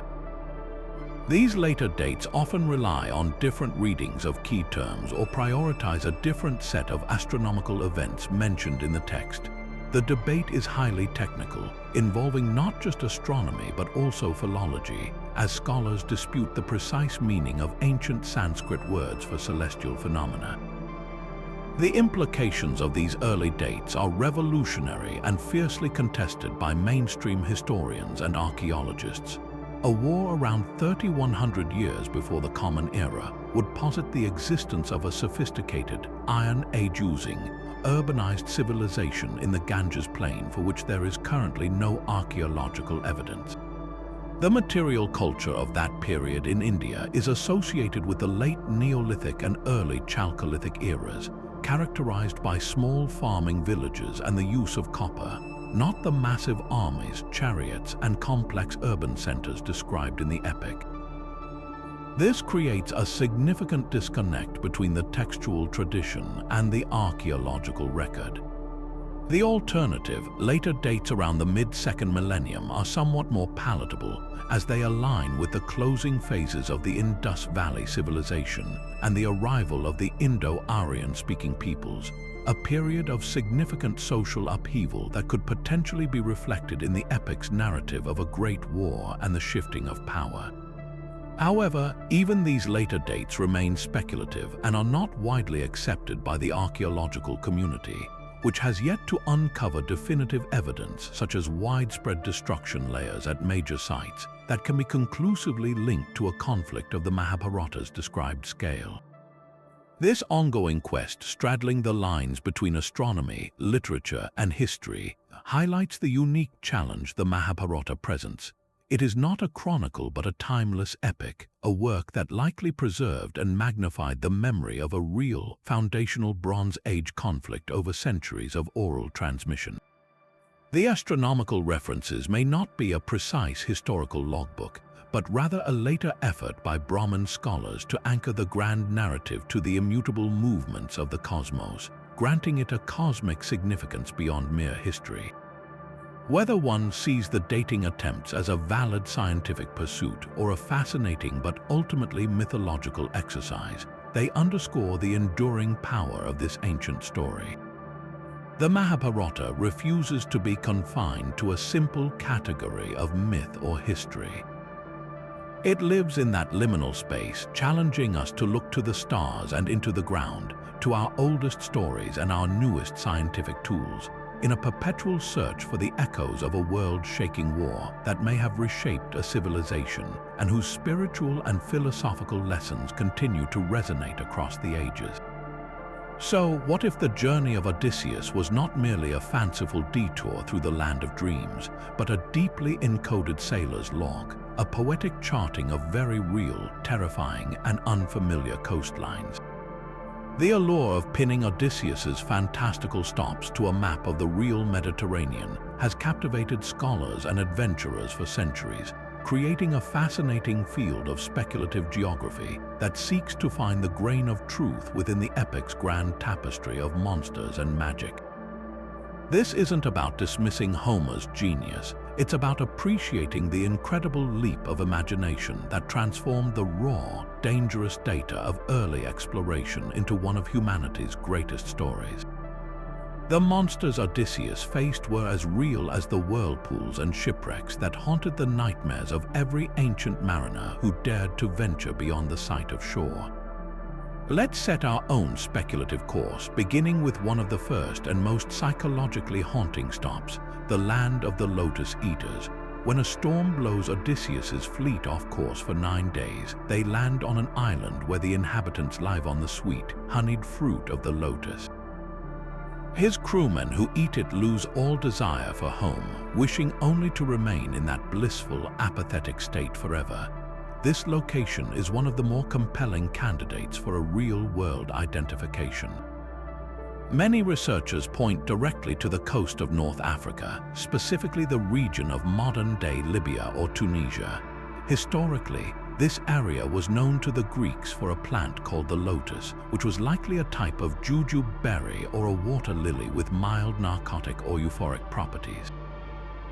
Greek historians like Herodotus later described North African tribes, the Lotophagi, who indeed made a staple food and drink from such a plant. The peril here isn't a multi-headed beast, but something far more insidious, the danger of losing your purpose, your very identity. For Greek sailors pushing west along the African coast, the allure of a comfortable, passive existence among foreign peoples, combined with the possible effects of a local intoxicant, could easily have been mythologized into a magical fruit that makes men forget their homeland. It represents the very real psychological toll of long-distance travel and the seductive pull of abandoning a difficult journey for an easier, if forgetful, life. From the seductive shores of Africa, our journey takes a dramatic turn toward a stark, geological reality that remains one of the most famous and enduring identifications in the entire epic, the twin horrors of Scylla and Charybdis. Homer describes a narrow strait where a ship must choose between two nightmarish fates. On one side, the whirlpool Charybdis sucks the sea down 3 times a day, threatening to swallow any vessel whole. On the other, the cliff-dwelling monster Scylla, with her 6 long necks and snapping, dog-headed mouths, plucks sailors from the deck. The geographical fit here is almost perfect, the Strait of Messina, the narrow channel of water separating the toe of Italy's boot from the island of Sicily. To this day, the strait is known for its powerful, dangerous currents. The specific location associated with Charybdis is a point near the Sicilian shore where conflicting tides and underwater topography can create treacherous whirlpools and vortexes. While none are as monstrous as Homer's description, the exaggerated force of these whirlpools would have been a terrifying reality for early Greek sailors in their small, fragile wooden ships. Opposite this, on the Italian side, stands a rocky promontory near the town of Scylla. The very name is a telling clue, evolving over time from the mythological monster. From the perspective of a ship passing through the strait, the jagged, wave-battered rocks could easily be personified as the many heads of a ravenous beast, snatching at men from above. The entire passage becomes a powerful allegory for an impossible nautical choice. Risk being dashed against the rocks or sucked into a vortex. It is the quintessential rock and a hard place, a navigational dilemma immortalized in myth. Before confronting those straits, however, Odysseus spends a transformative year on the island of the enchantress Circe, the divine sister of the wizard Aeates. She turns his men into swine with a touch of her wand, and only with the help of the god Hermes is Odysseus able to resist her magic and become her lover. The most prominent candidate for her divine abode is Monte Circeo, a striking, isolated mountain on the western coast of Italy, south of Rome. Its name, derived from Circe in Latin, has been associated with the sorceress since antiquity. The mountain, which was once an island before silt connected it to the mainland, has a distinct, almost magical profile rising dramatically from the surrounding coastal plain. For a Greek sailor coming from the south, this solitary, imposing peak would have been a significant and memorable landmark, but the connection goes deeper than just a similar name. The region around Monte Circeo was historically marshy and malarial, a place where travelers could easily fall ill with fevers that might feel like a transformation or a loss of one's faculties. Furthermore, the concept of a powerful, knowledgeable woman living in isolation, who could be either a deadly threat or a vital source of wisdom and sustenance, fits a common archetype in the stories of explorers encountering foreign priestesses or female leaders in new lands. Circe's island represents the dual nature of the unknown. It can enchant and provide refuge, but it can also fundamentally change you, making you forget your goal and lose your companions. This exercise in mythic cartography reveals a profound truth about how the ancient Greek mind processed the world. They were not simply making up stories, they were engaging in a form of cognitive mapping. A terrifying, unpredictable whirlpool becomes a monstrous, living entity Charybdis. Jagged, ship-killing rocks become the many heads of Scylla. The disorienting effects of an unfamiliar plant or disease become a magical lotus. An imposing, isolated landmark becomes the home of a powerful sorceress. This process, known as euhemerism, where mythological elements are rooted in real historical events or personages, is on full display. The early Greek explorers who ventured into the Western Mediterranean were navigating a world for which they had no accurate charts. They were encountering strange peoples, unfamiliar animals, and terrifying natural phenomena. The only way to process these experiences, to bring them home and make them understandable to those who had never left their own shores, was to translate them into the language of their own culture, the language of gods, monsters, and magic. The Odyssey, then, is far more than a fairy tale. It is a grand, poetic seismograph recording the tremors of cultural encounter and the raw fear and wonder of the first sailors who charted the wine-dark sea, their real-life perils forever immortalized in the enchanting and terrifying faces of the monsters they created. This journey of the hero twins through the underworld is so much more than a simple monster-slaying adventure. It is a profound and intricate allegory for the celestial and agricultural cycles that dictated the rhythm of life for the ancient Maya. Their entire quest can be read as a grand mythological representation of the sun's perilous journey each night through the dark realm of Xibalba, struggling to be reborn at dawn. The lords of the underworld themselves personify the dangers of this journey. Their names, like one death and seven death, speak to the ever-present threat of finality, while the treacherous tests in the various houses echo the sun's perceived vulnerability during an eclipse or the long winter nights. When the twins ultimately outwit the death gods and rise into the sky as the sun and the moon, the myth provides a reassuring explanation for the most fundamental rhythm of existence. No matter how deep the darkness, light will always return. This solar narrative is beautifully intertwined with the cycles of the planet Venus. The Maya were meticulous astronomers, and Venus, as both the morning and evening star, was seen as a celestial twin to the sun. Its dramatic disappearances and reappearances were viewed as its own journey through the underworld, a cycle of death and rebirth mirrored perfectly in the story of Hunahpu and Expalank. The myth, therefore, wasn't just a story, it was a cosmological map, a way of understanding and relating to the majestic, and sometimes terrifying, movements of the heavens above them. Central to this cosmic drama is the ball game, the pivotal contest that the Lords of Xibalba force upon the twins. This wasn't a casual sporting event invented for the story, it was the very heart of the confrontation, and for good reason. The Mesoamerican ball game was one of the most significant and widespread cultural practices in the ancient Americas, a ritual with profound religious, political, and cosmological meaning. The game was played with a solid rubber ball, often of considerable weight, that players had to keep in motion using only their hips, knees, and elbows. The goal was to get the ball through a high, vertical stone ring set on the side of a specially constructed court. These courts were not mere playgrounds, they were considered sacred spaces, portals to the underworld, and the playing surface itself symbolized the court of the gods. The ball, in its powerful, bouncing trajectory, was seen as a representation of the sun, moving across the sky and plunging into the underworld. The game, then, was a reenactment of the cosmic struggle between the forces of life and death, light and darkness, order and chaos. The very struggle at the heart of the hero twins myth. This connection between myth and ritual becomes stunningly clear when we consider the high stakes involved. While the story in the Popol Vuh ends in victory for the twins, the historical reality of the ball game was often far more grim. There is substantial evidence from carvings, pottery, and even the accounts of Spanish chroniclers that the ball game could be a matter of life and death. In many instances, the captain of the losing team, or sometimes the entire losing team, was ritually sacrificed at the conclusion of the match.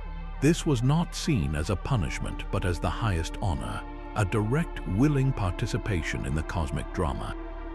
The player's sacrifice was a powerful act of cosmic maintenance, a reenactment of the hero twins' own symbolic death and dismemberment before their triumphant resurrection. By being sacrificed, the ball player was ensuring, just as the twins did, that the sun would continue its journey, that the rains would return, and that the cycle of life would be perpetuated. The Popol Vuh provided the sacred narrative that gave this brutal practice its profound meaning.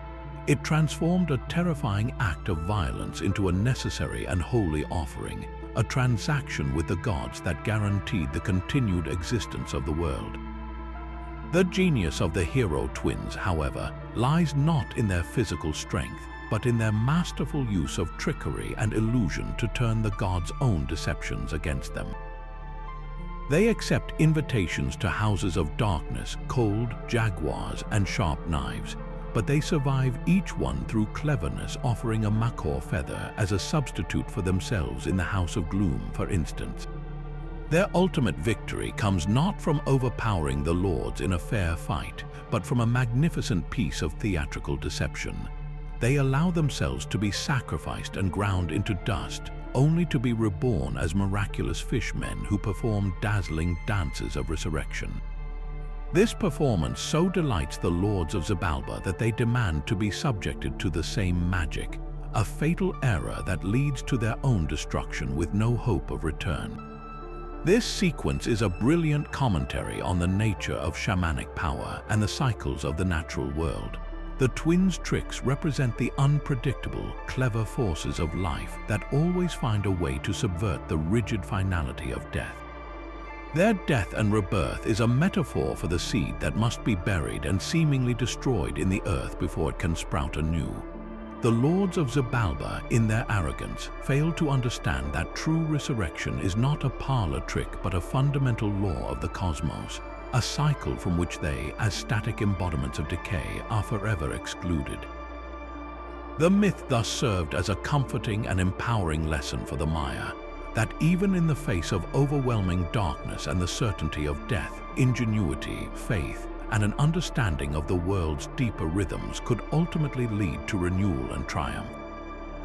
But this brings us back to that central, captivating mystery at the heart of the Kalevala, the Sampo itself. What was this object whose forging was the price for a bride and whose theft sparked a cosmic war?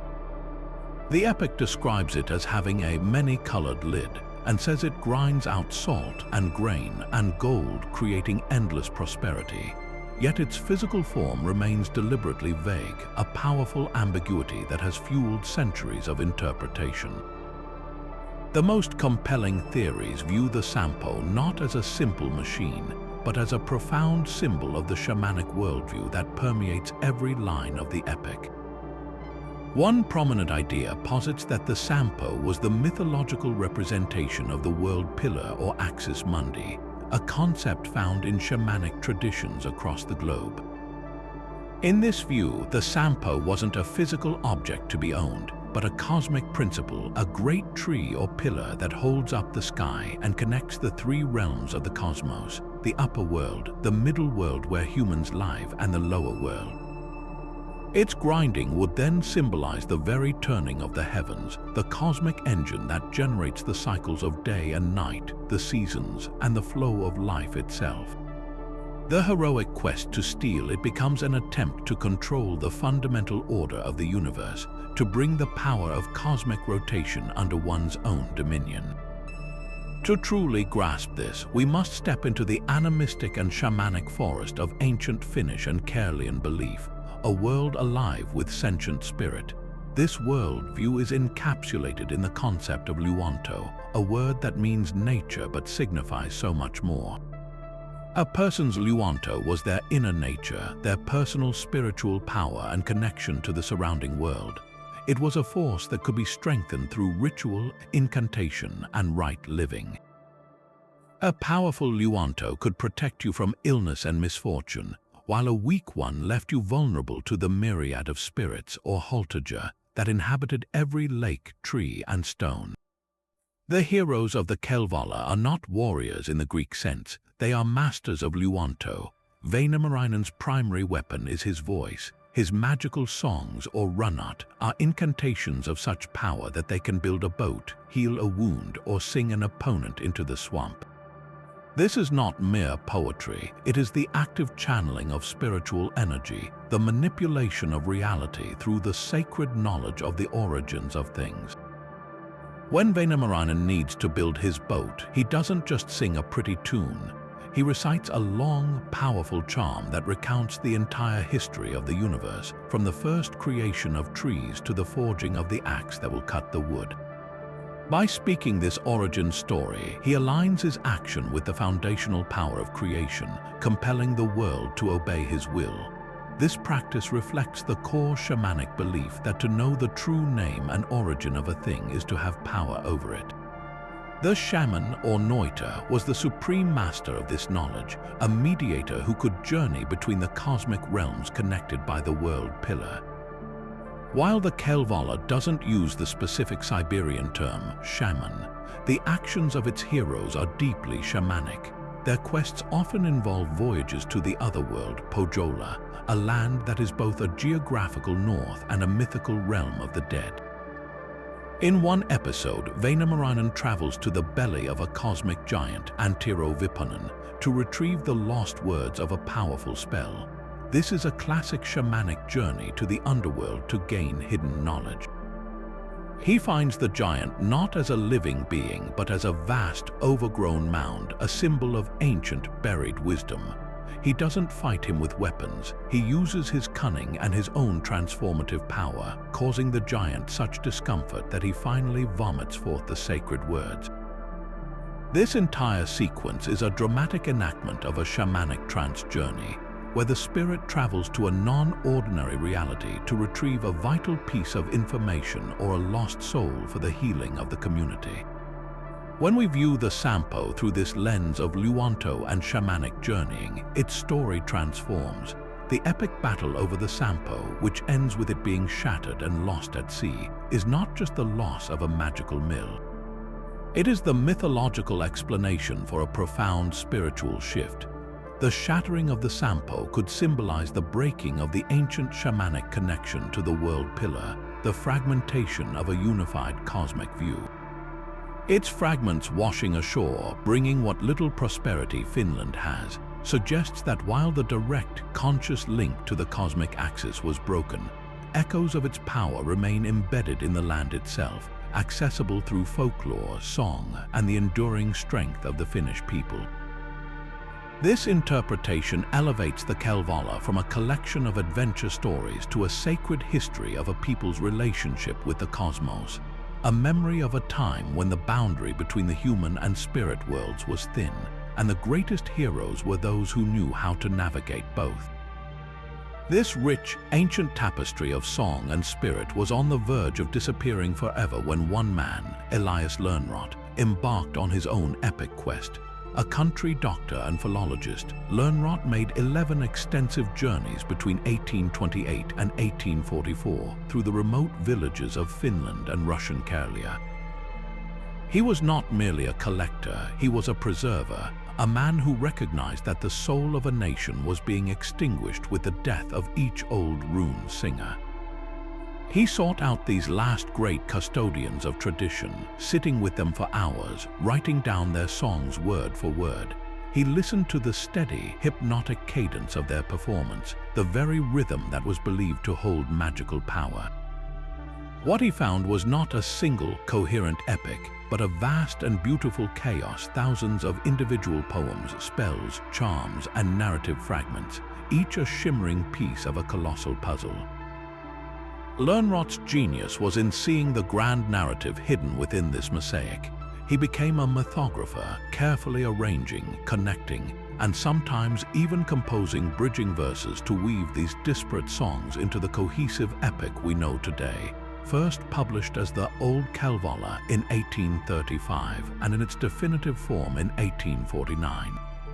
His work was an act of national creation.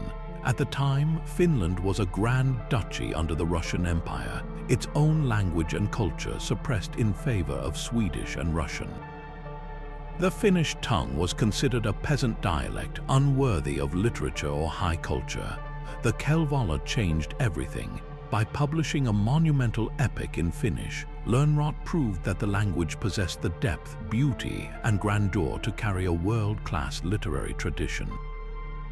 He gave the Finnish people a heroic past they could call their own, a divine genealogy that was entirely distinct from their Swedish or Russian rulers.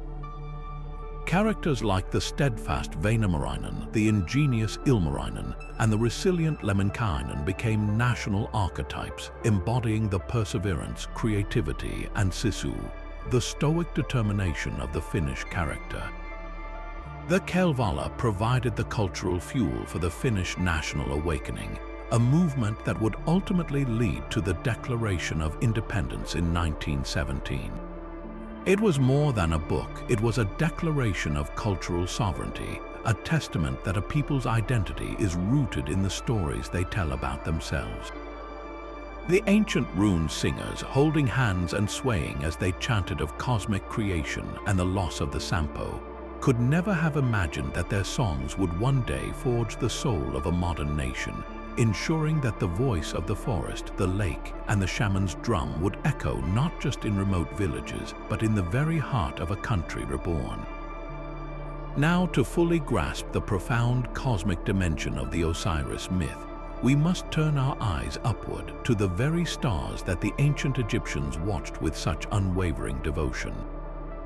Their civilization was not merely rooted in the mud of the Nile, it was mapped across the heavens. The gods they worshipped in their temples were not abstract concepts confined to stone walls. They were living, breathing forces whose celestial counterparts sailed in a grand, eternal procession across the night sky.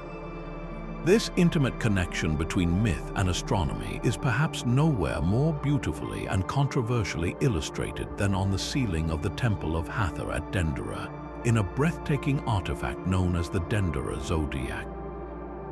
This magnificent circular bas-relief is not just a star chart, it is a snapshot of the Egyptian cosmos, carved in stone during the late Ptolemaic or early Roman period, around the 1st century before the Common Era. At first glance, it looks familiar to modern eyes, depicting the constellations of the zodiac we recognize today. The Bull of Taurus, the twins of Gemini, the Lion of Leo. But a closer look reveals a fascinating synthesis.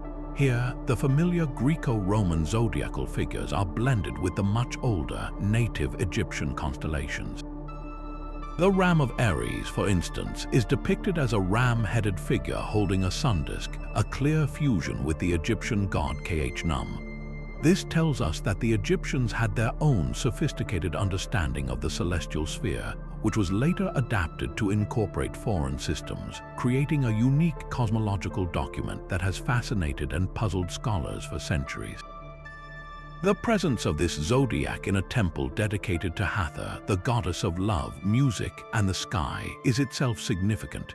It underscores that the temple was more than a place of prayer. It was a cosmic engine, a point on earth where the divine order of the heavens was mirrored and maintained.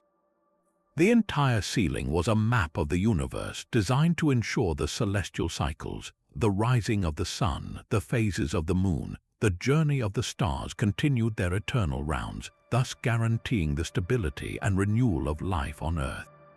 But the true mystery of the Dendera zodiac and the source of intense debate lies in its potential to encode far more ancient knowledge.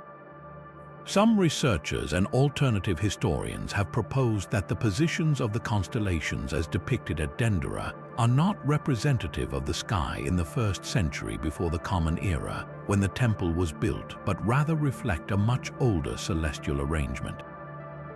They argue that the precession of the equinoxes, the slow, wobbling shift of the Earth's axis that causes the position of the stars to drift over a roughly 26,000-year cycle, can be used to date the zodiac's original design to a far more remote epoch, some claim as far back as 10 or 11,000 years before the Common Era. While this extreme antiquity is heavily disputed by mainstream Egyptology, which points to the clear stylistic and archaeological context of the Ptolemaic era, the controversy highlights a deeper truth. The Dendera zodiac, regardless of its precise carving date, is the culmination of millennia of Egyptian astronomical observation. It represents a final, glorious expression of a celestial mythology that was already ancient when the pyramids were built.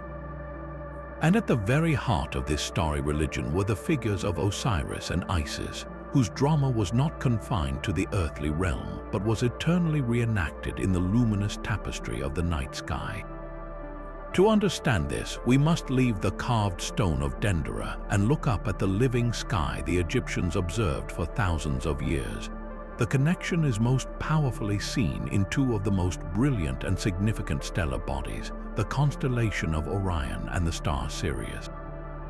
For the Egyptians, the 3 bright stars of Orion's belt were known as Sa, the soul of the god Osiris.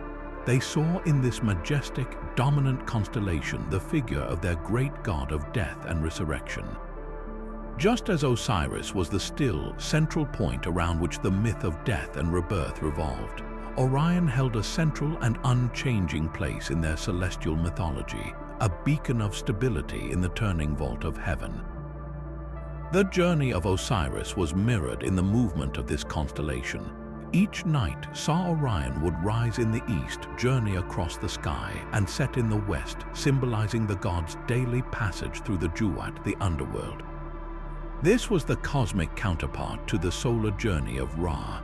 While the sun god traveled through the underworld at night in his bark, Osiris made his own stellar voyage. The Milky Way, that great shimmering river of light spanning the heavens, was seen by the Egyptians as the celestial incarnation of the Nile. Just as the earthly Nile flowed through the land of Egypt, bringing life and sustenance, the heavenly Nile flowed through the realm of the gods. And there, sailing upon this divine river, was the constellation they called the Boat of Millions of Years, which we know as the Big Dipper, part of Ursa Major. This circumpolar constellation, which never sets below the horizon from Egyptian latitudes, was seen as a symbol of eternal, unending life, a perfect counterpart to the resurrected, immortal Osiris, who ruled in the eternal, unchanging realm of the northern sky. But the story does not end with Osiris alone. The most crucial celestial event in the entire Egyptian calendar involved his divine wife, Isis. The star Sirius, the brightest star in the night sky, was known to the Egyptians as Sopdet, and it was explicitly identified with the goddess Isis. For most of the year, Sirius is invisible, lost in the glare of the sun. Then, around the middle of July, it makes its first brief reappearance just before dawn, a phenomenon known as its heliacal rising. This moment was of paramount importance. It coincided almost precisely with the annual inundation of the Nile, the life-giving flood that revitalized the parched land. The Egyptians saw a direct causal connection. The return of Sopdet Isis to the sky signaled the return of the waters and thus the rebirth of the land of Egypt. In the myth, it was Isis whose love and magic resurrected Osiris and conceived their son, Horus. In the sky, the reappearance of Isis Sirius from the darkness heralded the resurrection of the land from its dry, dead summer state. This event marked the Egyptian New Year, the opening of the season of Akhet, the inundation. It was a time of immense celebration and relief, a divine promise that the cycle of life would continue. The cosmic narrative now becomes breathtakingly complete. The Egyptians saw the story of their gods play out annually before their eyes. The death of Osiris was the period when his constellation, Orion, was absent from the night sky or low on the horizon. The morning of Isis was the time when Sirius, too, was invisible. Then, the miraculous heliacal rising of Sirius Isis would occur, followed shortly after by the rising of Orion Osiris. This celestial reunion was seen as the moment of divine conception, mirroring the moment Isis used her magic to conceive Horus from the resurrected Osiris. The subsequent birth and rising of the starry figures represented the birth of Horus, the new life, and the new agricultural season. This was not a vague poetic metaphor. It was a precise, observable, and predictable cosmological clock that governed their entire sense of time, their rituals, and their understanding of their place in the universe. Their civilization was literally built upon this cosmic narrative. Their calendar, their agriculture, their religion, and their very hope for immortality were all inextricably linked to the eternal dance of Osiris, Orion, and Isis Sirius across the heavens. This sophisticated astro-mythology reveals the Egyptians as unparalleled masters of celestial observation, who wove their deepest spiritual beliefs into the very fabric of the cosmos. The Dendera zodiac, then, is not an anomaly but a glorious late testament to this ancient tradition. It is a stone bound him to a universe teeming with divine life, where every star, every planet, and every constellation was a god, a demon, or a soul. The myth of Osiris and Isis was not just a story to be told by priests in dark temple halls. It was a living drama performed on the grandest stage imaginable, a play of light and darkness that assured them that just as the stars returned with unwavering certainty, so too could the human soul, through the grace of Osiris and the magic of Isis, achieve eternal life in the great cosmic ocean.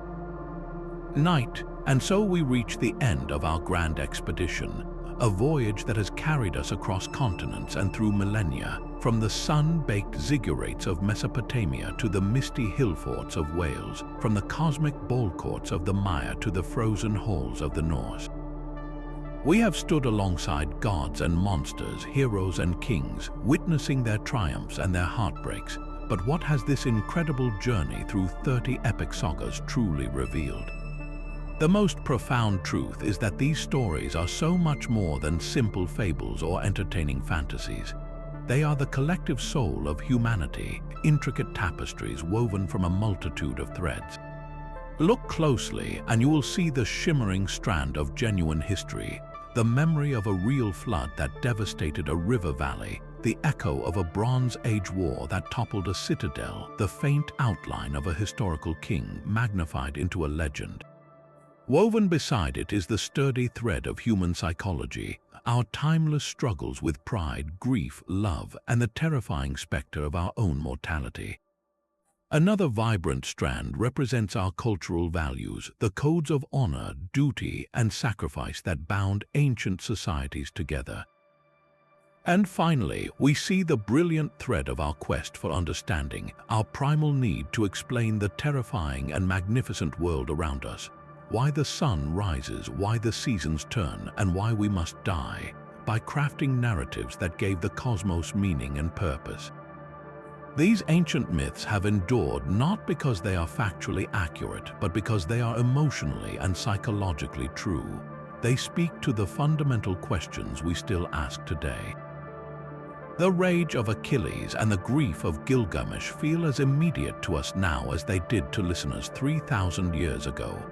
The impossible choices of Arjuna on the battlefield of Kurukshetra mirror the moral dilemmas we face in our own lives. The cunning of Odysseus and the devotion of Sita remind us of the diverse forms that intelligence and love can take. These stories are a mirror held up to the human condition, reflecting our deepest fears, our highest aspirations, and our unshakable resilience. They are a conversation stretching back to the dawn of civilization, a conversation we are still a part of today. Every time we wrestle with a difficult decision, mourn a loss, or strive for something greater than ourselves, we are, in a way, walking the same mythic paths as the heroes of old, proving that the landscape of the human heart is the most enduring realm of all. Yet, for all the wisdom they impart, these epics also leave us with tantalizing, unsolved mysteries that continue to beckon to historians, archaeologists, and adventurers. The debate over the historical King Arthur still simmers, with the earthworks at Cadbury Castle and Tintagel offering compelling but inconclusive clues. The submerged chain of shoals known as the Ram Setu still challenges us to determine if it is a natural formation or the fossilized remains of a mythical bridge. The celestial data encoded within the Mahabharata invites us to run complex astronomical software, searching the ancient skies for a date to a war that may have reshaped a subcontinent. And the fragmented, contradictory accounts of Atlantis, which we will explore in a future journey, continue to spark expeditions to find a lost civilization beneath the waves. These are not dead questions, they are alive, pulsating with the possibility of discovery. They remind us that the line between myth and history is not a solid wall, but a shimmering veil, and that every new archaeological dig or technological breakthrough has the potential to pull that veil aside, revealing a forgotten truth that has been whispering to us all along, hidden in plain sight within the verses of an epic poem. This shared heritage of story is a treasure that belongs to all of us. It connects us to our ancestors and to each other, forming a global tapestry of imagination and wonder. So now we pass the torch to you. The conversation does not end here, it simply expands. We are incredibly eager to hear your voice in the comments below.